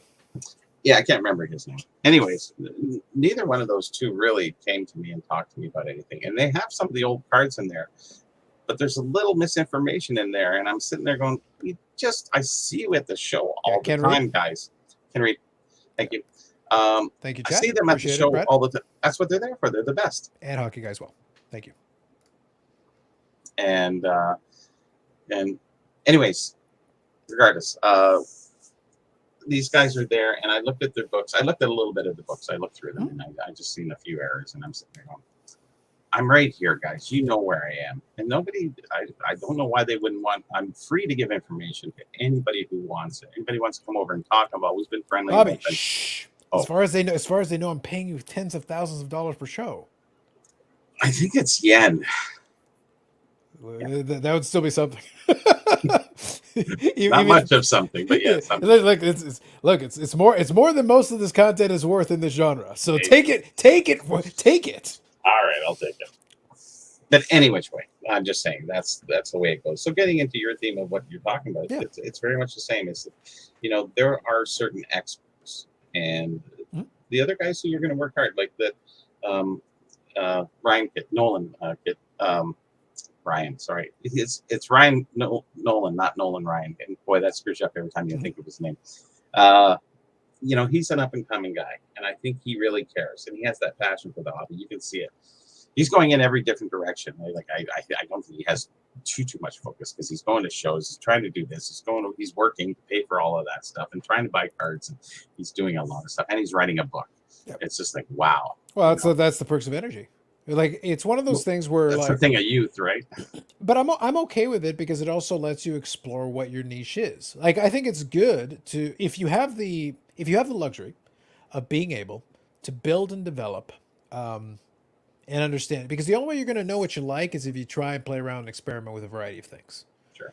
Because even when I was building my education on the vintage baseball that I became very versed in, it's not like you're not going year by year. You're absorbing an era and then moving on to a different era, and then taking bits and pieces. And also, as you're going along, you will develop preferences. You'll be like, oh, it was the same thing that I did when I was figuring out what I was going to do in my studies in history. History is very broad. History is Canadian history, American history. Even if you pick that, what segment, what era, what you can't do American history in totality. You can't do like world history. No, there's too much stuff. Be more specific. Yeah, even history of the world is crazy. Yeah, I was very much I did my fair share of Canadian history because there's a certain requirement of it. So I did that. But I did a lot of American history, and I focused my attention a lot on the world wars and a lot of the stuff in between the Cold War and U.S. and Russia and a lot of that. So it helped narrow the focus a little bit. And a lot of my courses and readings and things that I did focused on that. So I have a more than average understanding of the Battle of Stalingrad than most people are going to have, just because I did enough stuff on it.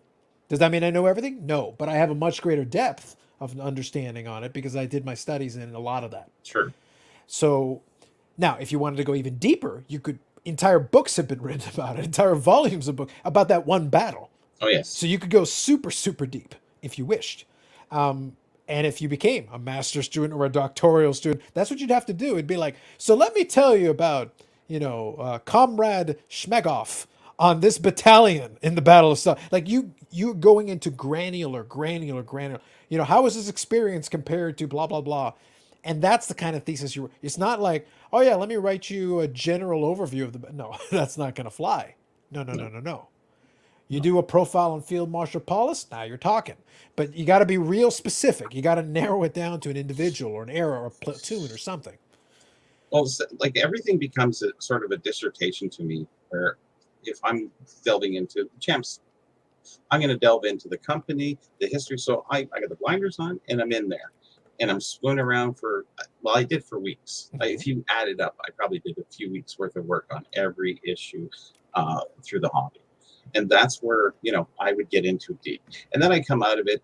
Do you remember and retain everything? No. But that's why you have files and everything like that. So I can't remember everything because I went very deep with the company history and everything. Yeah. And I get into the non-sports part of it as well. So I come out of each one and I have that broad understanding. But if you want to talk about something, I'll go into my files and then I can reiterate and relook at things and go, oh yeah, they did this and this and this. And, it puts it back in perspective because you can't hold all that information. Some people can. There's some great minds out there. I'm not one of them. I have good recall on most things, but for the most part, the in-depth part, it's hard to remember every finite piece. Yeah, no, I think that's normal because even if you've done your study, unless you're fresh on it all the time, it's very difficult. You can't just snap recall a lot of it. There's certain things that'll stay kind of in the top of mind, but not everything. Now, in the same vein, if I go back and I say, oh, Carlos, what do you know about some of these caramel cards? And I'm like, a little bit, but give me a minute. Like literally, give me a minute. Let me quickly scan through. Okay, yeah. So the E95, E96, this one, the E101, blah blah. And once I look at a couple, I'm like, yeah, okay, now I'm back.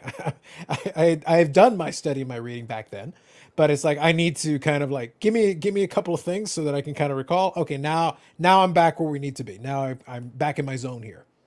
I know guys come up to me and go, hey, 71, the card 102, and I go, okay, what card is that? Yeah. And these guys that's their set, right? That's their jam. They know every card number. Yeah. I know that. Well, you know that card number. You know the Bobby Holly's number what? And I'm going, I don't know. Yeah. It's like I say, I don't memorize the checklist. It's one of those things like these sets are, how many, imagine in baseball. Yeah. I studied enough where like there was a time where I had a lot of that stuff cold, but I'm not looking at it every day anymore. Like I'm rusty. But I could get it back pretty quick. It wouldn't take me long. I'd have to go back and back into my depth a little bit, reconnect with the material, and suddenly the synapses connect again. It's like, okay, it's there. It's back there somewhere. That's why I have all the files in my computer. So Exactly. And all the information's in there. Like you've seen my files. I showed you a couple of runs through, and there's a lot of great information in there and interesting stuff. But that's what they kind of missed in those. See, you can be a famous seller. What do they call it? When you sell 5,000 books. Bestseller. In Canada, its bestseller is 5,000. In America, I think it's 10,000. to be a bestseller. Yeah, It's there's a just threshold. kind of surprising because we're only 10% of the population. It should really Well, only be normally in music, 1,000. That means I'm a music, bestseller a few times. yeah, in music, they actually do the ratio properly because platinum in Really? the U.S. is I think 1 million, and in Canada it's 100,000. So See? they adjusted for population properly. Damn. Yeah. So I could be a bestseller. And a lot of these books get to that bestseller list, but they're really lacking a lot of information. I bought this chocolate book on the history of chocolate, and he had sold, I don't know how many, tens of them. And everybody bought this. So it was Canadian chocolate companies. He doesn't even have Cowan Chocolate, one of our first great chocolate companies. They did cards. They were the biggest in Canada. And I'm saying, there's no Cowan Chocolate. There's no Transition. There's no, all these other companies are missing. And he just barely went over it. Lots of nice little pictures here and there. And I just went, what are these guys even writing books for? It's like fluff. And that's really what it turns into. And this is the Bobby Burrell critique on the chocolate scholarship. The literature on chocolate is really lacking. It is. It is. There's So a real lot quick, of I'll read Brad's comment on here because it's a good go one. ahead. Sorry, Red. He was just saying Ken could jump on the show with me. Ken is an incredible guy and a longtime friend. I'd be sure he'd love to chat with you. So here's what I'd like to say, Brad. That sounds awesome. Sounds great. So here's the only thing I throw out to you. I don't have any contact for you. You know where I am. I'm easy to find. However, here's what I'll say. I don't know. We have to figure something out. What I can say is the following. I don't know if you have Instagram, but my Instagram is right there. If you have it, if you want to ping me, I can reach out to you by email or phone or whatever makes the most sense to you, and we can have a chat and talk about it. But I don't have any contact for you, so I don't have the ability to reach out to you other than just talking through this medium while you're here. But I'd be happy to. It's one of those things I'd love to talk about it, and we can figure something out that makes sense for everybody. Because I think it would be a fun conversation to have, no doubt, no question. We just got to figure it out. I don't know if you want to be leaving that, but I'll grab it for myself here. A bold move, sir. A bold move. Oh yeah, he lives down that way too. He's right down in Brad's neck of the woods. Oh, is that right? Yeah. Yeah, interesting. Yeah, his book was interesting. It was just his top 100 cards of the hobby. I think his favorite cards are the best cards or something like that. I did get his book. I think, yeah, I do have his book. Cool. I have nothing against Ken at all. I'm just saying. That's fair enough. The other guy, I was looking through some of his historicals, and there's a few things I caught there, and I can't remember. Now, let me know, Brad, if you want me to. I did shoot a text to that number, and let me know if you want me to remove it from the chat. I appreciate you putting it out there, but it's always a bit. It's okay. He's with PSA, right? So I was about to say, yeah. So real quick, that's free promotion there. There you go. Brad. Exactly. Yeah. So I pinged you. Just let me know if that's right, and you can just reply back to it, and then I've got your number saved. Beautiful. Okay, sounds good. Okay, so Ozzy Cardad, I want to read this as well. So he says, his grandfather fought in parts of Russia during World War II. It must have been rough. Nothing about Russia in World War II was easy. Everything was rough. One word, pain. This is just as somebody who studied it, like every aspect of it, every battle and everything in there, pain. For everybody involved. Nobody was spared in that. So they talk about the different theaters. That whole Russian theater, was some of the casualty rates were off the charts. Like I said, I studied especially a lot of, because you could spend an entire academic career just studying what was going on over there during that time period, just that time period, from the beginning of Operation Barbarossa on. And it's like, oh, yeah, it's a lot of blood was spilled just to control that one piece. And a lot of it didn't make sense. It was just a meat grinder philosophy. It's like, oh, we'll just keep throwing men at it. It's like, for what? Yeah, it wouldn't have been a good time for anybody. I don't think anybody comes out of it going, oh, that was awesome. No. I don't think anybody had a good time. Yeah. Yeah. That's just unfortunate. That's the kind of the history. Yep. No, absolutely. Absolutely. Yeah, and it was bad for everybody. It was bad for civilians. It was bad for the soldiers. It was bad for every person involved. I like to make light of a lot of things. I can't. I studied enough of it that it's because a lot of it is reading memoirs and accounts and different things. So, misery would be the best way to put it for almost everybody involved. Interesting. Yeah, it was a very interesting era. From a historical study, as a historian, as a history major, it is a fascinating time period, but it's very brutal material. Very. I think 10 million, 20 million. The rest Easily. that Like that, the that's casualty the minimum, rates were off yeah. the charts. The casualty rates were off. Like It's even been said 50 million, but I don't even know if that's it's true. a stack. Russia won, but never recovered. They never were the same after that.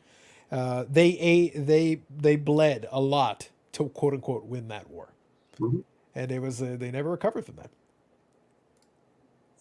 You never go full Bradman, ever. That's right. Never go full Bradman. Yeah.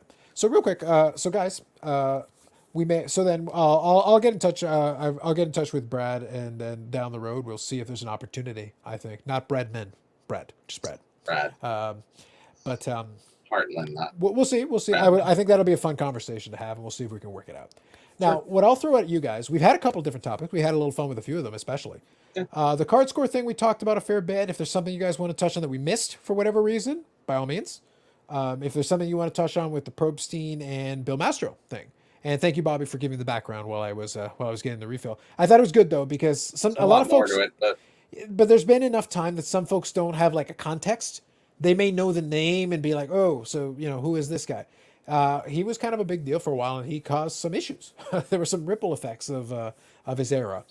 But that, and of course, Honus Wagner and a lot of things. There were a lot of things going on that caused a lot of issues during that time. So that's a bit of a thing. We also have the general topic that was, like I said, I took the example of that Mastro thing. As I said, be careful of some of the influencers who run to defend all kinds of stuff. I'm not worried about whether they're sponsored by anything. That's not a concern here. But I do think there is this weird tendency to have like a knee-jerk reaction to be like, we must protect the hobby. And I want to quickly make a statement. And you guys can certainly quote me on this and take it to whoever else, and they can argue with me until the blue in the face. The good news is they're wrong. And they're wrong because I'm Carlos. So you can take that to them. The hobby is the people and the activity. It is not the companies. It is not the individual cards. It is not the items. The hobby is people collecting the thing. That's the hobby. If eBay goes away, the hobby exists. If PWCC goes away, the hobby exists. As long as people collect the damn thing, the hobby exists. Yep. So we don't need to protect the hobby. There is nothing to protect. There's nothing to protect. That's the reason I take the approach that I take. It's not because I'm worried about one thing or another. It's that there's nothing to worry about. If the manufacturers can't produce anything new, well, then they won't produce anything new. That sucks, but it's not the end of the world. But some people may not want to collect the older stuff. That's fine. Some people may only want to collect the older stuff. That's fine. So for them, nothing changed. For the ones that only want to collect the new stuff, well, there's nothing for them. Unfortunately, that's what at some point, someone will realize that there's an audience that wants that, and then we'll start making it again. This is the cycle of the way things work. You can't be so precious about these little things, because this too shall pass. Every single part of it. If the prices never come back down, so be it. Adapt, change, or move on to something else. That's okay, because you can still be a hobbyist in a different category. You can still have an appreciation and enjoyment of it. You don't have to buy something every week, every month, every year. I've changed many times over the years. My collecting, what I collect. Yeah, but it's the act. The act is act the is still hobby. there. The participation is the hobby, and participating can be discussing it, thinking about it, and doing things. It didn't cost us a damn thing to have this conversation. We just sat here and had a conversation. We had a conversation with you. We had a conversation with each other. When Andy came on, we had a conversation with him. That's it. That's the hobby. And none of us bought a damn card the whole time we've been on here. I bought cards in the past. I will buy more cards in the future. But what I buy will change over time. The act is the hobby. That's my point. And we're not slamming anybody. We're just giving alternative views on certain things. Yeah, I just don't like the idea that there is some folks that feel the need in the spirit of quote unquote protecting the hobby to be like I said, even with the Bill Master thing, it's like we should. It's like, give him a second chance. Why? You didn't give me one compelling reason. Not one. That's not an argument. That's just you saying stuff because, or it's like, oh, just drown out all the negativity. Well, what if some of the negativity has some merit?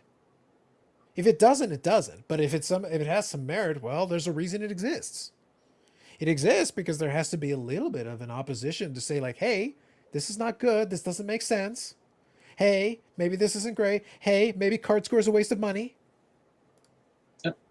And you can have a guy. I'll give you one more sentence, but the first one is, hey, maybe CardScore is a waste of money.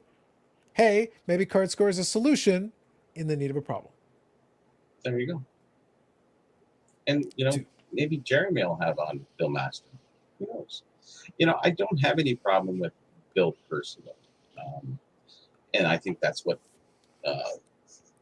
Rick was saying, too. I think that his stories will be nice addition. Sure. That's about it. If he wants to deal in cards, that's on his own. If he wants to start another company, no.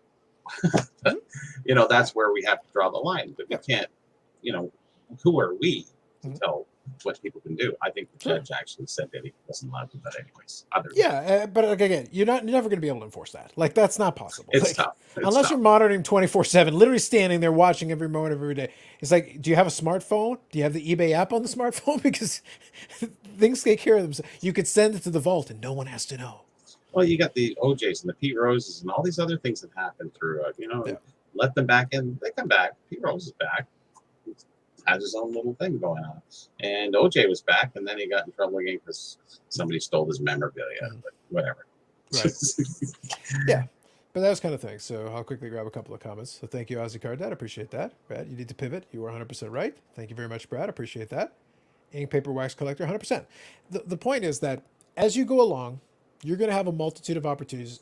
And that's why I say all those audio versions I make, I try to stick on overarching themes. I talked about seasons of the hobby. That's what I was talking about. Mm-hmm. That's what I was referring to. I'm trying to stay broad. I'm not here to prescribe to you specific things. I go, I'm trying to give you, those are me giving you something to think about.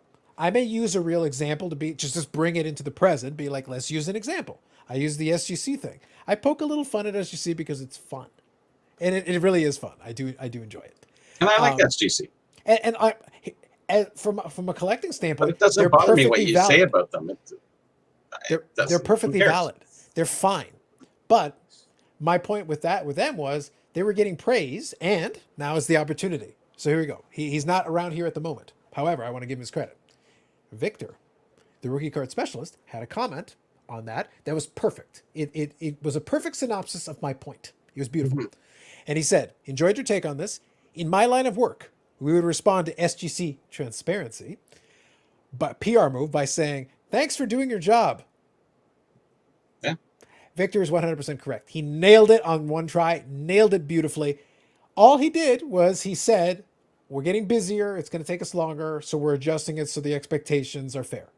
He didn't change anything, though. He's basically saying the service has gotten worse in terms of turnaround time. That's it. Yeah. Mm-hmm. Now, by the way, for good reason, they're getting busier. Understandable. I'm not blaming them for that. But it's like, we don't need to pray. Oh, man, thank you, GSGC. Your transparency is great. It's like, no, nothing changed.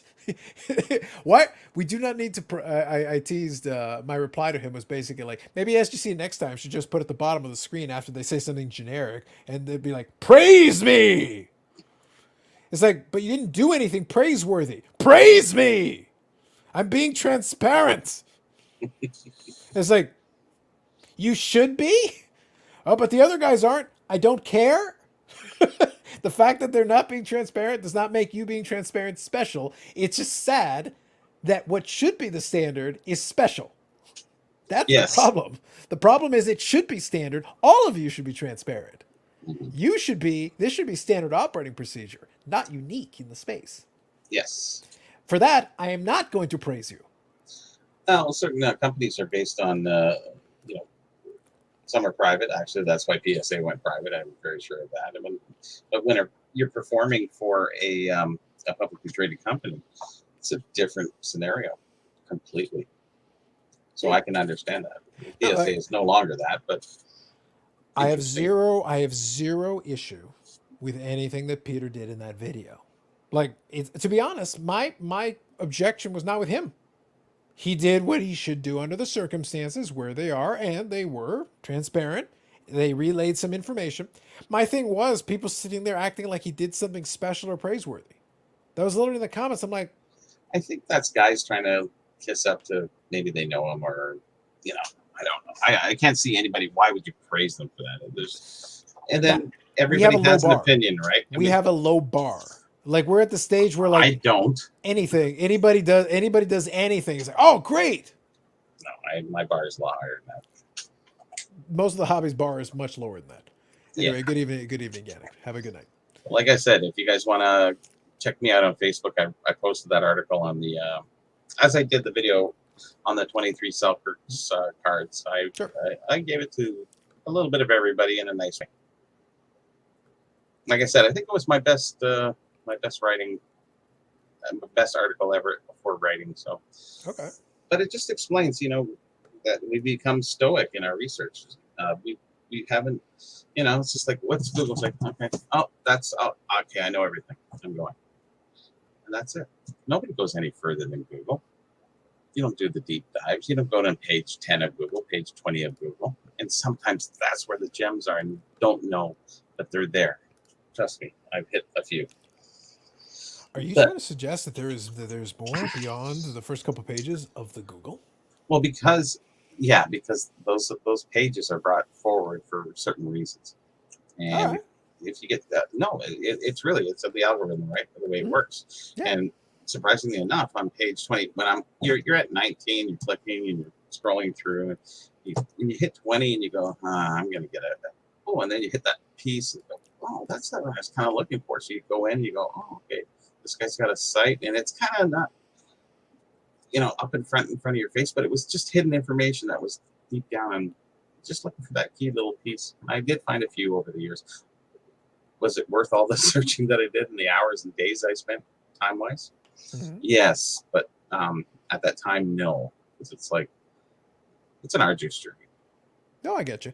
And Now, if you don't question: push the when you're envelope, doing that search, though, do you find there is some good stuff, but then also some junk kind of interspersed in between? oh, there's lots of junk. Yeah. So I'm wondering, though. Jokes aside, I'm wondering if because it's one of those things. Most of the time, my Google foo is strong in the sense that the phrasing I use will get me the result I'm looking for what I'm trying to get. But what I find interesting, Parentheses, I put it. yeah, you can use Boolean, you can use quotation. some Boolean stuff to really start to knock it down. Yeah. And then you can really get tight. You can cut out some of the excess. And then the first couple of pages really become really good because it's like you've cut out a lot of the fat. Every word will change the search Yes. thing. It's amazing. Yeah, I think One word. it's an underappreciated skill.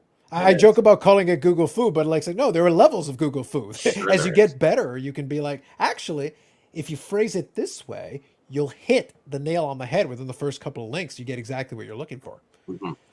So many times I fixed ridiculous things. We're like, how did you figure out how to? My Google Foo strong. It's there. I'm very high end on my Google Foo. I can get it within the first couple. This is what I'm looking for. This is the answers I seek. I find that YouTube isn't as strong that way. No, they're Google owned, but their search algorithm is not nearly as good. I would say not nearly as good. So real quick, guys, what I'm going to do, we're going to chat a little bit longer. We're not doing 6 hours tonight. Just so we're clear, we're not doing it. Said that last time. Well, last time how would we have considered it 6 hours as a possibility? Last time we hadn't done it in a while. Well, we kind of pushed the 4 hours, and then we almost got to 5. We'll say, be fair, we'll just go to 5, and then we went to 6. Fair, the last hour was because Name came on, and I wanted to chat with him. It had been a while, so I was like, no, please, let's do that. Sure, by all means. I was very pleased to be like. I never try to make it that way, but if we've got something to talk about and we're having a good chat, I'm game. I'm game. Honestly, 6 hours goes by like it's been 2 hours. Honestly. Yeah. So what I'm going to do, guys, is I'm going to do this. We'll chat a little bit here. I'll get to these comments. There's some good ones here, so I want to make sure I read them. What I'm going to do, though, is I'll offer an opportunity, but it's a brief window. I'll offer an opportunity. I'm going to put the link up. And if any of you want to pop on, you're welcome to. I will, my bouncer is in effect. I will not let just anybody come through. But if you want to pop on, you certainly can. I'll pin it so that you got it there. And while we're chatting here, if you want to give it a go, you can. Again, you don't have to use your video. You can't just be audio only, a disembodied voice. You can do that if you wish. If you don't want everybody to know your secret location in an underground bunker somewhere. So we're leaving it to you. Now, I wanted to read this. I'm going to be back. By all means. Is there anything important? No. You're good. So hope to get to see Brian Gray's speech from the summit in Vegas. I heard about this. I'm kind of curious about the contents. I did hear about this, though. I'm curious. Hobby bar is so low, we aren't limboing under it anytime soon. You are correct. Wait, you have to read past the headline. Allegedly. Was Norm Macdonald the best Canadian comedian? Interesting.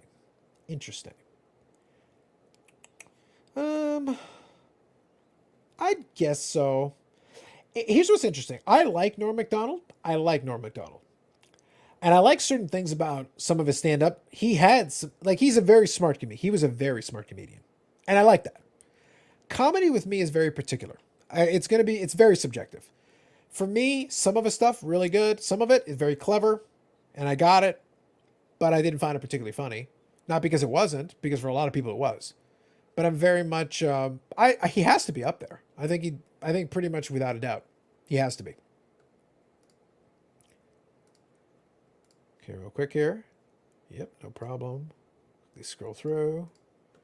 Brad, is there a platform we can view, listen to the industry summit? Yeah, I think that'd be kind of I'd be curious if anybody would actually post it, because the industry summit, and I don't know if you guys caught this a little bit. What's funny to me is if what I went through was scan a couple of different things, and I like listening to some of the stuff from Sports Card Radio, and they do tend to go too much into shtick. It is a little bit annoying, I'll grant you that. Now, of course, they like taking a very contrarian view, and they like picking apart a lot of the stuff that's going on with the industry summit. And I think Mike Stadium Sports Cards was kind of arguing with them in the chat, in the comments section, which was kind of entertaining. I did kind of enjoy, got a kick out of it. I think I'd be curious to see I'd love to get a third party opinion on the industry summit, because for me, we're in a weird space, because with the Fanatics deal, but at the same time, not in a position where we're able to say, oh, okay, so this is kind of what's going to happen. Everything's kind of up in the air. So every time, so all the stuff that came out of the summit from that perspective was like, oh yeah, no, you're the lifeblood of the hobby, blah, blah, blah, blah, blah, blah, blah, which is what you're supposed to say. That is what you're supposed to say. You're not supposed to say like, oh, by the way, our plan is to change the thing entirely. We're going to completely mess with the allocations and you're all screwed. Panic. No, you're not going to say that. Even if that's your plan, you're not going to say that. I think it's going to be a bit of a mix. I think it's going to be a change in how the allocations are done, because Fanatics has its own ways of distributing product. Why wouldn't they distribute them themselves and cut out the middleman? Is there room for a distributor in that? That's one of the things we discussed early on for the Fanatics talk. We asked, is there room for a distributor? Question mark. Do we need it? Question mark. It's kind of a tough question. I don't know the answer to that. I don't know. Well, we'll see. We'll see. What's the question? No, I'm just kind of posing the industry summit thing, because I was listening to some of the stuff coming out of it, and a lot of it was pretty much what you expect. It's kind of and my point was, I don't think anyone is going to say anything that was going to rock the boat. So I wasn't shocked that there wasn't any crazy news coming out of it. I'm like, why would you? Even if Fanatics, that's why I say it, I'm using the extreme example. Even if Fanatics' goal is, by the way, all you guys are screwed, your allocation are completely going to get messed with, and we're going to completely change this. Am I going to tell you that right now? No, I've got time. Lots of time. Because Fanatics does its own distribution. They've got their own website. They've got their own way. They could do direct to consumer and sell all their boxes and things directly and just ship them to you directly. Do I need a distributor? Hey, Carvin, what are you doing now? I'm not worried about Carvin. He'll land on his feet. He'll find something to do. Carvin's too good. But there are other people in that boat that could be screwed if that's the case, and they have to find other things to distribute and do that. By the way, there's other stuff. There are other licenses, other products, other things, whatever. Sure. They'll find a way. I'm not concerned about them right now. But I don't think you're not going to reveal your evil bond plan yet. I don't even think they have the bond plan yet. Could be. The full plan. Mr. Brad, if you are good, just give me a thumbs up. Oh, Brad's going to join us. Good. Yep. If you can hear me and see me, just let me know, and I can give me a thumbs up, and I'll bring you on. Good evening. How are you? Hey, fellas. Hey, Brad. You're up late. I can give me a thumbs up and I'll bring it. Well, you were sitting in the chat, so I was like, no, I'll put the link up there. Let's go, people. Brad, you're up late. It's funny. I'm stuck in Vegas. You were sitting in the chat. Now you do have the echo going, so you might want to kind of. You have to click off the. It's funny. I'm stuck in Vegas. Click off the live one. He's here himself. Yeah, I'll give him a second. I'll just mute you while you're playing around with the echo. As soon as it's not echoing for you anymore, just let me know. You're playing the other YouTube video. So you have to take off you have the to make video sure and the just YouTube video leave is Streamline off. on. Because if you were watching us on the other window, you might want to take that off. Because otherwise you'll hear yourself, you'll hear us, and it'll be a little bit too much going on. Yeah, so just all good. leave StreamYard and everything else gone. Yep, no worries. Because you'll be able to see us in the StreamYard window, so just let us know when you're good. All good. Leave StreamYard and everything else gone. Yep, no worries. Because you'll be able to see us in the StreamYard window, so just let us know when you're good. I can still hear myself. Hold a sec. Okay, no worries. I muted you again. You're good. Okay, so real quick, I'll scan through here. I did indeed. And we did get an answer. Fanatic speak at the summit. Apparently they did briefly.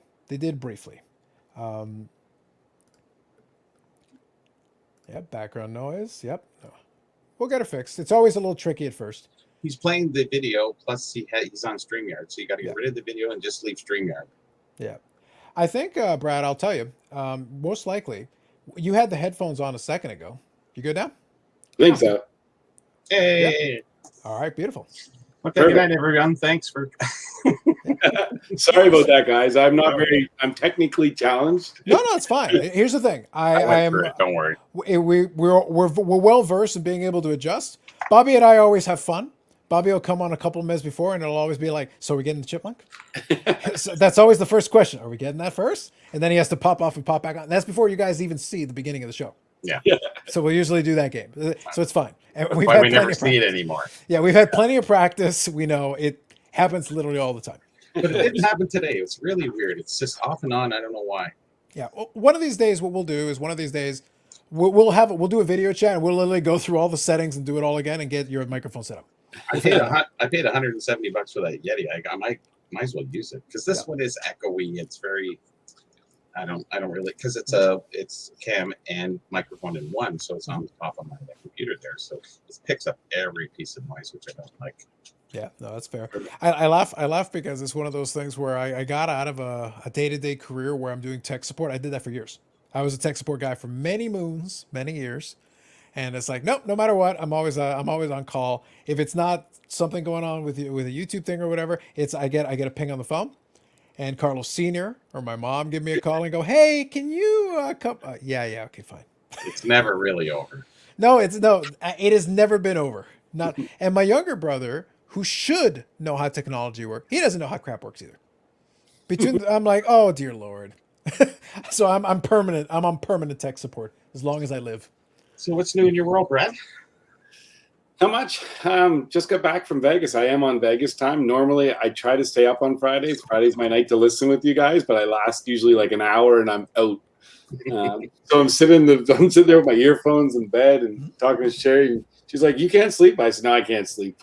Right. So once you popped that up, I said, "I got to do something. I'm losing my mind here." No, that's fair. No, that's completely fair. We appreciate it. It's funny though because I laugh because I had the most dreaded thing on a Friday. The most dreaded.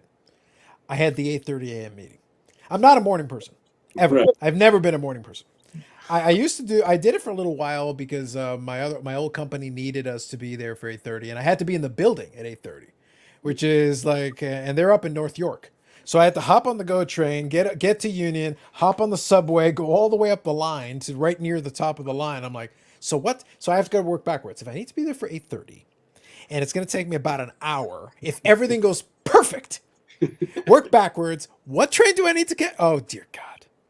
But I joke with my manager. I laugh because I said to her, I was like, this hour exists. This is even a thing. Since COVID, my commute is going from upstairs, the master bedroom, to the office. So it's like I just go down the stairs, and I'm like, 8:30. What is? It's not an unreasonable time. But I just laughed. I was like, I work on Japan time, guys. I used to work graveyard shift for you. I used to actually work graveyard shift for years. I worked 10 p.m. to 8 a.m. So I lived in a different time zone. So imagine you're leaving work at 8 in the morning and everybody is like, oh, up the day. It's like, I already did a 10-hour shift. I'm going to go buy some groceries, do some things, and then I'm going to bed and I'm hoping to be up by 7 p.m. to start for the next day. Yeah, you're coming home at 8 and having a beer. Yeah, you just have to imagine that it throws you off because you're finishing work. You've already worked 10 hours. And it would be sometimes I'd be like, just to kind of make sure that I didn't fall asleep on my feet, I would actually walk from my work over to the GO station and then go from there to head back. And I was like, it's like, oh, but isn't that a couple of miles? Like, yeah, but I needed just to be awake. Like I needed to help me finish my errands before I go to bed. So I'd be going to bed when people are like, it's the middle of the day. Not for me. It's already been a long day for me. I'm tired. So Vegas time would be good for me. How's the Vegas show? You know what? The summit was great. Very informative. A lot of stuff didn't pertain to me necessarily, but the majority of it was really good.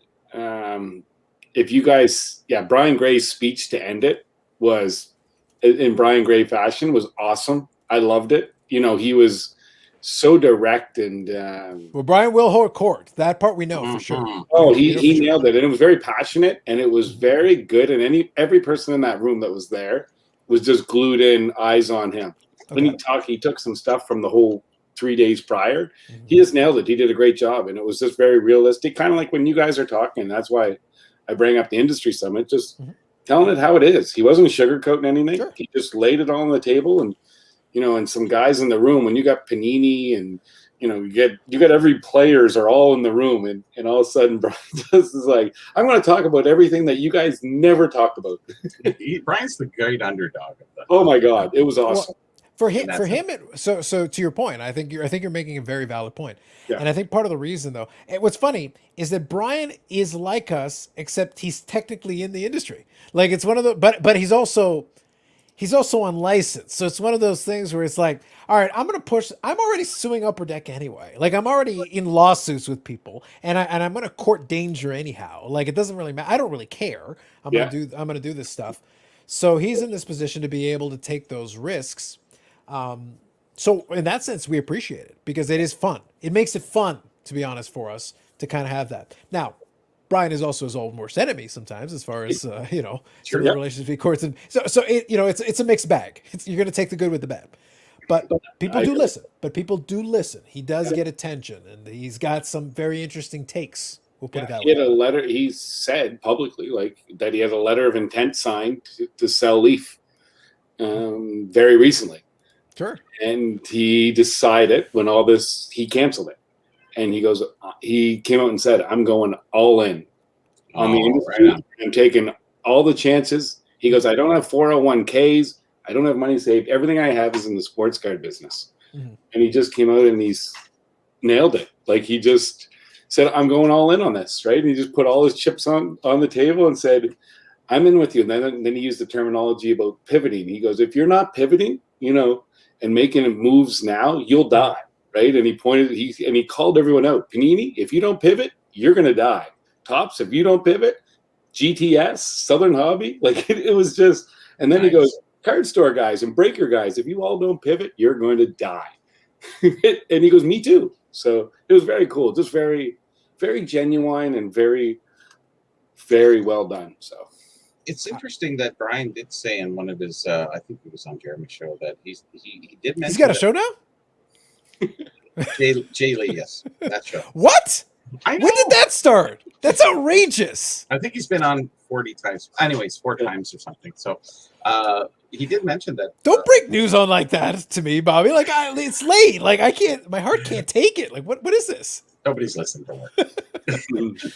He did mention that there was some that you can legally use the uniform picture of a player on there without putting the logo on the item itself. Yeah, I did hear that. I would love to hear a little bit more about the legal precedent behind it, because it's a Brian Gray area. No, nicely done. But here's the thing. I could see the challenge. Again, not a lawyer. Don't play one on TV. Don't play one on YouTube. But as a guy who likes to think logically, I could see how you could try to formulate an argument. I could see it. But at the same time, it's one of those things where trademarks are pretty powerful. It's one of those things where with the logos and things, like it becomes a bit of a weird slippery slope. Like I could see how you could mount the argument. But if I could just use, let me just use the picture with the logo on it. What's to stop me from using picture and a logo on a shirt? What's to stop me from using picture and a logo on a hat? What's to stop me from picture and a logo on all kinds of crap? And selling it unlicensed because I feel like it through my Shopify store or whatever. Yeah. It's like from the league. Now remember, the Fanatics thing, the most unique piece of the Fanatics thing is the equity of the leagues and player association in it. So they have a vested interest in being like, screw you and the horse you rode in on, Brian Gray. You want to get the retired guys and sign them to individual deals? Knock yourself out. Stay in your lane. We won't bother you. Yeah, basically. You want to do that? By all means, feel free. But for active current players and logos and things like that, if I'm if I'm the Toronto Maple Leafs and Brian Gray slaps a Toronto Maple Leaf logo on something, it's like, that belongs to us. So he's staying away from that. So what he said in the law, technically, that you're allowed to show somebody in their work clothes. And I think that's that fine line that he would probably have to go to court on it. But You would have to fight that one in court, yeah. But if he's not all in, that's what he has to do to really survive, I think, going forward.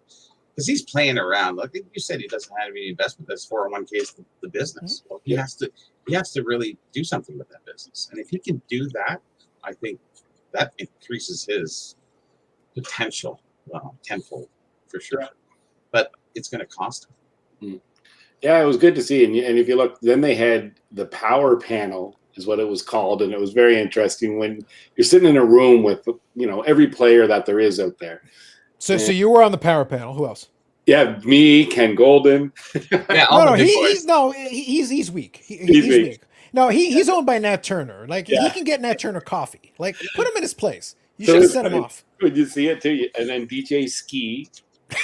And then the other guy, the guy that owns coffee and cards. His name's Dan. Okay, I can't remember his last name, but he's like a gazillionaire. He's a super ultra rich guy, but he loves. Okay. He's passionate. He loves cards. He was good, but then when Josh Luber comes in and goes on stage, and he's the guy, and every eye was just on him. Sure. Because everyone in that room, you got to think we're looking at it going, "Oh my God!" Right now, he's the Godfather. He's trying to figure out how to deal with the family business. It's like first we got to off the gray guy. Yeah. It's like just blame it on a bad chicken sandwich. Yeah. We'll deal with it. Don't worry, it'll be fine. Yeah. You know, it's fun when you said about having a non-biased opinion. Like I don't have any biased opinion towards anything. I'm very open, but I also had Sherry, my wife, and we might as well say with me.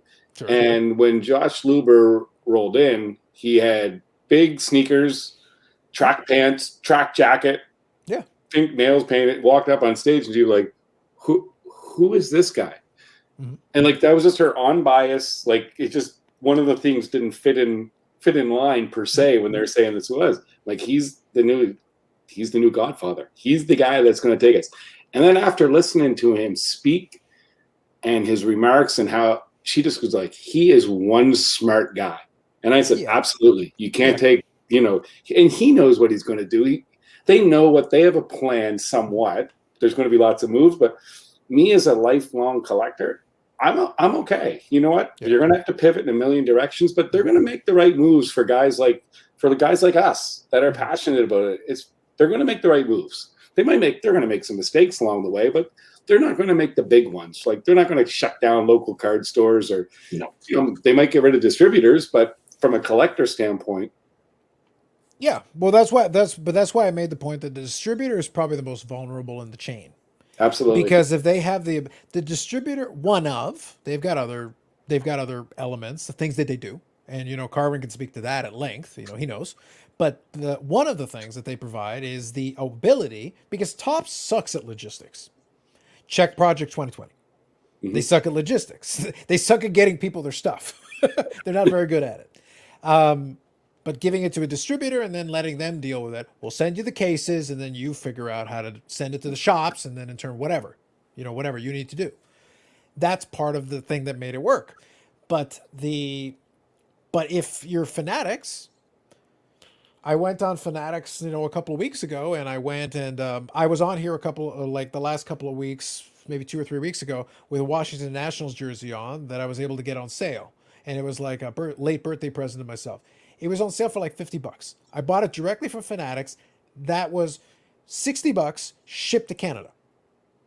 Bought it on the website on sale, got all the, got all the thing. They sent the SKU, boom, popped it in the thing, sent it to me. It was there in like 3 days. Here. Done. No I only use the late birthday present excuse. Well, if your birthday's in mid-July and you buy it in late July, it's still good. I think you were there a couple of weeks. July the 4th. Yeah. But the thing is that was easy for them. It's like they went, grabbed it right out of the SKU, grabbed it right out of the warehouse, put it in the container. Yeah, Canada, sure, whatever. Slap the label on it, send it. Done. You don't think they can do that with boxes? Easy. They've already got warehouses and things. All they do is say, we need another warehouse. Put the boxes in there. Yeah. Brad wants 5 boxes. Send him 5 boxes. Here's his 5 boxes. Bobby wants 10 boxes. I know he will. But now send him his 10 boxes. No problem. Why do we need you, distributor, again? What purpose do you serve? Yeah. No, So, it's like, true. they're going to the point, they're going to have to find their avenue. They're going to have to pivot. They will have to find some other value they can provide that will, or their products or whatever it's going to be. But what's going to be interesting, and your Josh Luber point is very valid. He is a smart guy, very smart guy. Now, he is a nouveau riche smart guy who dresses like a hobo. Now, now here's the thing. I'm not a predominantly shoe guy, but I do like having different pairs of shoes that are different color because it's fun for me. Like, but I also don't have like hundreds of pairs, so I can understand. He's a StockX guy, so like he's into the shoes and everything. I can respect it, but I'm sitting there like, sometimes you gotta dress for the position you're doing. Like once in a while, like can you pretend? Yeah. I don't need you to dress in a 3-piece suit. That's not necessary. It's not your style. Like clearly, I get it. Yeah. But it's like wear a blazer or something. Like once in a blue moon, try pretend. I think he's impressing the kids going forward. Yeah. And one of the good things too, that I mean, I'm just connecting the dots. I don't know these guys. I know their names, but I don't know them personally. I never had a conversation with them. Yep. But when you look at it, and he all of a sudden, Josh Luber says to DJ Ski that DJ Ski was the first investor he had into StockX. Right. Which was so interesting. And then DJ Ski said it was the best investment he ever made in his life. Yep. DJ Ski's with this Danny sitting next to him. I wish I could remember his last name. Again, incredibly smart, successful guy, owns cards and coffees, is opening up shops, wants to open up more and more. So they talk about, one of the things in the room was that local, LCSs might be in trouble with Fanatics. And I'm sitting there going, DJ Ski and this Dan, these 3 are they're best buddies up there. Mm-hmm. He's opening up more of these cards and coffees and breaks online and 24-hour shipping and all this. Mm-hmm. And I'm looking at it, and Josh Luber saying, DJ Ski was my first investor, was the guy that got to me where I am. And when you put the dots together, Josh Luber's all for LCSs. Like, that's not going to be part of Fanatics. They understand the importance of it. His buddies are building more of these high-end, modern, stores and breaks. So when you put it all together, it's but let me. I think I like what you're saying, and thank you for bringing that insight. I do appreciate it because we weren't in the room, but it's actually really good. Yeah. Now I have heard sentiments like yours. Now let me play devil's advocate. Let me push back for a second because I think it makes for a more interesting discussion a little bit here. I understand that concept, and I understand. I don't think they have a hostility for LCSs, but I don't think all LCSs are created equal. I think there is a survival of the fittest element of it where, like, if you're an antiquated LCS where you're banking on your old school, well, I was buddy with the Tops rep for years, we know each other, we're homies, I used to go to the industry summit and chat up, whatever, that's not going to mean anything in the world of the Josh Luber and the DJ Ski. That's not going to matter to them. They'll give you your fair shake, but they're going to look at us like, so do you have a website? No. Do you have a social media presence? No. You can have a box. Absolutely. It's like, just cut back the allocation. Like, I'm not trying to torpedo LCSs. Yeah. But Coffee and Cards has an infrastructure. They've got a thing. They're building a franchise. Card Collector 2 has built a social media following. He's got breaks. He's got grading and all that. Somebody like that, no, I'm sending him his allotment. Yeah. He's getting his full whatever he asks. I'll get him his stuff. I'll get so-and-so their stuff. I'll get this one his stuff. This person who's got a YouTube channel and 50,000 subscribers, yeah, I'll get your stuff. Mojo Breaks, I'll get you your stuff. Not everybody's going to get their stuff. You nailed it, 100%. Yeah. Or you're dead on, right? If you don't evolve to that, like we're building a brand new shop here in Halifax right now that's going to open in about 6 weeks. Very cool. So, had a store for 30 years. This is not a self-promotion. Just listen. Just to be clear, Brad, to be clear, there are 2 conditions under which I will accept shameless self-promotion. So number 1, if we can all acknowledge our future Fanatics overlords, I will accept that check. Okay. I will take it right now. I know they're good for it. So listen, I will sell out so hard. Y'all, I will sell out so hard to our Fanatics overlords. Not even a question. Second, Brad, you get in, but listen, you're over there in Nova Scotia. Listen, Back in the university days, the Alexander Keith's India Pale Ale was the standard. I expect to see some cases sent this way, is all I'm saying to you. Then you can promote whatever the hell you want. That's so good. Okay, good. It's all in the open now. We're good. Yeah. Listen, I have no shame on that. Yeah. There was zero shame. Zero shame here. None. Go ahead. You were saying you're going to build out the store. Yep. Yeah, so it's brand, but and now it's we're building a 3,500 square foot modern, with all the like bells and whistles, a hangout place. You know what I mean? Fridges and beer in the fridge all the time for customers. A break area, like really modern. But that's what you have to do now. You can't. I love going into a dark, dingy hole, going through boxes, finding stuff. I love that. But the new collectors, they don't like that. There was a time and a place. I don't know if I would like it now as much. Yeah, like there was a time. Yeah. There is a nostalgia to it. Like there was a moment in time where it was fun. By the way, I want to acknowledge Hockey Guy. He understood where I was going with this. Yeah, it's like people only do things because they get paid, and that's really sad. Listen, I work for the top 5 Canadian banks, and my salary is the highest it's ever been. I don't get paid that much. If I get that Fanatics check, that bag, we're done. we're done. Well, I think that's where the LCSs come in. Is Fanatics has a lot of equipment, has a lot of bats, a lot. So there might be a bigger order form that you might take and go, hey, while you're getting 6 cases of this, we have a special promotion going on. Yeah. Blah blah blah. Yeah. More for kind your of store. playing into what Brad's saying as well. So playing into that as well. One of the key elements, and it was brought up on a couple of the different podcasts. So I want to give him some credit. When the Fanatics starts doing its thing, one of the areas that they have really strong ties into is that they've now starting to manage and run a lot of those stores in U.S. colleges in the stadiums. So the swag merchandise stands are owned by Fanatics. They've taken over like providing the stuff for it. So they sell it and they basically operate it for the universities. Well, you could stick some cards in there. That's really easy to do. Another distribution channel doesn't exist today. Another way of getting the product out there. Oh, you want some Ohio State? We got Ohio State cards, some Ohio State alumni and stuff. Like, hey, you can buy some of this stuff here. It's right here. Blasters and boxes and all kinds of fun stuff right there in the concession. That'd be kind of interesting. Because they're already there. They don't have to work that hard. They already have the floor space inside the stadium. Oh, I'm already in football mode. I'm here to, cheer on Michigan or Ohio State or whatever it's going to be. Hey, let me grab a blaster while I'm here. What the hell? I collect cards too. That's cool. Make it easy. Make it convenient. Big, so make it easy. Make it convenient. Why? But it makes all the sense in the world. But then we're back to originally. The dingy, dark, sports card shop at the heyday was fun. I was there. That's why I say, like, the one advantage of it is that I've been at this for 31 uninterrupted years. I was there during that time period. Mm-hmm. But I don't need to go back there again. This is always the thing with me in nostalgia. I can appreciate it. I enjoy it. I have my memories. I don't need to go back there. I actually don't mind the present. I enjoy the present. Mm-hmm. I'm here. Plus, I know all the things that I learned along the way to get to here. So it's one of those things where I just look at, I'm the best version of me that has ever existed because I know more stuff. I'm a lot smarter than that guy 10 years ago or 20 years ago. I have a big advantage that he doesn't have.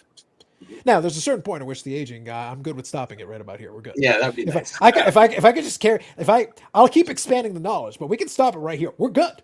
We're good. But not everybody gets that luxury. But the point is, I'm still a better version of myself now than I was 10 or 15 or 20 years ago. Plus, I have all that additional experience. I have absorbed and followed all that information, and we're only getting better. Well, the thing has to evolve too. The business model has to evolve too. It has to. What Brad's discussing, a lot of it is what Kentucky Sports Card is doing with their thing in Kentucky. They're making it a destination. It's a hangout. Yeah, it's a card shop, but hey, while you're here, hey, we got the game on. We might have a beers available, a tap here. Hey, you want to hang out and watch the game a bit? Yeah. Dare we live the dream? Dare we live the dream? Yeah. But that's what you want. But that's what you want, though. That environment means there's good reason for you to hang out. And what Card Collector 2 did is he put the tables in there. They got the boxes. You can grab the box, put it on the table, and start sorting through it while you're hanging out. You and your friends can be there. You got your box of stuff. I'm sorting through this, looking for, hey, I found this cool card, blah, blah, blah. You're starting to build up a stack. You take it over and pay for it. Maybe you buy a blaster or box on your way out the door and buy a Card Collector 2 shirt because he's got merch. Trade night works out really well for him because he has everybody in the same space. Who's not going to buy a box? Who's not going to? It's smart. It's great. very smart. You've built so many avenues to promote. Card Collector 2 isn't just a card shop. A card shop cannot sell you shirts. Yeah. They cannot sell you hats. They cannot sell you hoodies because no one cares. Yeah. The best card shop experience I ever had, we talked about it before, was Legends of the Game here in Toronto. Yeah. They didn't have shirts and hats and stuff, but it was an amazing shop. It was a beautiful shop. They did The it at the designs- end. Yeah. Yeah. But they couldn't have sold a shirt. Would you have bought a Legends of the Game shirt? No. It was a I cool remember going in there. That was Yeah. like in 1990, and Yes. Me too. boxes stacked up. Yes. And Don Ross and Score and stuff that I just couldn't see or I didn't see. Yes. I just go, give it to me. Give me as much as I possibly could take. That was a big space too. They were ahead of their time. Ironically, they would They do were. better with that design today Mhm. than they did back then because we knew it was special because it stood out. It was very different. But it was also in downtown Toronto in like the most expensive high rent district. Yeah. Not a good place for sustainability. But concept wise, they had a great concept. Well, with the dome being down right there, it was really good for them. Yeah. So you'd kind of go eat at Don Cherry's or Wayne Gretzky's and go to the card shop and then go see a game. It was just kind of perfect, really. Yeah, when the Jays were drawing 4 million, it's a lot easier When to it pull was, that yeah. off. Yeah, it gets a little tougher after. They also had TV City down the street from that for a while, and which was a nice spot to grab some food. Not that I did, once in a while. I may Sure. have. That's good. Don't sell a shore hockey guy. I'm not settling for swag. I want the check. We're securing the bag, my man. We're securing the bag. Look, Bobby Burrell. Bobby Burrell has many yen. Do you have any idea how many yen I have to pay this man? Psh. Keep me We, on his we side. can't settle for swag. Bobby Burrell will not settle for Fanatics swag. How dare you? I don't think I own anything Fanatics except a little Depending mini when you bought jersey. that, depending when you bought that hat, Bobby, it's probably Yeah. Fanatics as well. You Because might they not- sell pretty much everything. All the NHL, the MLB, the NBA, all of them are Fanatics now. It probably is. Yeah, so it's if not them, it's basically through their store indirectly from wherever You're you got it gonna from. make me check, right? Yeah, it's still going to be whatever brand it's going to be. Like I'm confident in that, but I don't know. More than likely, it was distributed through them. No, it's fan zone or something. Yeah, and more than likely a subsidiary. They got a lot. Of Probably, yeah. yeah. So name says Oregon merchandise. Hey, name. You never know. You never know. But it's one of those. I don't have a problem with it because, like I said, I don't mind evolving with the times. It's the same thing. It goes the same thing with the technology side. I have some nostalgia for the old Tandy computer that I started with because that's what I started with. But it's a piece of crap. It's a glorified calculator. This thing has about 57,000 times more power than that $3,000 computer I started with in 1989. That is We're not nostalgic even to you. talking. This thing laughs in the face of that Tandy. It did the best it could, but it's not on this level. And that's just this thing. Like Those Tandys are collectible now. they are actually. Yeah, still have it in the original box. Wada will grade it for you. Oh, Waddle will probably grade. Waddle will probably grade the room at this point. They're like, whatever, we'll do whatever it works. They will too. Retain the room from 1989. Yeah, or you can get the 1992 version, and you get my Pat Borders autograph from the World Series. You can have that. Nice. Yeah, but can your phone be a doorstop? Not this model, but a couple of them can. Well, you got the folds now and all that coming up too. That's why I say like. I can keep a foot in the past because I have my memories. The foot in the past is the memories. But I don't mind living in the present because the present is where we are. Like you want to spend all your time in the past, by all means, the present's still going. So it's going to pass you if that's what you want to do.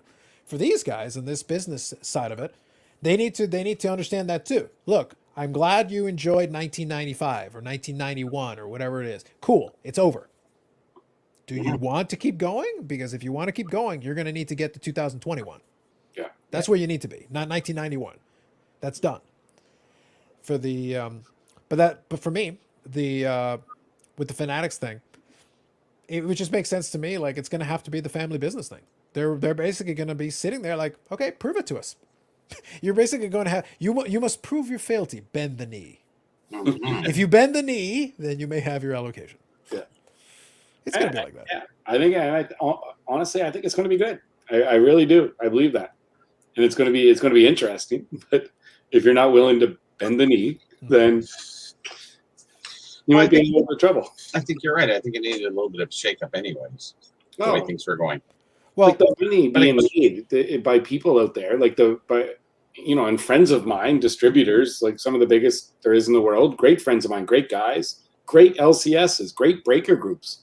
But the money being made from manufacturer to end consumer and that money in between is just, it's astronomical. Like we talked about, there's guys that made millions and millions of dollars in the last 2 years. And it's just, it really is. So from the hobby standpoint, somehow if that manufacturer to end user can shrink, it's greater for the long term of the hobby.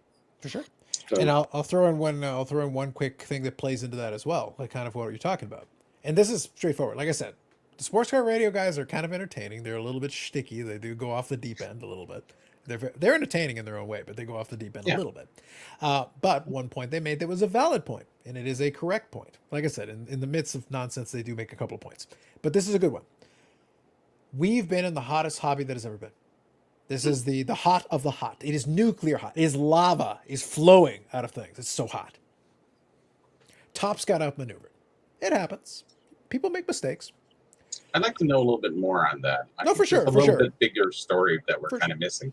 No, for sure. But for the moment, let's just take it as surface value. Topps has been somehow outmaneuvered. Whatever the case may be. They've been outmaneuvered in some way. Here's the thing. Even with understanding and acknowledging that, let us not forget something very important.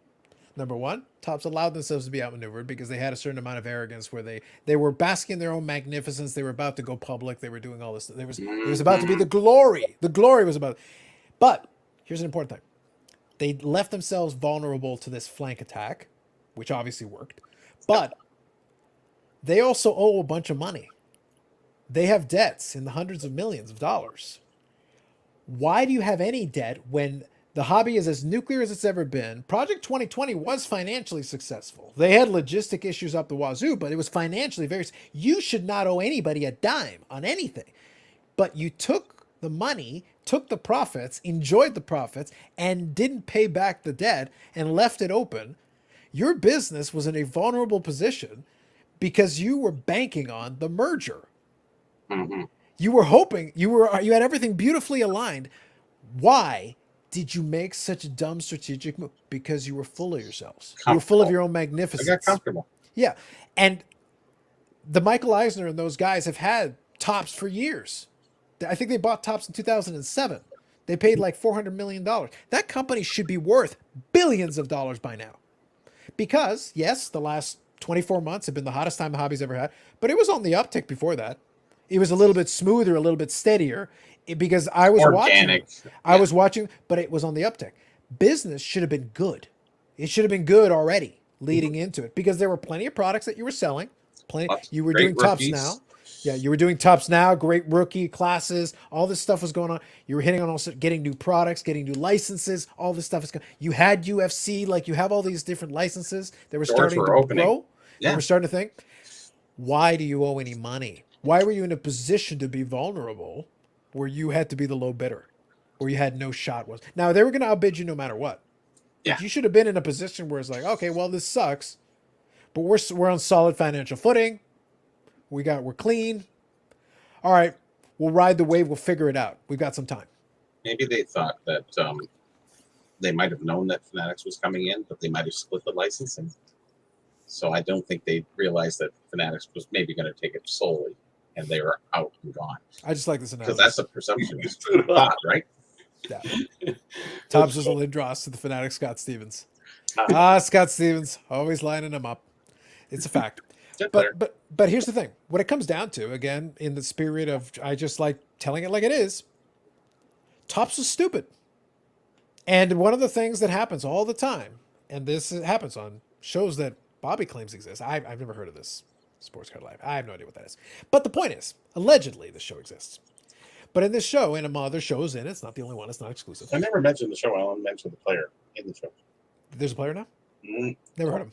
Anyway, the point is that on these places where presumed people talk, the point is that people get credit for being rich. Just because you made money in something doesn't actually mean you're smart. It means you're good at a certain thing. It means you're good at whatever that is. You could be a good businessman in one category, enter into another business, and suck. Because you're not, it's not sound business principle, is that you happen to be really good at this one. I'm not going to give you credit for being good at all business. That isn't usually the way it works. Some people are, There's but a lot very of old few. money in there too. There are very few that are legitimately good at all businesses because they've got the fundamentals down. Sometimes you go in and you leverage is kind of your crutch. You think, oh, well, just borrow money against this and do this. And if you're borrowing money, in theory, it's to do something that is going to expand your business and make you bigger and stronger. That's what leverage is supposed to be for. That's what you're supposed to be using it for. As a business, you can. But if you didn't, if your business didn't grow exponentially to the point that now you're getting the revenues to completely offset it, then you actually kind of suck at business. You actually deserve to go out of business because you're stupid. Tops was stupid. They probably took on like a 50-year mortgage and figured, oh, okay, the next, this length of time that we can pay this off is predicted, and say, okay, we're going to amortize it, not knowing that their licensing is in jeopardy. Sure. And then But if you're borrowing the money, though, the idea is to buy something that'll be usable. I Buy think something that generates revenue for you. Buy something that'll actually help you as you go along. Because in theory, yes, you could amortize it, the debt. You can totally do that. But if I'm going to borrow money right now, it's going to be to buy an investment property. If I'm going to borrow money right now, it's going to be to start a business. If I'm going to borrow the idea is I'm trying to build something that can then generate some revenue for me to then allow me to pay off that thing and then build off of that. I'm using the leverage to build something. If I'm just using the leverage to be like, yeah, I'll just pay for some stuff and I'll give myself a bigger bonus this year. That isn't what the leverage is supposed to be for. it's funny. I heard I forget who. I should really write these down because there's too many people out there blogging. This one guy who writes for antique magazines and what have you. He's got quite a few hits and what have you. Is this reserved investments, Sean? Pretty straight-laced kind of guy. I can't remember. I can go back through my history and find it. But any which way, Sure. He was saying this is the worst time. Don't get an LCS. Don't do that. And I'm listening to him going, really? Do you not see the market? He's taking it from an old, because he's been writing for, 25, 30 years doing antique magazines and collectibles, and he knows this. And I'm sitting there going, I don't think you're totally right. And, it's just my opinion. And I think it's a bad time for certain people to be doing LCSs. Yes, I think if you're coming in, if you do not have the understanding of how this business sort of works, and you don't have the vision, you basically have to be going with. So here's your plug, Brad. You have to be going with basically what Brad's doing. Basically, you have to be you need a destination. You need to understand that you're trying to be. I want you to come here, to be here and see this and visit. And while you're here, let me sell you some product. And Brad, you're doing the double down with the PSA, right? So, Yep. right? So Yeah. it's you have working money in this space. Yeah. That's coming in, out, and it's going to come to you regardless, Yeah. whether it goes to your house or it goes to the LCF. You're going to have it going there. So you already have that added there. You add the other things in there, and it makes it successful. In business you can't parlance is what we talked about. It's another vertical. It is. The for cards and that product is one vertical. Yes, that's part of it. And If that's you're the smart, angle. Yeah, if you're smart, we do online sales. There's another vertical. Good. In-house traffic is great. eBay money spends too, or whatever the case is going to be. Instagram sales, auctions, Got a personal auction, computer. whatever. You're at the work. Use it. It's another vertical. Again, we're using the Card Collector 2 model. Yeah. If you get to the point where you become known in your own, the Kentucky Roadshow card thing, they become a brand. Yeah. Well, brands can sell merch. Oh, how did you guys sell shirt? Because they're a brand. Brands can sell merchandise. Card shops can't. Brands, though, can. And the card shop can be part of that brand, but the card shop can't sell shit except product. But brands can sell anything you want. They can sell cup holders. They can sell mugs. Yeah, you need all those different revenue streams in order to be successful. And if you think you don't, you're in trouble. If you're basing opening a shop or your current shop and you're basing it on your allocations, goodbye. Yeah. That's But if you don't do these little things, like again, being same as you guys, since I was 14, I had my first store. If you look, we do all the little things. Like I price up dollar cards and $2 cards. I spend the time to do it because that's a revenue stream. It is. We've got 200 auctions ended on eBay this week. That's a revenue stream. Do you think I don't want to? Monday morning, I got to mail out 200 packages of cards, 20 to $100, but that's a revenue stream. Yeah. You know, the high end stuff. You know what? We send to the auction houses in the Yeah. U.S. to sell them. Sure. That's another revenue stream. It's the comics in the store. It's the singles. It's the supplies. It's all these revenue streams. And if you think that you can live off just one or two of those, it's not going to happen, right? You got to be diverse, and you got to have as many streams as you can. You got to utilize. It's kind of like, there's an analogy. Someone told me this a long time ago, years ago, but it's like when you go to an old school meat market, in comes the cow. You know what? They just don't take out the prime rib and everything else. Cut up use every ounce, everything that's available. Yes. That's the same thing as any shop or any retail business, but especially in the cards. Like I always get a crack out. The guys come in and spend $150 in a box. They take out the 8 cards, they open it up, and they leave the base cards. Mm-hmm. Thank I'm you. like, what are you doing?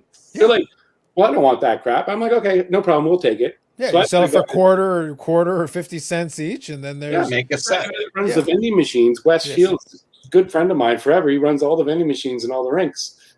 He pays $40 for a 3200. So about every 2 months he comes in, gives me $600. He takes whatever boxes or $700 these boxes, and that's 100% pure profit. That guys just leave it behind. So I try to explain to the young guys now. I'm like, take your base cards, build them up. Well, what will I do with them? Bring them back in and get you $40 for a 3200 count. Really? Yeah. You know what I mean? all those things where you're basically touching on is and this is where, like I said, I generally don't give praise because it's not my nature to do so. I give praise though where I think it's warranted and where I think it's worthy. Where I've given Carter Collector 2 Ryan, that guy, a lot of credit. He's showing you the model. It's on the video. All you got to do is look. It's in front of your face. He's not telling you explicitly, do this, do this, do this. It's like, but just look at what he's doing. He's doing what Brad said. When he goes to the card show, he goes to the dollar box and starts going through. He starts looking for $5 cards or $10 cards in the dollar box. And then he tries to talk down the bulk price to get him a little bit cheaper. Because then when he goes to his shop and puts them in his box, he'll price them at $5. He'll still give somebody a deal, but he paid 80 cents and sells it for $3.50. Do this enough times. That's a revenue stream. It's dirty business. It's getting in the muck, getting your hands dirty and having to do. This is labor. This is labor. You gotta put in the work. You might need a back massage after it from leaning over so long. But whatever you got to do to keep yourself upright and make it work, you do it, because that's those boring little deals. It's like, oh, who cares about that? And then he'll buy out the box or he'll buy out the case from somebody at a flat rate, and then make 50 cents or $1 a card. It's funny. There's at the Las Vegas card show, when I rolled in, I'm like, all right, I'm prepared to buy whatever I can possibly buy for the shop. Yeah. Do a lap around, and I'm like, I don't think I'm going to buy anything. Like, I really was in that. Prices were high. There was just not a lot of stuff. I go over to a card, and it's funny. I bring them all the way back. We talk about it, but this guy had you can't really tell in the picture, but $2 slabs. Okay. For $2. And the first one's a Tim Raines rookie, a PSA 6. Sure. There was a bunch of them and some 77 tops. And I'm like, sorry, I bought 60 of them. Yeah. So I said to Sherry, she was like, what'd you buy? I said, yeah, I bought 60 cards. The guy actually gave them to me for $100 for the 60 cards that I took. And she's like, anything good? I'm like, no. I said, but I know those are $8 each at the store instantly. Yes. So you just do the math, and it's like, just like Ryan said, I'm like, that's $480. That pays for our dinners for the next 3 nights. Like, where's the money? Maybe more, because now PSA, you won't be able to grade for under $30, $40 or whenever it comes back. So those cards are actually went up by default. So you actually did twice as much. There you go. Yeah. Well, at this point, even the jokes aside, at this point, the melt value on the plastic might be worth more than what you paid for the individual. Like, just sell the plastic in bulk. Right. But it's like, but this is the reality, is that, yes, I understood that for them at that point, it's like, oh, get rid of this stuff. Yeah. But it's like, no, it's what I said. It's dirty business. Yeah. It's not the glamorous part. This isn't the big, oh man, this isn't the big deal. But turning a buck or 75 cents into $5 or $6, rinse and repeat. Absolutely. That's how the lights stay on in the house and in the store. That's how this works. It's not fun, but it's how you do it. The thing about Ryan too I like that you preach on him, and I met him at the National for the first time. I watched when he was building his store for the videos, and I really walked around. I was there the entire time, and in life, you always give credit to. I give credit to the guys that are willing to put the work in. Sure. That guy, who I didn't say that I was overly impressed. I liked his videos, but I was like, I don't know about this guy. I just wasn't sure on him. Mm-hmm. Then I watched him, and he was the first guy there at the morning. He was at his booth the whole time. He shook hands, took pictures. Yes. He answered every question, from 7 in the morning till 8 at night. Then he did the trade night, and he was still the first guy back at his booth. So I talked to him at the industry summit again. I just said, honestly, I love people that are successful, and you're successful because you put the work in.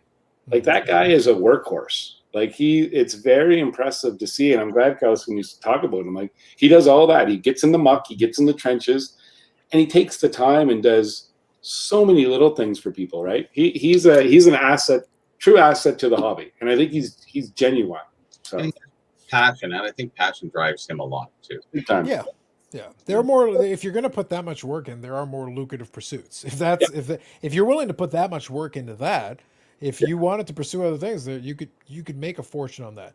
But as it is, he's built a successful doing all those verticals. And now, let's get to my favorite vertical, because we got all those verticals, right? Yep. Content is a vertical. The videos, that's a vertical. Everybody the knows. podcast, that's a vertical, because he's not just Guy from Card Collector 2, he's Ryan from Card Collector 2. Yeah. His name is becoming a brand. Yes.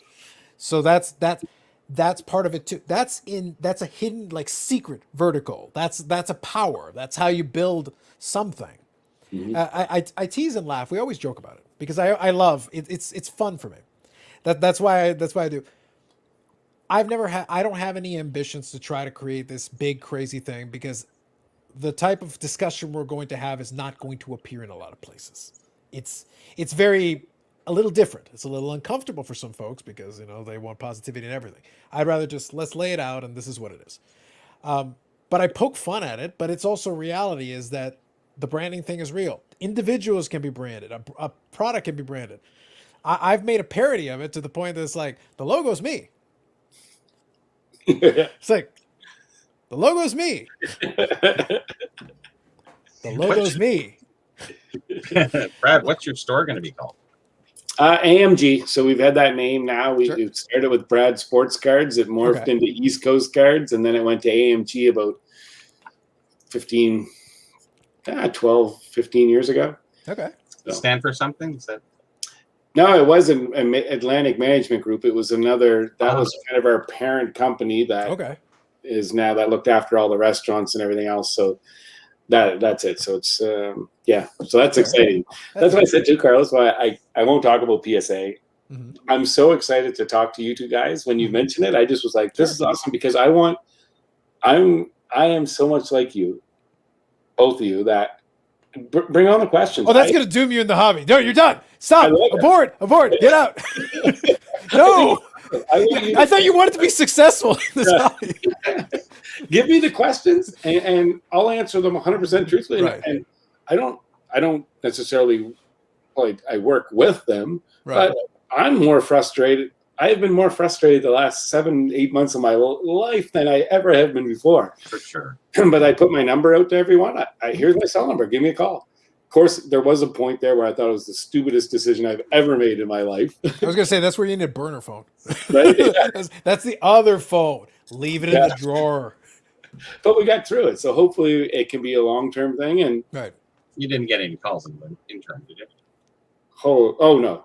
I don't think it's not even looking at it now. I'm sure I didn't. Right.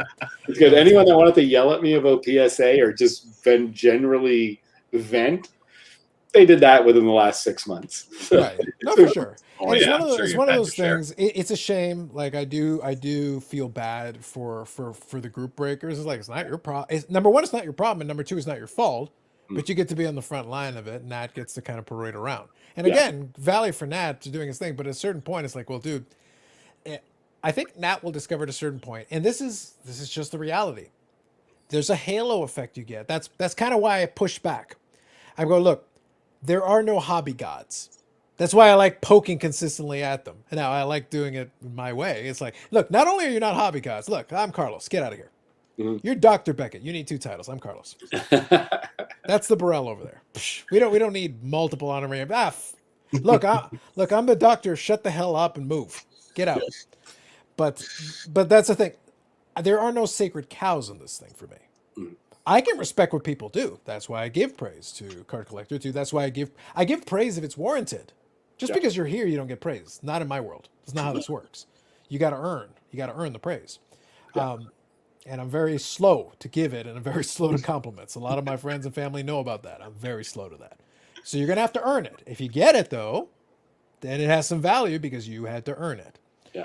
But here's kind of the question I would present to you, because you are building up the store, you are doing that, and that's great. And we'll definitely pick your brain on a lot of this stuff, because there is that group grading aspect of it is a very interesting area, because it's going to be an interesting area, especially now as PSA's got to figure out whatever they're going to do. I think they're going to add another tier, and we'll kind of move our way back down, but I don't think we'll ever get back all the way down.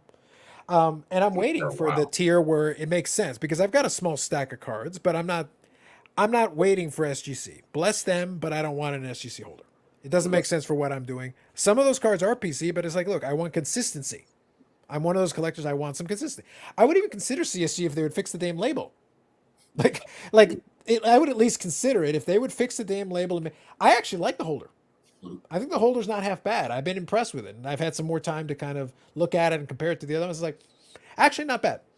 Fix the damn label and we'll talk, because I don't mind it. And I don't mind waiting a couple months for a PC card. It can sit there for a while. I'll wait. I'll forget about it, and then one day I'll get a box in the mail. Oh, that's cool. Great. Awesome. I'm not in a hurry. I'm not an impatient man when it comes to stuff like that. Here's my question to you. That will be part of it. You'll have the store. You'll design it. Are you guys thinking at all about that other vertical, though? The hidden vertical. It doesn't have to be Brad, the brand, but the store itself. Like, here's what I'm thinking. And I'm just pitching this to you, and we're having a conversation. Forget the chats here. We're just giving you a business consultation. But here's what I'm thinking, though. Being out on the East Coast, that in itself kind of puts you in your own demographic and your own group. The whole country is represented. We've got West Coast. We've got, Ontario and Quebec always get a lot of play. But the East Coast, you guys got your own niche just going on as well. But it's one of those things where, given that it's Canada and given that we're niched out, it would make sense to me if you could figure out a way that it would work for you, is to start developing your own little piece of content. It's AMG, right? AM? Yeah. Yeah. Have an AMG podcast. Yeah. Have an AMG something like it. No, but I'm just make it up. Whatever makes sense for you. But the idea isn't to completely replicate the idea. The idea is to let people know who the hell you are. Yeah. Let them listen to you.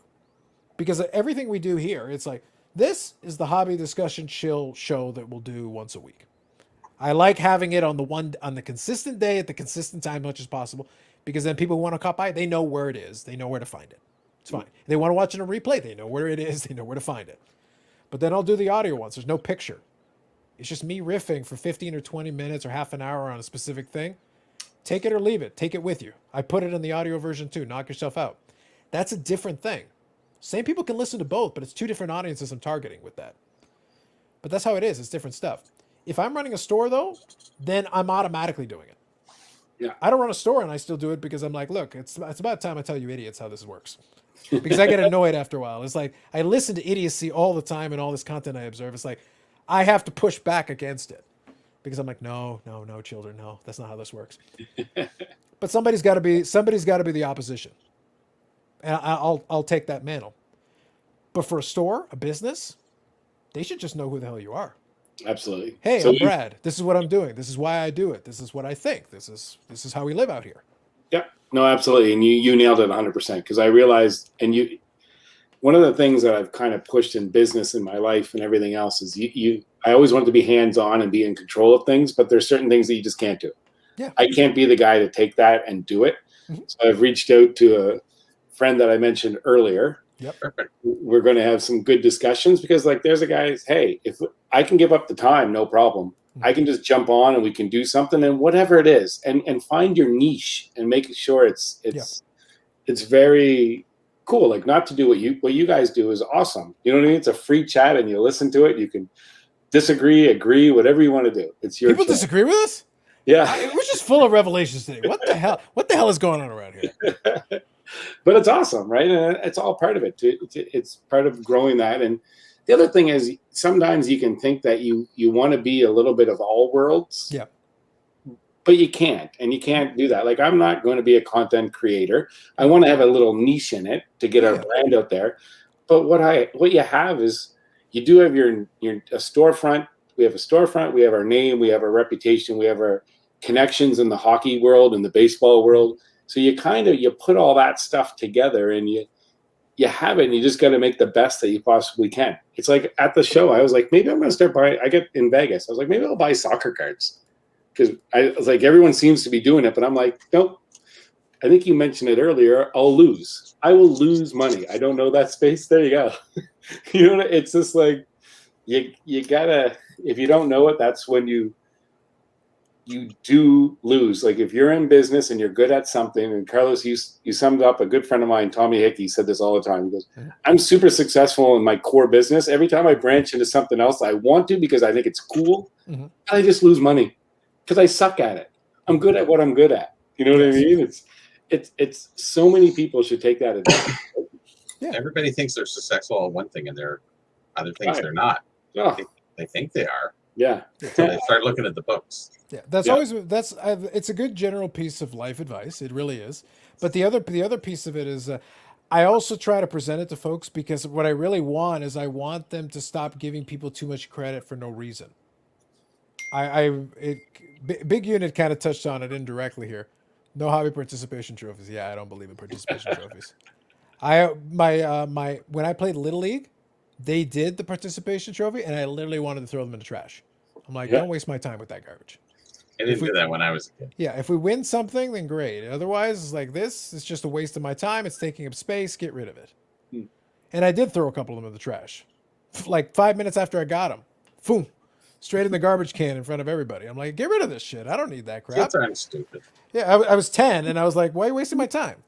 Yeah. I have one that we had 1 year where we won the consolation champion because most of the teams that we had sucked because it was designed for the people that ran it. Their kid always had the pick of the litter on teams. So certain teams were always stacked. We knew that. So the 1 year we won a consolation championship and beat one of those teams, that was earned. That's the only one that stayed because it's like we had to fight for that one, and we actually had to win, and we found a way, and that was worth 100 of those participation trophies. It wasn't the big championship because we weren't good enough to get there, but we got as close as we could. It was something. But that's how you do it. But the problem is that we have folks in the hobby who immediately say, you are successful at this, therefore you will certainly be good at this other thing. No, that isn't how that works. Yeah. That isn't necessarily true. Nat Turner is a good businessman. Doesn't mean he's going to run PSA well. Doesn't mean he's going to run Collectors Universe. It doesn't mean he's not. But he was a great player. Was he a good coach? Yeah. Being a collector doesn't automatically mean you're going to be able to run a hobby-related business well. Absolutely. Having passion for it doesn't automatically mean you're going to know how to do it because there's still certain issues. One thing that we haven't yet seen, and we'll find out if it's true, does Nat Turner have the ruthlessness to kill his precious if it's required? Are you willing to kill some of the idea? You come in with a certain idea what you want to do.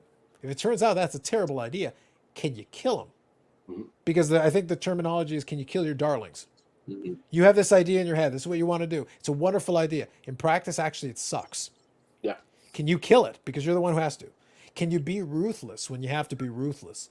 Oh, this guy's been here for 20 years. Yeah, but he actually sucks at his job. Can you fire his ass and send him out? Yeah. Somebody's got to do that. Somebody's got to be that guy. Yeah. I don't know who it is, but do they have that person? They're finding a way. They've got resources. Resources isn't the problem. But his partners, including, I think it's Steve Cohen. Steve Cohen's a bastard. He'll do what needs to be done. He'll actually slit somebody's throat if he needs to. People forget about that. Like, it's not just, again, when I speak about PSA, it's just my own opinions. It's nothing that I was never told anything, but it's my own opinions on it. When you look, Steve Cohen is the Wolf of Wall Street. You know, like, this guy is, they paid $1 billion. They got to hit these targets. They got to be profitable. They got to pay that. They want that money back. You know what I mean? It's going to happen. They'll be as ruthless as they have to be. And I think all these great things, expansion, I think it's personally a terrible idea for now. Got to figure out your own house before you start building another house. That was kind of my. True. I think one expansion is a good idea in one area, and they can do that. But I think global, I just think that's a bad idea. And we can talk about that more when you can put me on the spot with all the PSA questions. Sure. It's very interesting, and it's going to be like, I don't think there's going to be a card graded at PSA for under $100 for a long time, like That's a right. long time. Just my thoughts. Yeah. When you seen Jeremy, the president of Beckett, got up and spoke, and he was I don't want to say impressive. He was good. But did he realize that he was giving beautiful cannon fodder? Did he realize that he was about to doom himself to No. endless mockery for me? 100%. He's how he said things. Yeah. Like when he goes, it's going to be, if we never graded a card, like we trip over things at the office, he said, if we never grade a card for the next year, we still have a backlog. And then he goes, it's probably going to be 2 to 5, I don't know, maybe 5 years till we deal with it. I went, oh my God. See, that's Beckett. Brad. Hold on. Everyone, stop everything. Stop all the things. Everyone, just please stop. This is what I wanted. Oh yeah. No, hold on. Got it. Please continue. The shark. The shark is. This is what this. You gave him The chum. Schadenfreude meter just went off like DEFCON 1 in my Schadenfreude. So Booth back here just went off. somebody wrote about it or has.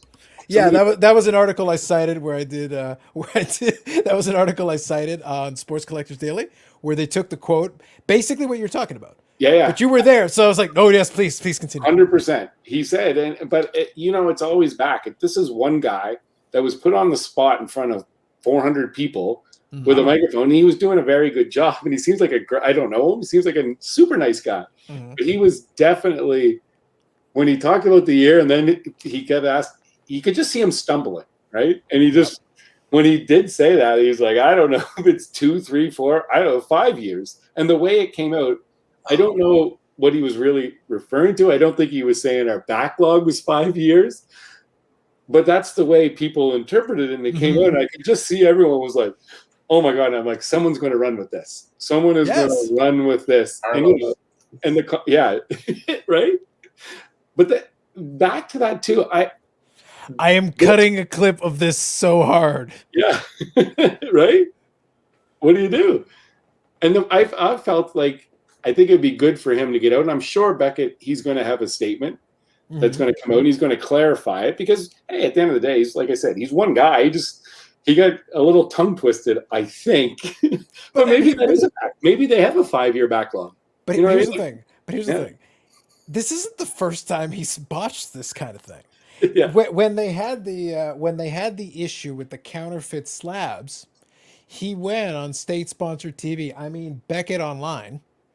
He went on the state channel, Pravda, and then went on there. And even on Pravda, he struggled to explain, because the co-host, the other guy, I think Eric or whatever his name is, who's been there for years, he's asking him like an easy, like this is layup question. At a certain point, I'm like, did you guys discuss this ahead of time? Because you should discuss it. Here's my advice to Beckett. Hold on, allow me to give some free business advice to Beckett. From now on, you hire a PR firm. You hire someone whose job it is to do this, and you run everything by them. From now on, you pre-record all your comments and you let them edit it down, because whatever you're saying is clearly the wrong thing all the time.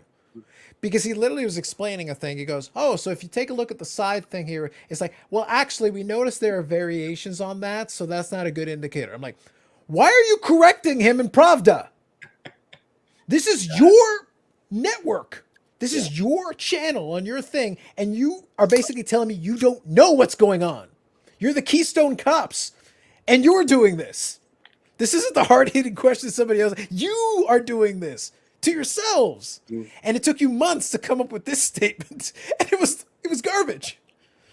What do you think this is what I wonder, and I wonder this about Beckett, and I wonder this about PSA, and I've asked the question, and I've never got an answer, but why do you think that why doesn't PSA, for example, now every card that they have received has been entered into their system? Yeah, sure. Every card. So that's it. And if you send a card now, if you send it down, they got it yesterday. Mhm. It comes into the system today. So they've got Right. that end figured out, that was a big challenge. Mhm. But why don't they just say how many cards they have and how long it's going to take until they do it? I don't understand why they don't, because I think that would answer. And there has to be a reason that people are thinking about. Is it because to protect the hobby? Is there too many cards? Are you referring? Sorry, you're referring to? You mean like giving a measurement about how many cards are currently in the system that haven't gone out yet? Absolutely. So that they know exactly. So PSA can say today, they can look on their screen and say, we have 3 million, 20 million, 30 million, whatever it is, they know that number. Sure. Yeah. What the actual backlog numbers, the real backlog number. Yeah. So what I don't understand is why they don't. And I've asked, I've never got an answer, but why doesn't them, or why does, I think Beckett just actually has boxes that aren't even touched yet. So I think that's the case from what I think the problem is that I got a delivery the other day, and I think those are stuff to get the stuff to get slabbed, and the problem is it's at my house, so I might have to send it back over to them so they can get it at their warehouse, because at this point they're just sending it out at random. Right. I think jokes aside, I think the exact same thought process that led them to botch something that is as simple. And we talked about it, and it feels like 100 years ago, but I swear it wasn't that long ago. Yeah. And they had the issue with the counterfeit slabs. They waited 3 months almost to finally make a statement of it. When all you had to say back then was, we're looking into it, we're getting some samples so we can take a closer look. We'll come back with more information once we have it. Mm-hmm. I'm not a PR expert, but that was really easy. That was like a really simple thing. You just say, hey guys, we're looking into it. We need to get them in hand, examine them, and we'll come back to you with some more information once we have it. Yeah. And then that buys you time. You can then do exactly what I just said, figure it out, and then come out with something you've prepared. Yeah. Not a random interview where you botched your own interview. Yeah. Because you couldn't manage that. Well, if you struggle with something like that, what on earth makes you think you're any good at logistics? I know. Logistics is harder. Logistics is what I just described was actually very easy, where a layman was able to come up with a very simple response that would have worked perfectly fine. I'm sure somebody could craft an even more perfectly worded, but that would get the job done. It would get you where you need to go. But now we're talking logistics. I know a little bit about logistics. I'm not a logistics expert. That's not my area of expertise. But I know what some of the challenges could be. And I can imagine at this point, one of the statements that was put in that article, one of the quotes, was that their biggest backlog on a certain item, whatever item's taking the longest, is 16 months. How is that acceptable? Considering your volumes can't be that high, who the hell's submitting? Yeah. How many cards are they actually submitting? So you've basically been sitting there like, is the stuff even coming out? And by the way, you still haven't solved the damn counterfeit slab thing. Have you designed a new slab? Have you done anything? Have you changed the label? Everybody's forgotten about everything that goes by, and they're just looking at the new. See, Bobby, maybe the secret is that's the problem. Maybe the problem is, so guys, we need to design the slab before we can send out the new one. Wait, you haven't designed it? I thought you were going to do it. There's the logistics backlog and China stuff coming over. Yeah. So. Oh, sure, yeah. That's another issue too. I think that might be a tie-in.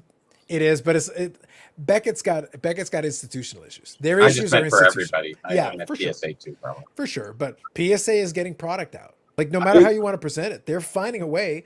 They might not be doing it as fast as we'd like, but there's lots of cards getting out. Mm-hmm. Like when they're at full capacity, they're pushing 40,000 a day. Yeah, that's a lot. Huge numbers. So I think that massive. Yeah, when I look at them and from understanding, and again, it's been almost close to a year now for me. I'm a 20-year customer since they started, but dealing with them, I think they have figured out, which is remarkable. And there was 1,000 mistakes made as well. But when you really look at what the logistics part of it, everything, their problem is graders. Mm-hmm. Very simple. That's the problem. Their graders can physically grade. So, but everything else into that, like the item entry is all done. People are like, oh, who cares about that? Was a big part of it. As soon as the cards are done and they're graded now, they're shipped out within, sometimes a day, sometimes 3 or 4 days max, but they got all that figured out. They just need more graders. and Sure. they're just not available. Very simple. They're training guys, they're trying, but they're just not there. Maybe Right. they're having a problem getting slabs. If they're doing that many per day, do you know how many they're bringing in slabs like before they're slabbed? Yeah, That, it would have that to, amount of plastic is tons every. Yeah. Well, you have to Every have week. basically you have to have millions committed. Like Yeah. you know already that you need million, no matter Yeah, what. but we've been incurring this problem with the stuff coming over from China, and the price of the containers have gone up exponentially, and the backlog. What did they have off of Vancouver, or what was it, California? They had 9 tankers parked out there waiting to come in. I'm with you. I'm with you on that, but I really don't think the lack of plastic is the pinch point here. No, I really do it's a think part. It's probably a sure, part of it. sure. I think they still have enough plastic to do what they need to do for a while. The problem is that physical capacity. It's kind of what Brad's alluding to. Is that Of course. we can send out XYZ. We can still only grade 40,000 a day. yeah. Or whatever that number is. Like that's it. That's like the max. I can't get you to grade 2 at once. no matter how, I can't make this any faster without having another body here. Yeah. To physically grade these cards and get them to the part where we put them in the plastic. Yeah. Until then, they're not going out. So when you go online and you follow the tracker, and I think anyone can do this. It's not just our back end that we have with them. Like when you see the card goes through all the stages, when it moves from grading to assembly, that's done a 24-hour period. That's done. Mhm. Like and then it moves to QA1 stage, which is where they do the quality set, and then QA2 is where they do that goes to the pricing specialist. Mhm. So it sits at QA2 until the pricing specialist Mhm. determines if there's anything in there that's not in the proper value.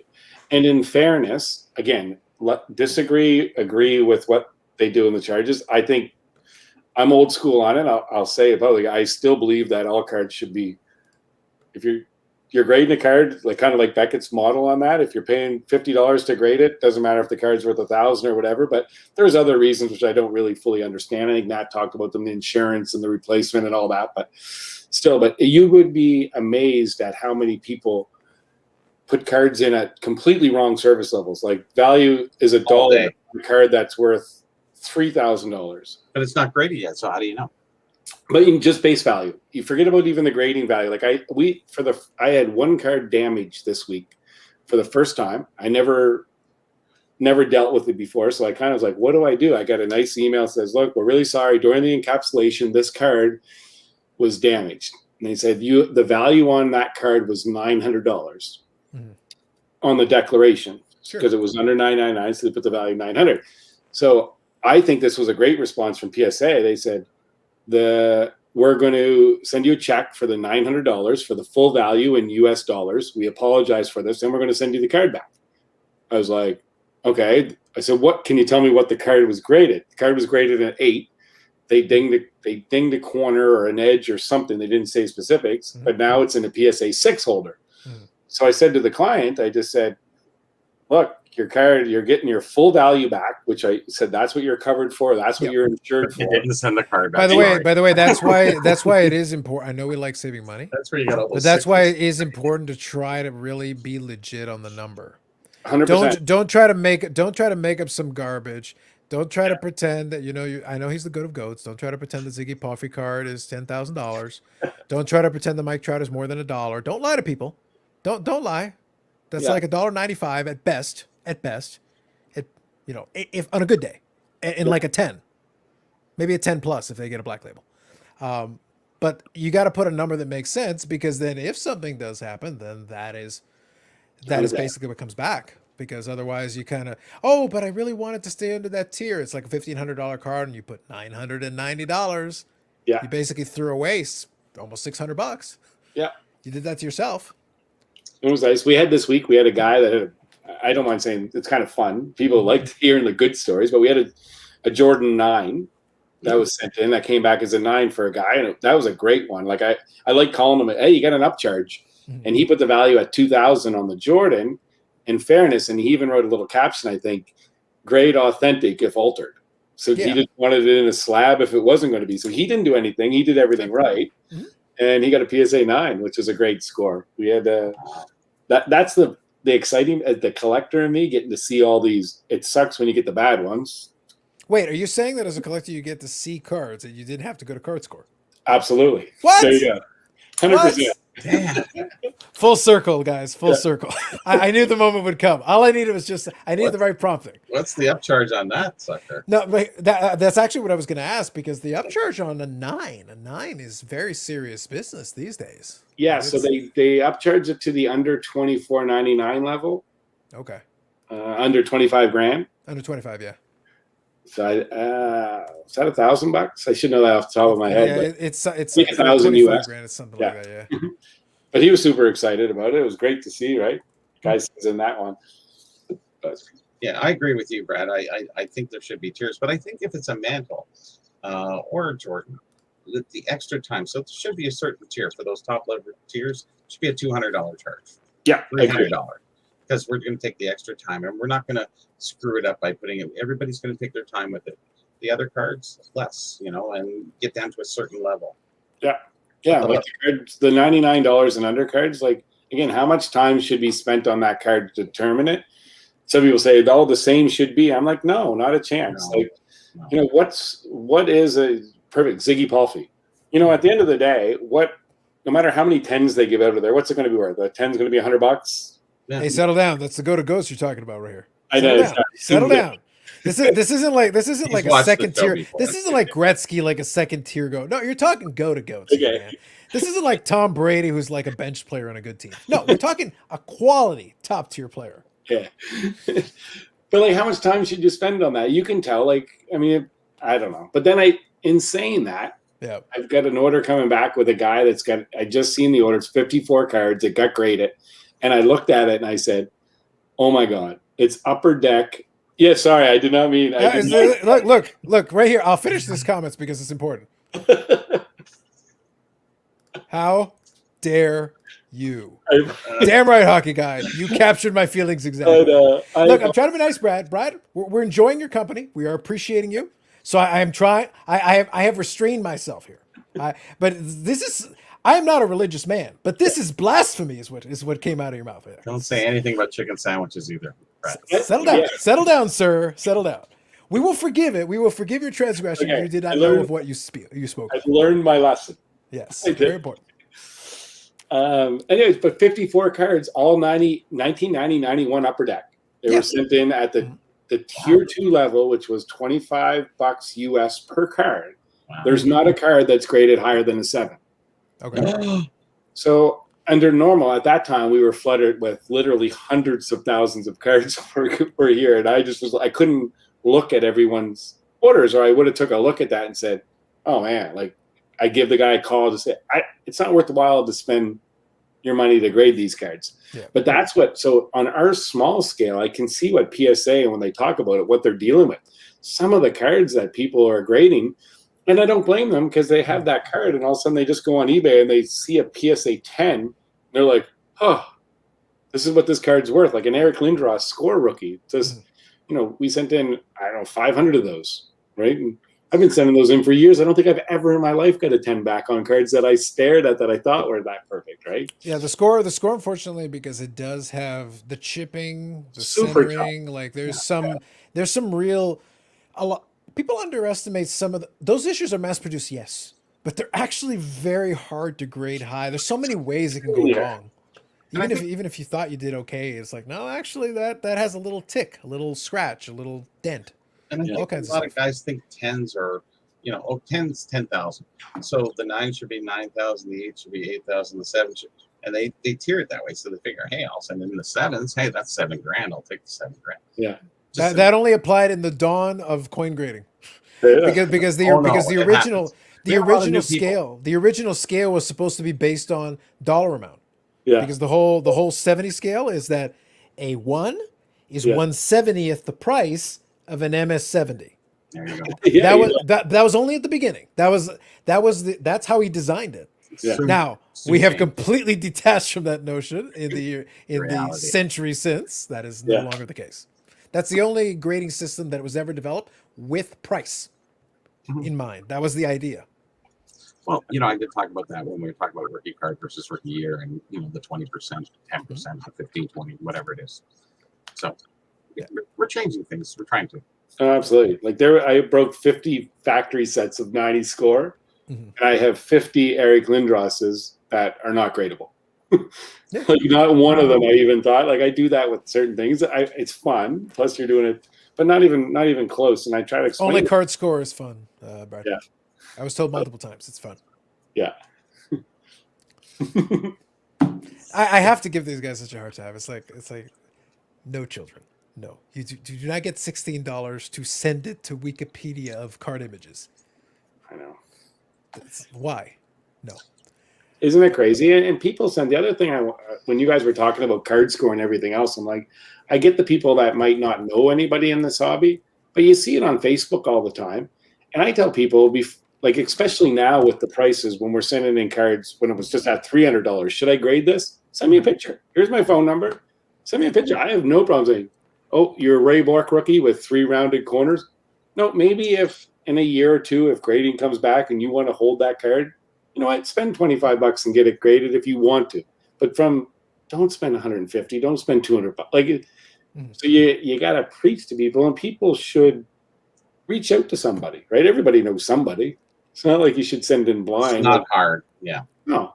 I don't blame them too much because I think part of it has come across the same way that everybody and their brother now has to give their opinion on everything or defend everything. Mm-hmm. People. The other part though is that there's a lot of folks who are like they'll be insistent and demanding. And Bobby knows this concept all too well. It'll be the people who like you really haven't had any correspondence with. They just come out of the blue and they go, "Hey, tell me about this thing." Like it's an on-demand service. It's like, no, that isn't the way this works. Mm-hmm. You could begin with, "Hi, Yeah. I'm so and so." Like, yeah, sorry to bug you, or hey, I just had a quick question. Could you take a look at this? I've been sent sometimes. They'll be like, "Oh, could you take a quick peek at this and tell me what you think?" That's fine. And it's once in a blue moon. If it's once in a blue moon, it's not a big deal. I'll take a moment and look at it. There are folks in the hobby who have the requisite experience to be able to at least give you an idea, a reasonable ballpark. Sure. Not going to guarantee anything, but you're getting what you pay for, which is nothing. So like, it's just an opinion. Yeah. But at least we've seen enough cards where it's like, hey, look, I can give you a little bit. I caught this thing right here in the corner. I can see this right here. I can see this right. I can give you a quick synopsis of if you're looking for a really high grade, this is probably, you're going to get knocked for this, this, and this. There you go. There's a little information for you. I was on another show last night, and Hockey Other Time shows. Machine. Yes, I know. Oh, I know. I've been cheating on you behind your back. Mm. It's Hockey Time Machine. It's actually just a group of the NHL alumni. Okay. I don't know. Brad, you've been on that before? No. Oh, okay. It's mostly Leafs and a lot of different other. Anyways, Exclusive to cards. they're not really card guys. They're more about the you got Lanny McDonald shows up and. But where's this? What platform Scotty is this Bowman. on though? Is it YouTube or? Yeah, it goes on YouTube, but we go through Zoom. Oh, so you go through Zoom and then it gets put on Zoom, and YouTube? then Gotcha. so I show up on occasion. I'm not sort of. I go to the luncheons. That's nice going to the luncheons once a month every Monday. I get to see Bobby Bond. I get to see all these hockey stars. It's great. And but because I'm the expert in my field, I get allowed to go there. Anyways, I've been going there for 10 whatever years. So they had this thing on last night, and these guys were talking. They're not card guys. None of them really know much about the memorabilia or the collectible side of the hobby. So I was mentioning, and they're telling me back, oh, I remember I had a gem mint set. Everything he said was a gem mint set. I sold it back in 1980 for $800 for this gem mint set. Like at Ray Bork, he said he got $800 in the 80s for it. And I went, who's paying $800? They weren't paying that for a Gretzky. Like, so the perception out there, as much as people, they know their stuff. He knew it was 80, 81. He knew, but didn't know his cards. Are you sure he didn't mean yen? He might have. Like this currency thing has been a real issue. Like it's really a problem. I know, but this is what we're dealing with out there. There is a lot of people. Like I told you, I get 10, 20 questions a week. Yeah, more than that actually. But and people. Most are nice, and every once in a while go, "Hey, what's this worth?" No, but that's why I used that you? specific example. That's why I was very specific in the example that I used. Is that I said, if you don't have a hobby network, and it's tricky to develop one, I understand. Like it's not an overnight thing. For a long time, I was very content and very happy to just operate in my hobby, just doing my own thing. I kind of had my head down, and I was just focusing on my own area, doing my own thing, and I'm very comfortable that way. Not everybody does that. and they like the gathering thing. I don't mind it, but it's one of those things that I also don't need it, so that makes me very comfortable in my own skin when I do my thing. It's a fun to have. It's an add-on, but if you haven't developed that network, then it's tricky to be like just reach out and say, oh, a question. The good news is we've got a lot of folks out there now who are willing to offer opinions. The bad news is we have a lot of folks out there who are willing to offer opinion, and a lot of them are grading on CardScore and don't know what the hell they're doing. Yeah. But they have an opinion. The good news is they have an opinion. But it's like, well, I don't know if you're qualified to do that right now. I appreciate the enthusiasm. Like that Ryan Nolan, the young man, their breakout cards. He's got the enthusiasm. He is developing the knowledge. He is starting to learn. He is already well ahead of his peers in his age group in terms of his knowledge and understanding of this. And you got to start somewhere. I started when I was in my early teens doing my research and thing. I had the benefit of being able to pick the brains of some great collectors who had already built these sets and these collections. So I was able to pick pieces off of that. And I spent most of my time at that point listening. I'll ask the question, they explain, and then I get absorb. Most of them are dead. Pretty much all of them are dead. So now he spends all his time talking Correct. about them. I just outlive them, and then I get to talk. That's it. That's how you do it. Yeah, they're all dead for sure then. Yeah. But yeah, actually, I even said that myself. Is we all have our sort of mentors that we've learned over the years, but we've also been. Now we are the mentors. At this point, at this stage, Brad and you and me collectively, we're 100-year-old man in this hobby, right? Yeah. So, we can look at it that way: is that we are going forward. That part. There's another part of that, which is the newer people, and if you're a Ryan Nolan or if you're a Card 2 collector, those are the new guys who are coming into the hobby. And I want to see them successful. And I like what they're doing. And I think LCSs are very important. We don't have anything in Toronto, that. Like, other than Legends, what else is there? Like Carlos. Well, I don't think we have Legends. This is Toronto. Everyone goes, oh, I'm coming to the show. Is there any other card shops? And I go, no. Well, I think even Legends closed, didn't it? Yeah. Oh, They cut it in half, and half was the Tim Hortons, and half was theirs. In fairness, the Tim Hortons probably made. They had junk because Sandy was there. Whatever, Sandy. Yeah. And he's got his own shop, and I haven't been there yet. It's in the West End somewhere. Yeah. But they don't have anything that I'm really looking for. But regardless of that, we have no shop. And you guys, Nova Scotia, you're going to have a great shop. Yeah. And here, Toronto, I'd love to open one. I've actually planned it for years and years and years, but I just need to win the lottery. That's all. Mm-hmm. And begging for tickets. So how much did I make on this show? Well, based on the peso conversion rate. Oh. Now, don't forget, you do have to pay fees when you convert the rate. So it's important you factor that in. Your best bet maybe is if you go on StarStock, maybe if you can find a cheap Luca. That might be your only hope. And then hope it grades a 10. If you get a StarStock A, and then you get a PSA 10, well, it'll cost you like 150 US to grade it out. So if you do that, then maybe do that about 50, 60,000 times. You got it. Volume is the key.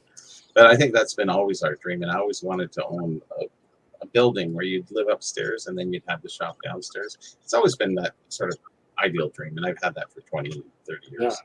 So it never came to fruition because it's kind of a silly idea. But you'd have to have quite a few $1 million in the bank just to sustain it. Especially I think at this point, if you didn't already have the inventory, the infrastructure, and the setup and everything, the cash inflow. So the idea was, well, you mentioned earlier, yes, you can do an LCS, but you better have some element ready. Oh yeah, absolutely. When Card Collector 2 started, he had actually built a business on selling online. He had actually established a reputation of actually buying and selling things online already. So it was just extending it into the physical space. Sure. Yeah. Let me get more inventory. Let me now put that into the physical space. I'm still doing the online deals, but then that's where now you're doing like the 18, 20-hour days because you're doing all the stuff in the shop and then you're selling online at night. You're doing auctions, sales. It never stops. You got to be making money almost 24 hours. You got to be letting the money roll in for a while. And people forget now too, the big thing I try to tell everyone, yeah, if you're just getting into it the last couple of years, when you buy product, you get your allocation, you sell it. But for the prior 20 years, 15 years before that, you'd put in what you wanted, and then you'd get it, and you get stuck with 90% of it, and then you'd struggle. Like my big thing at the Toronto Expo for the last 15 years was I'd go up with all my wax boxes. Adam Martin would come by from Dave and Adams and the guys, and I was just doing my best to get my money back.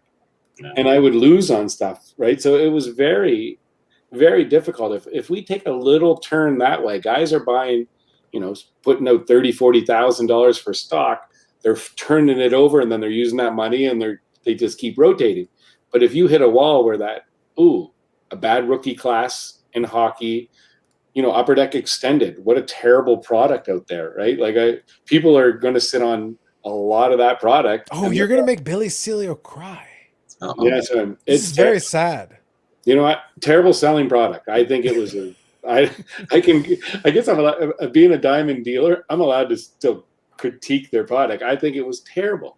Okay. Like I'm just trying now. I agree. I agree with you, by the way. I agree with you, by the way. Yeah. I'm not buying product day to day, but I still keep an eye.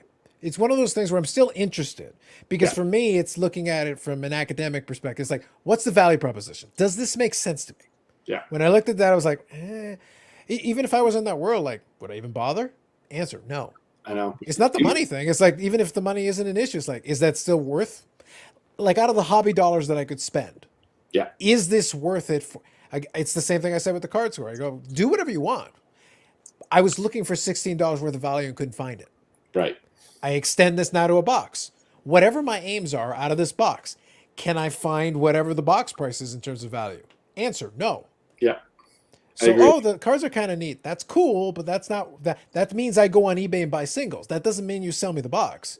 Those are two different things. If you go on Blowout Cards or Dave and Adams Card World, and if you just watch their prices and watch their daily deals, you can really get a judge on the whole market and all the sports on wax. All of a sudden today, I get an email from, I think it was Dave and Adams, and just their daily deal, and all of a sudden Upper Deck Extended went from $149 US a box to $89.99. Yep. So and you look at all the other products that they pick, and they're just like, okay, boys, it's time to move this stuff because it's sitting there, right? Yeah. So you really monitor that, and you get to look at all those little things like, oh, what's happening to that product? Well, That's smart. smart. The market. Them guys, they control the market, right? So And that's good research on your part. That's, you're looking at what's going on. That's following the trends. That doesn't take much more than a couple clicks, right? no, that's it. It's easy to see, and once it does, it's just like that. So it's good. But thanks so much, boys. I appreciate coming on. I look forward to if we want to do a PSA little chat, and what we'll do is this. So here's what I'll suggest, and thank you, Brad. It's been very insightful. We do appreciate it, and we will wind it down because I don't want to get there again. Not today. Yeah. Not tonight. We're almost there. No. But I want to go get my snack because I'm hungry. So I'm gonna do that. But anyway, I do want to thank you for coming on. I will reach out to you and we'll figure something out. What we'll do though is we'll arrange it in such a way where I will then give everybody some time to kind of think about and solicit some questions, because then we can kind of build off of that. We'll still do it in the live thing. We'll set it up and do the usual thing. But if we already have a couple of questions, we can start off with that, and it can create the conversation. Then people can come up with other stuff as we go along. Yeah, and I love the good questions. I love the answers. I love talking to people. I like the not confrontation, but I like the good questions. Like, hey, full transparency with me to the best of my ability. So it's fun. Now, before you go, I do want to ask you one question, since it's one of the newer products. Yeah. So, what do you think about Metal Universe? Just as a product, because right now, what it is, if you bought it pre-order, you would have gotten a certain price. But now the secondary market has come up on it quite a bit. The draws, the PMGs, and the different inserts, they look neat. Visually, looks cool. But what do you think about the product? I'm just not a fan. I just think PMGs is something that has been overhyped, and as a collector, I don't understand it. I shouldn't say I don't understand it. It's almost like a group of people decided we're just going to make these cool cards cool, and everyone's going to want them, and the price is going to go through the roof. I just sold a Shaquille O'Neal PMG graded PSA 6 for a guy. He brought it into the store. It was the red one, numbered out of 100. Okay. He goes, how much do you think I can get for this? I'm like, well, I know it's one of those PMGs. It's out of 100. It's got a little dent on the top. It was graded a 5. I graded for him. I said, well, we got to grade it first. And I looked at the guy next to me And I said, how much do you think this is a 30-year veteran of the card hobby? He goes, I don't know, $5, because he didn't know the PMG thing. He was like, what an ugly looking chipped up card that is. I said, it's probably about 20,000.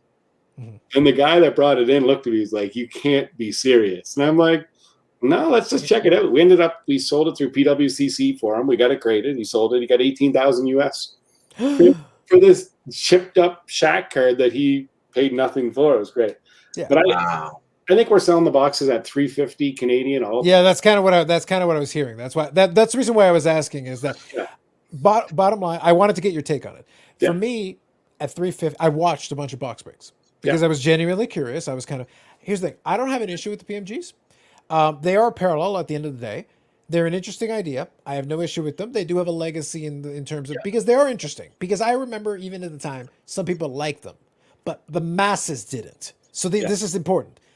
As time goes on, as value goes up, the people are like, oh man, these must be awesome. It's like, no, you think they're awesome because they're expensive. You don't think they're awesome because they're awesome. You think they're awesome. Look, Rink Collection is awesome. Yeah. Nobody's, it's Dufex. It's beautiful. Like some of the designs, it looks great. It's some of my favorite stuff. The value isn't there. It's not. You could build a set for a couple of $100 on a lot of these. And by the way, it would look spectacular and you'd get the best players and it would be amazing. The Gretzky's and stuff would cost you a little bit more, but like you could still put together a set. Yeah. And those are condition sensitive too.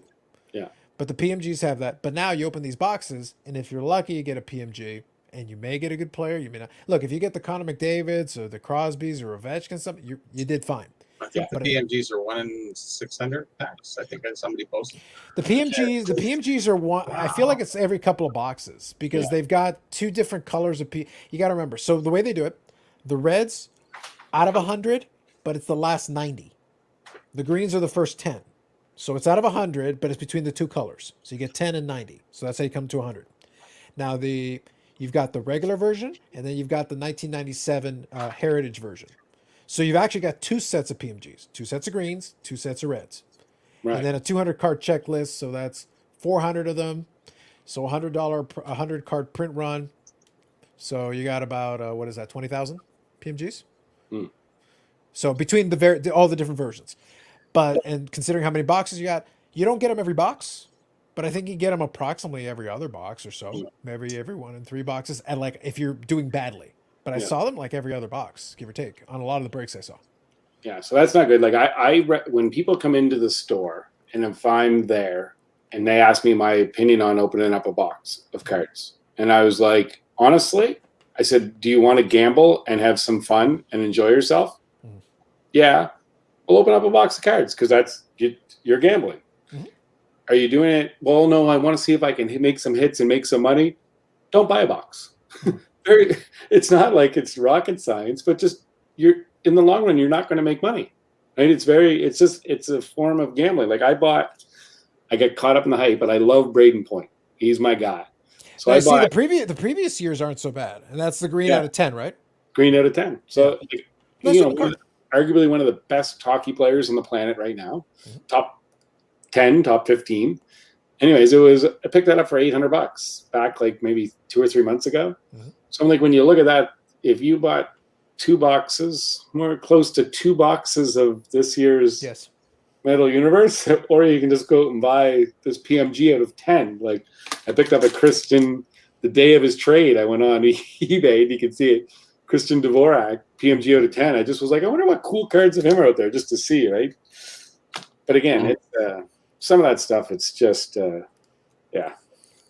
it's a lot. See, they're so off in the distance. I hear Bill Cilio sobbing.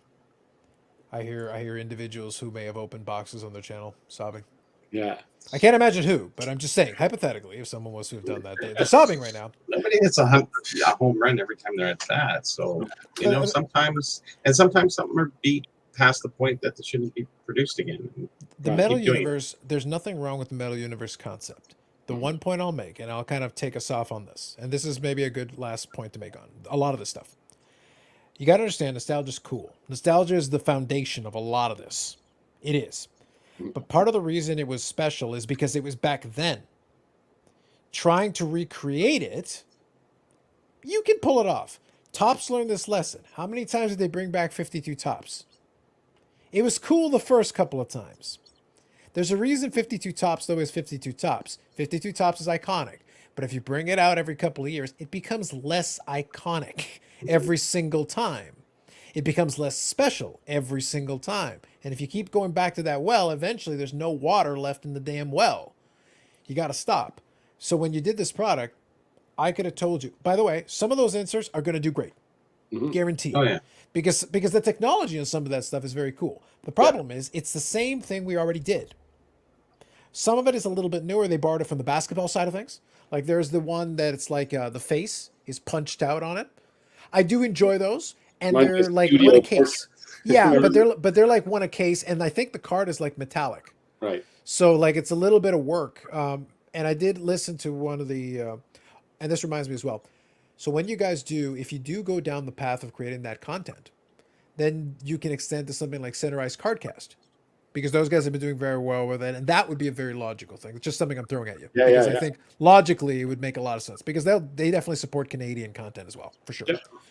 But and let us know, and I'd be more than happy to plug it when and if you guys do some of that stuff. Yeah, Be happy to. But the thing is, it's a cool technology, it's a cool looking card, and they kept them to about one a case. Because it's a case hit, it's actually really hard to get. So for the big players, you'll do great. But that's a really hard pull. It's one per case. You're not getting them all. You can open a bunch of boxes, pay $350 a pop. Nothing. A PMG of like a third liner. Okay, great, whatever. That's So what I saw today.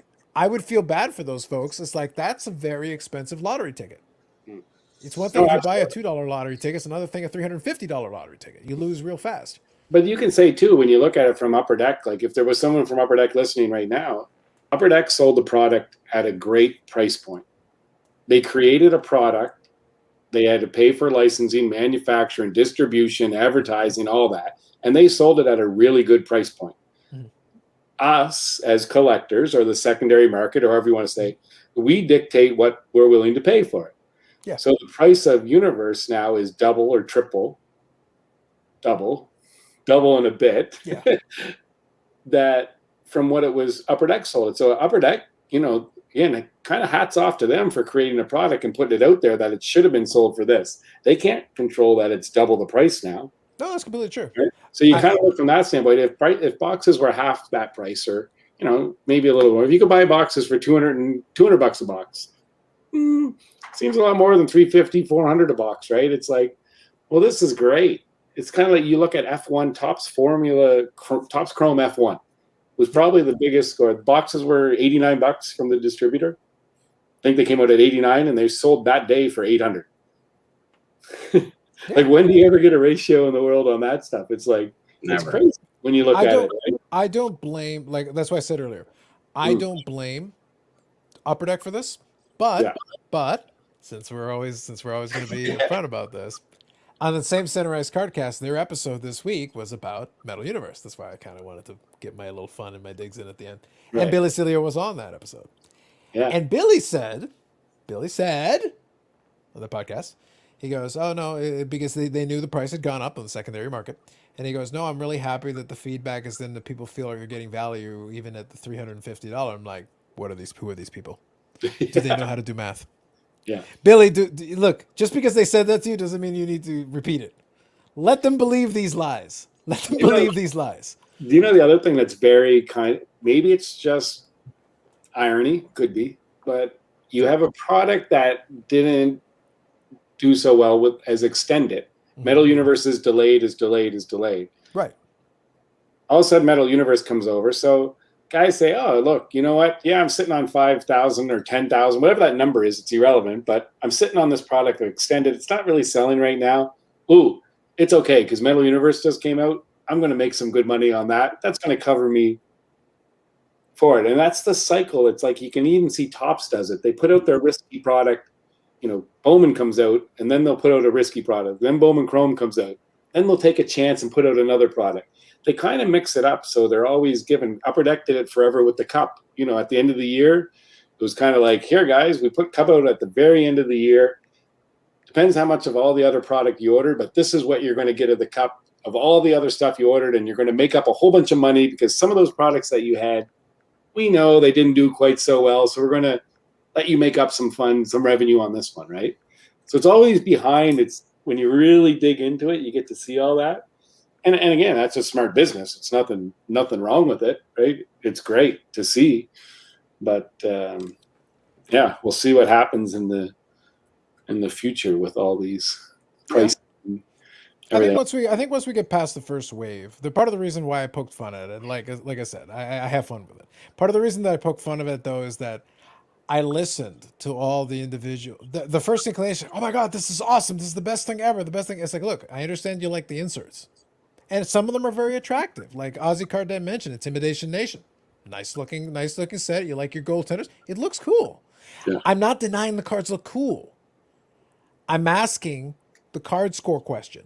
Do I get the value in what I'm opening relative to the price? Brad hit the nail on the head. At $200, I'm giving it a more generous look. I still think it's a little high, but it's much easier sell conceptually. I'll be okay, you're closer. I think you're closer. At the original pre-sale price of like 150, 160, okay, now we're getting closer. Now we're really getting close. We had this happen all the time, but secondary market, you can't control it. My favorite one was 2018 Prism Football. I bought the store around here had it late for a long time. They couldn't sell it. It was like 150, 160 bucks. I bought a box and I legitimately thought about buying a second, and I thought about holding on to the box. Now, past Carlos was a lot smarter than present Carlos. Past Carlos thought about this and he goes, I should probably just keep it closed and just see what happens. It might still be, I don't know now. It was upwards of 1,700 US. And I'm sitting like, I was right, but I wanted to open the damn thing. Now, here's the thing. At the price that I paid for it, I made my money back in that sum. Yeah. Because I bought it at the original, I bought it at the price where they were like comfortable selling. So at 150, 160 bucks, it's fine. 1,700, you're dead in the water. Yeah. There's nothing you can pull out of there that's going to be $1,700 worth of value. So let them pay that price. But at 150, 160 bucks, yeah, it's fine. And I did okay on it, and I actually made money on it. I actually got my money back, and I still have a bunch of the cards. I still have the Josh Allen rookie. And I sold the other stuff. So I did okay.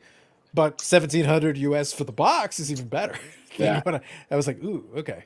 Fair Look enough. at that roller coaster from this year's Prism basketball. So I get my 2 boxes from my distributor. Yep. Just 2 single. I pre-ordered 50 cases. I always do it as a joke, but I get two boxes. So I think, I don't know if it was $700 a box or whatever it was. Then I ordered 2 cases from the US at $2,000 a box US. Okay. So I bring them in, we sell them at $3,000. Then all of a sudden it drops to $2,000 US. Then it drops to $1,800. This all happened within like a month and a half.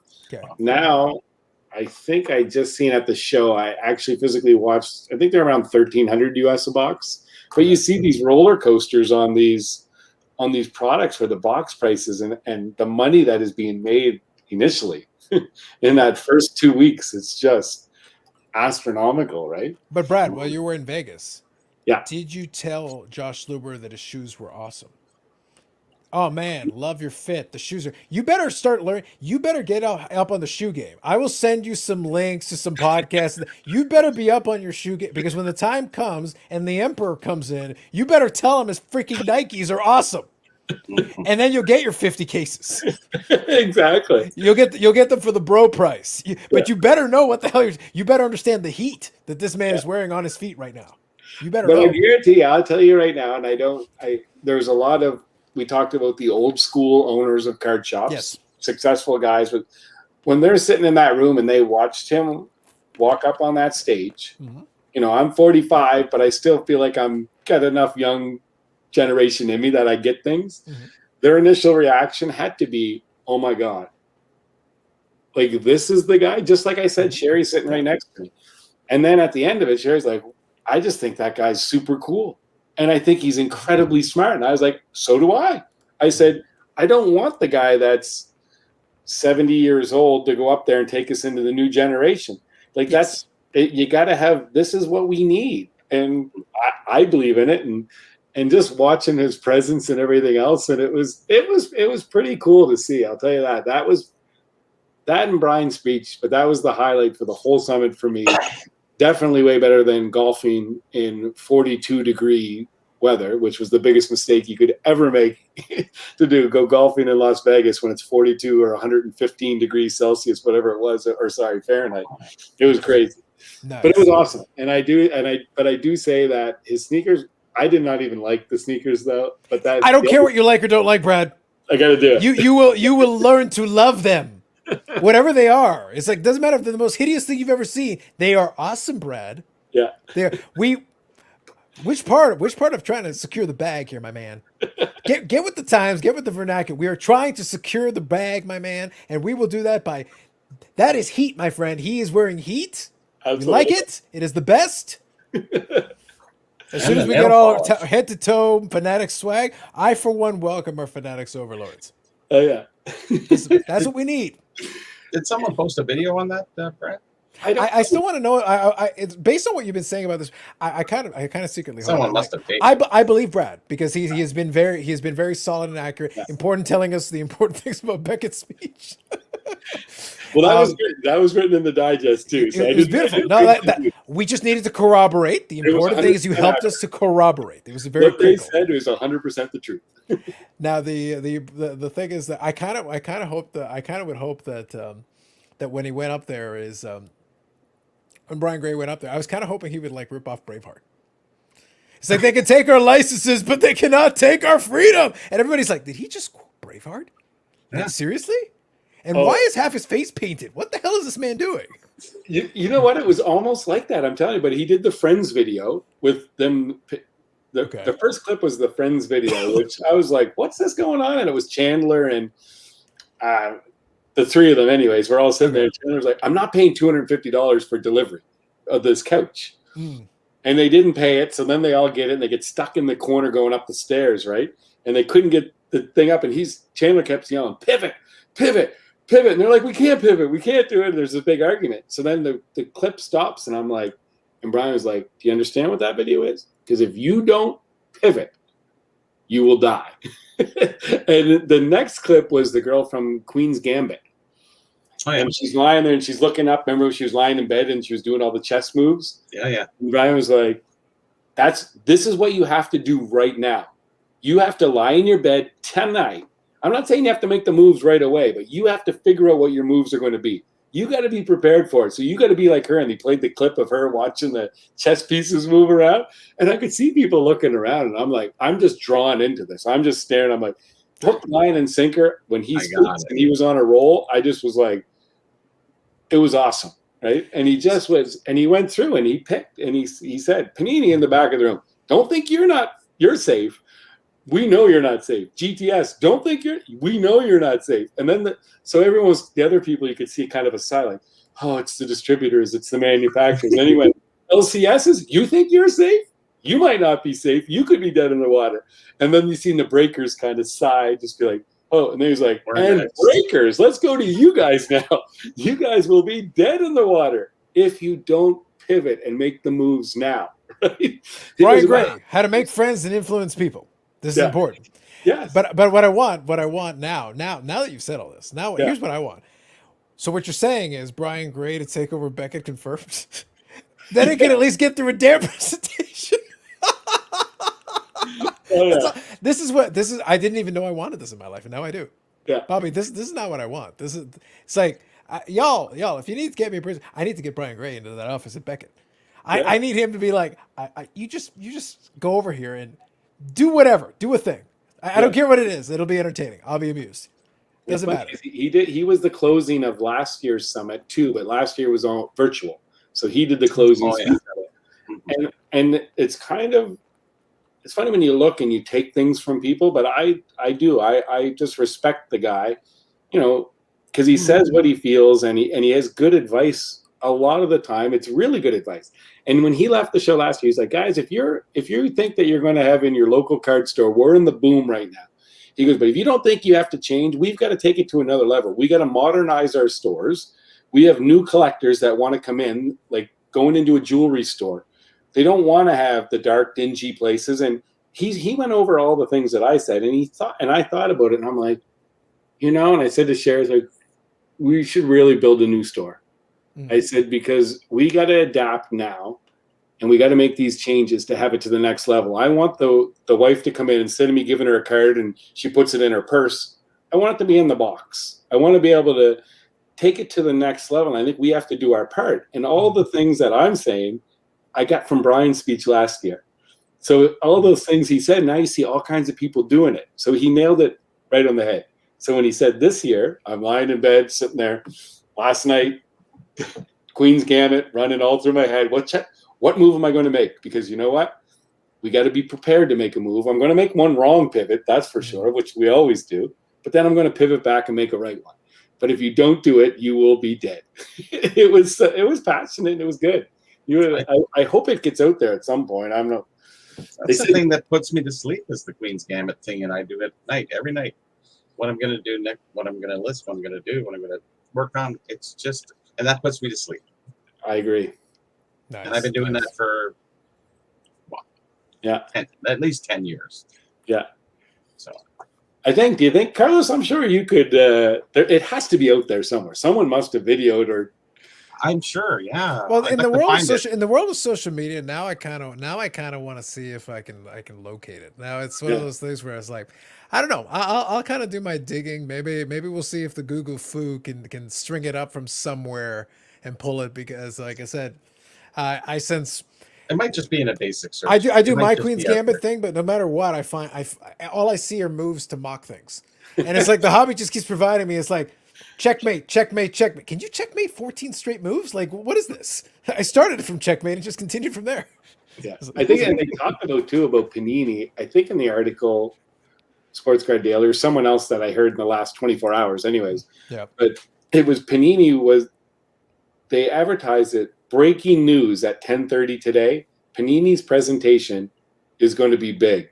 This is going to be like, so everybody that was at the summit was in the big room. Like, it was packed. And they're like waiting for Panini, and they got all their staff, and it's like, wasn't it just UFC? Weren't they just talking UFC basically? They didn't say anything about anything except for UFC. Like, yeah, that's what I thought. That's what I heard that. Yeah, I was like, what's going to happen? Like, oh my God, there's going to be breaking news. Did Fanatics just buy Panini, or did Panini just buy Upper Deck, or like something's happening, because they kept saying you got to be here for this, and I was like, like, not anything. Yeah, they're really not getting it. And the problem is they didn't respect the heat. Yes. Brad's got time. He's got time to do some research and learn. Yeah. Like I said, you must respect the Overlord. Respect. But they clearly did not. They did not respect the heat. They said, "Oh, nice Pumas." Now they're excommunicated. They're out. Off with their heads. It's done. It's over. The other thing that would be good to see that power panel more so. I mean, everyone was good up there. I mean, Ken Golden. You know, we gotta get one of us on the power panel. Yeah, we gotta get on this freaking power panel. Yeah. But I wish I could remember more, about how Josh Luber said everything. But he was asked some specific questions. He took control, and when you've got all these people in the room just staring at you, just going, "This is the Overlord. This is him." Yep. And he was so cool and just relaxed. And he was like, "Well, you're going to hear some things like over the next few months. Yeah, you know, we're going to do some things, and things are going to be interesting. I know you guys want me to talk about the things we're going to do, but I can't really talk about the things we're going to do." Like, it was very well done. Like I said, it was. I'll say Josh Luber has a little bit of trolliness in him, which I appreciate. He's got a little bit in there, because he went on the crossover right after the whole thing fell. Literally, he was right there, and Josh was literally like, "Tell us anything." No, he was literally like, he just left it right in the open. He goes, "Anything you can tell us." And he goes, "You know what I was thinking? I was thinking it'd be kind of cool if you did like sticker autos, but they were just stickers, and then you could like stick them on anything." And then all the people in the panel like, it's like literally he's just screwing with you now. Like, that's why I say, like, you know what? I'm starting to like you, Hobby Overlord. You deserve the praise we will give to your shoes after you give me the big check. The point is, seek me the big check. But I'm appreciating I'm picking up what you're putting down. Yeah. I'm liking it. I'm just saying, I'm liking it. I agree with you 100%. All right. So I'm stopping it short of 6 hours. We're stopping it right now. Boys, thanks so much. Thank you, Brad, for hanging out. Much appreciated. Some great fun. We'll definitely have you on. It was a great conversation. I enjoyed it very much. Absolutely. Thank you for the chat. Really good comments. Fantastic. Aussie Card Dad, thank you for filling in some of the basketball stuff. I knew some of it, but you clarified it, so I do appreciate that. Hockey Card Guy, Paul, all the regulars that were here throughout the evening. Name as well, of course. Absolutely. Do appreciate you all contributing to the chat. It's been a really good night of conversation. Some great again, another slow news week. Go Just figure. another, like, I don't know what we're gonna keep doing with these slow news week, Bobby. Like, it's bad. What if it gets busy? then we're gonna finish in 45 minutes. Pretty much it. Shut her down. We're done. At least until the Fanatics money comes through. Then we'll add a second hour. How big is your store now going to be, Brad? Yeah, probably 5 weeks. Or sorry, what? Square footage. 3,500 square feet That's a lot. Solid. Yeah, that's Yes. good. in a mall, all brand built. Oh, in a mall. Yeah. Oh, nice. So you've got security all taken care of. That's awesome. Security that was my number one decision. Right? That's what I always said. If you're going to open in a mall or live above it. Absolutely. Yeah, So. smart. Great. Perfect. Absolutely. It's a big mall. That's like a Zellers. Hey, we'll follow the progress of Brad as he starts to build it up. But like I said, I did say that sincerely, and I know, and I'm glad you're thinking about it. Content, I think, will be one of the verticals that you'll want to add in. You don't have to host it yourself, but to your point, just having your name associated with it, being a part of it, becoming an entity in and of itself separate, that can only do good things. Yeah. Only good things. Absolutely. Yeah. Thanks, fellas. I appreciate everything, and you guys enjoy the rest of your night. Absolutely. Thank you to everybody. Have yourselves a good night. Enjoy the rest of your weekend. Good night, all. Good night.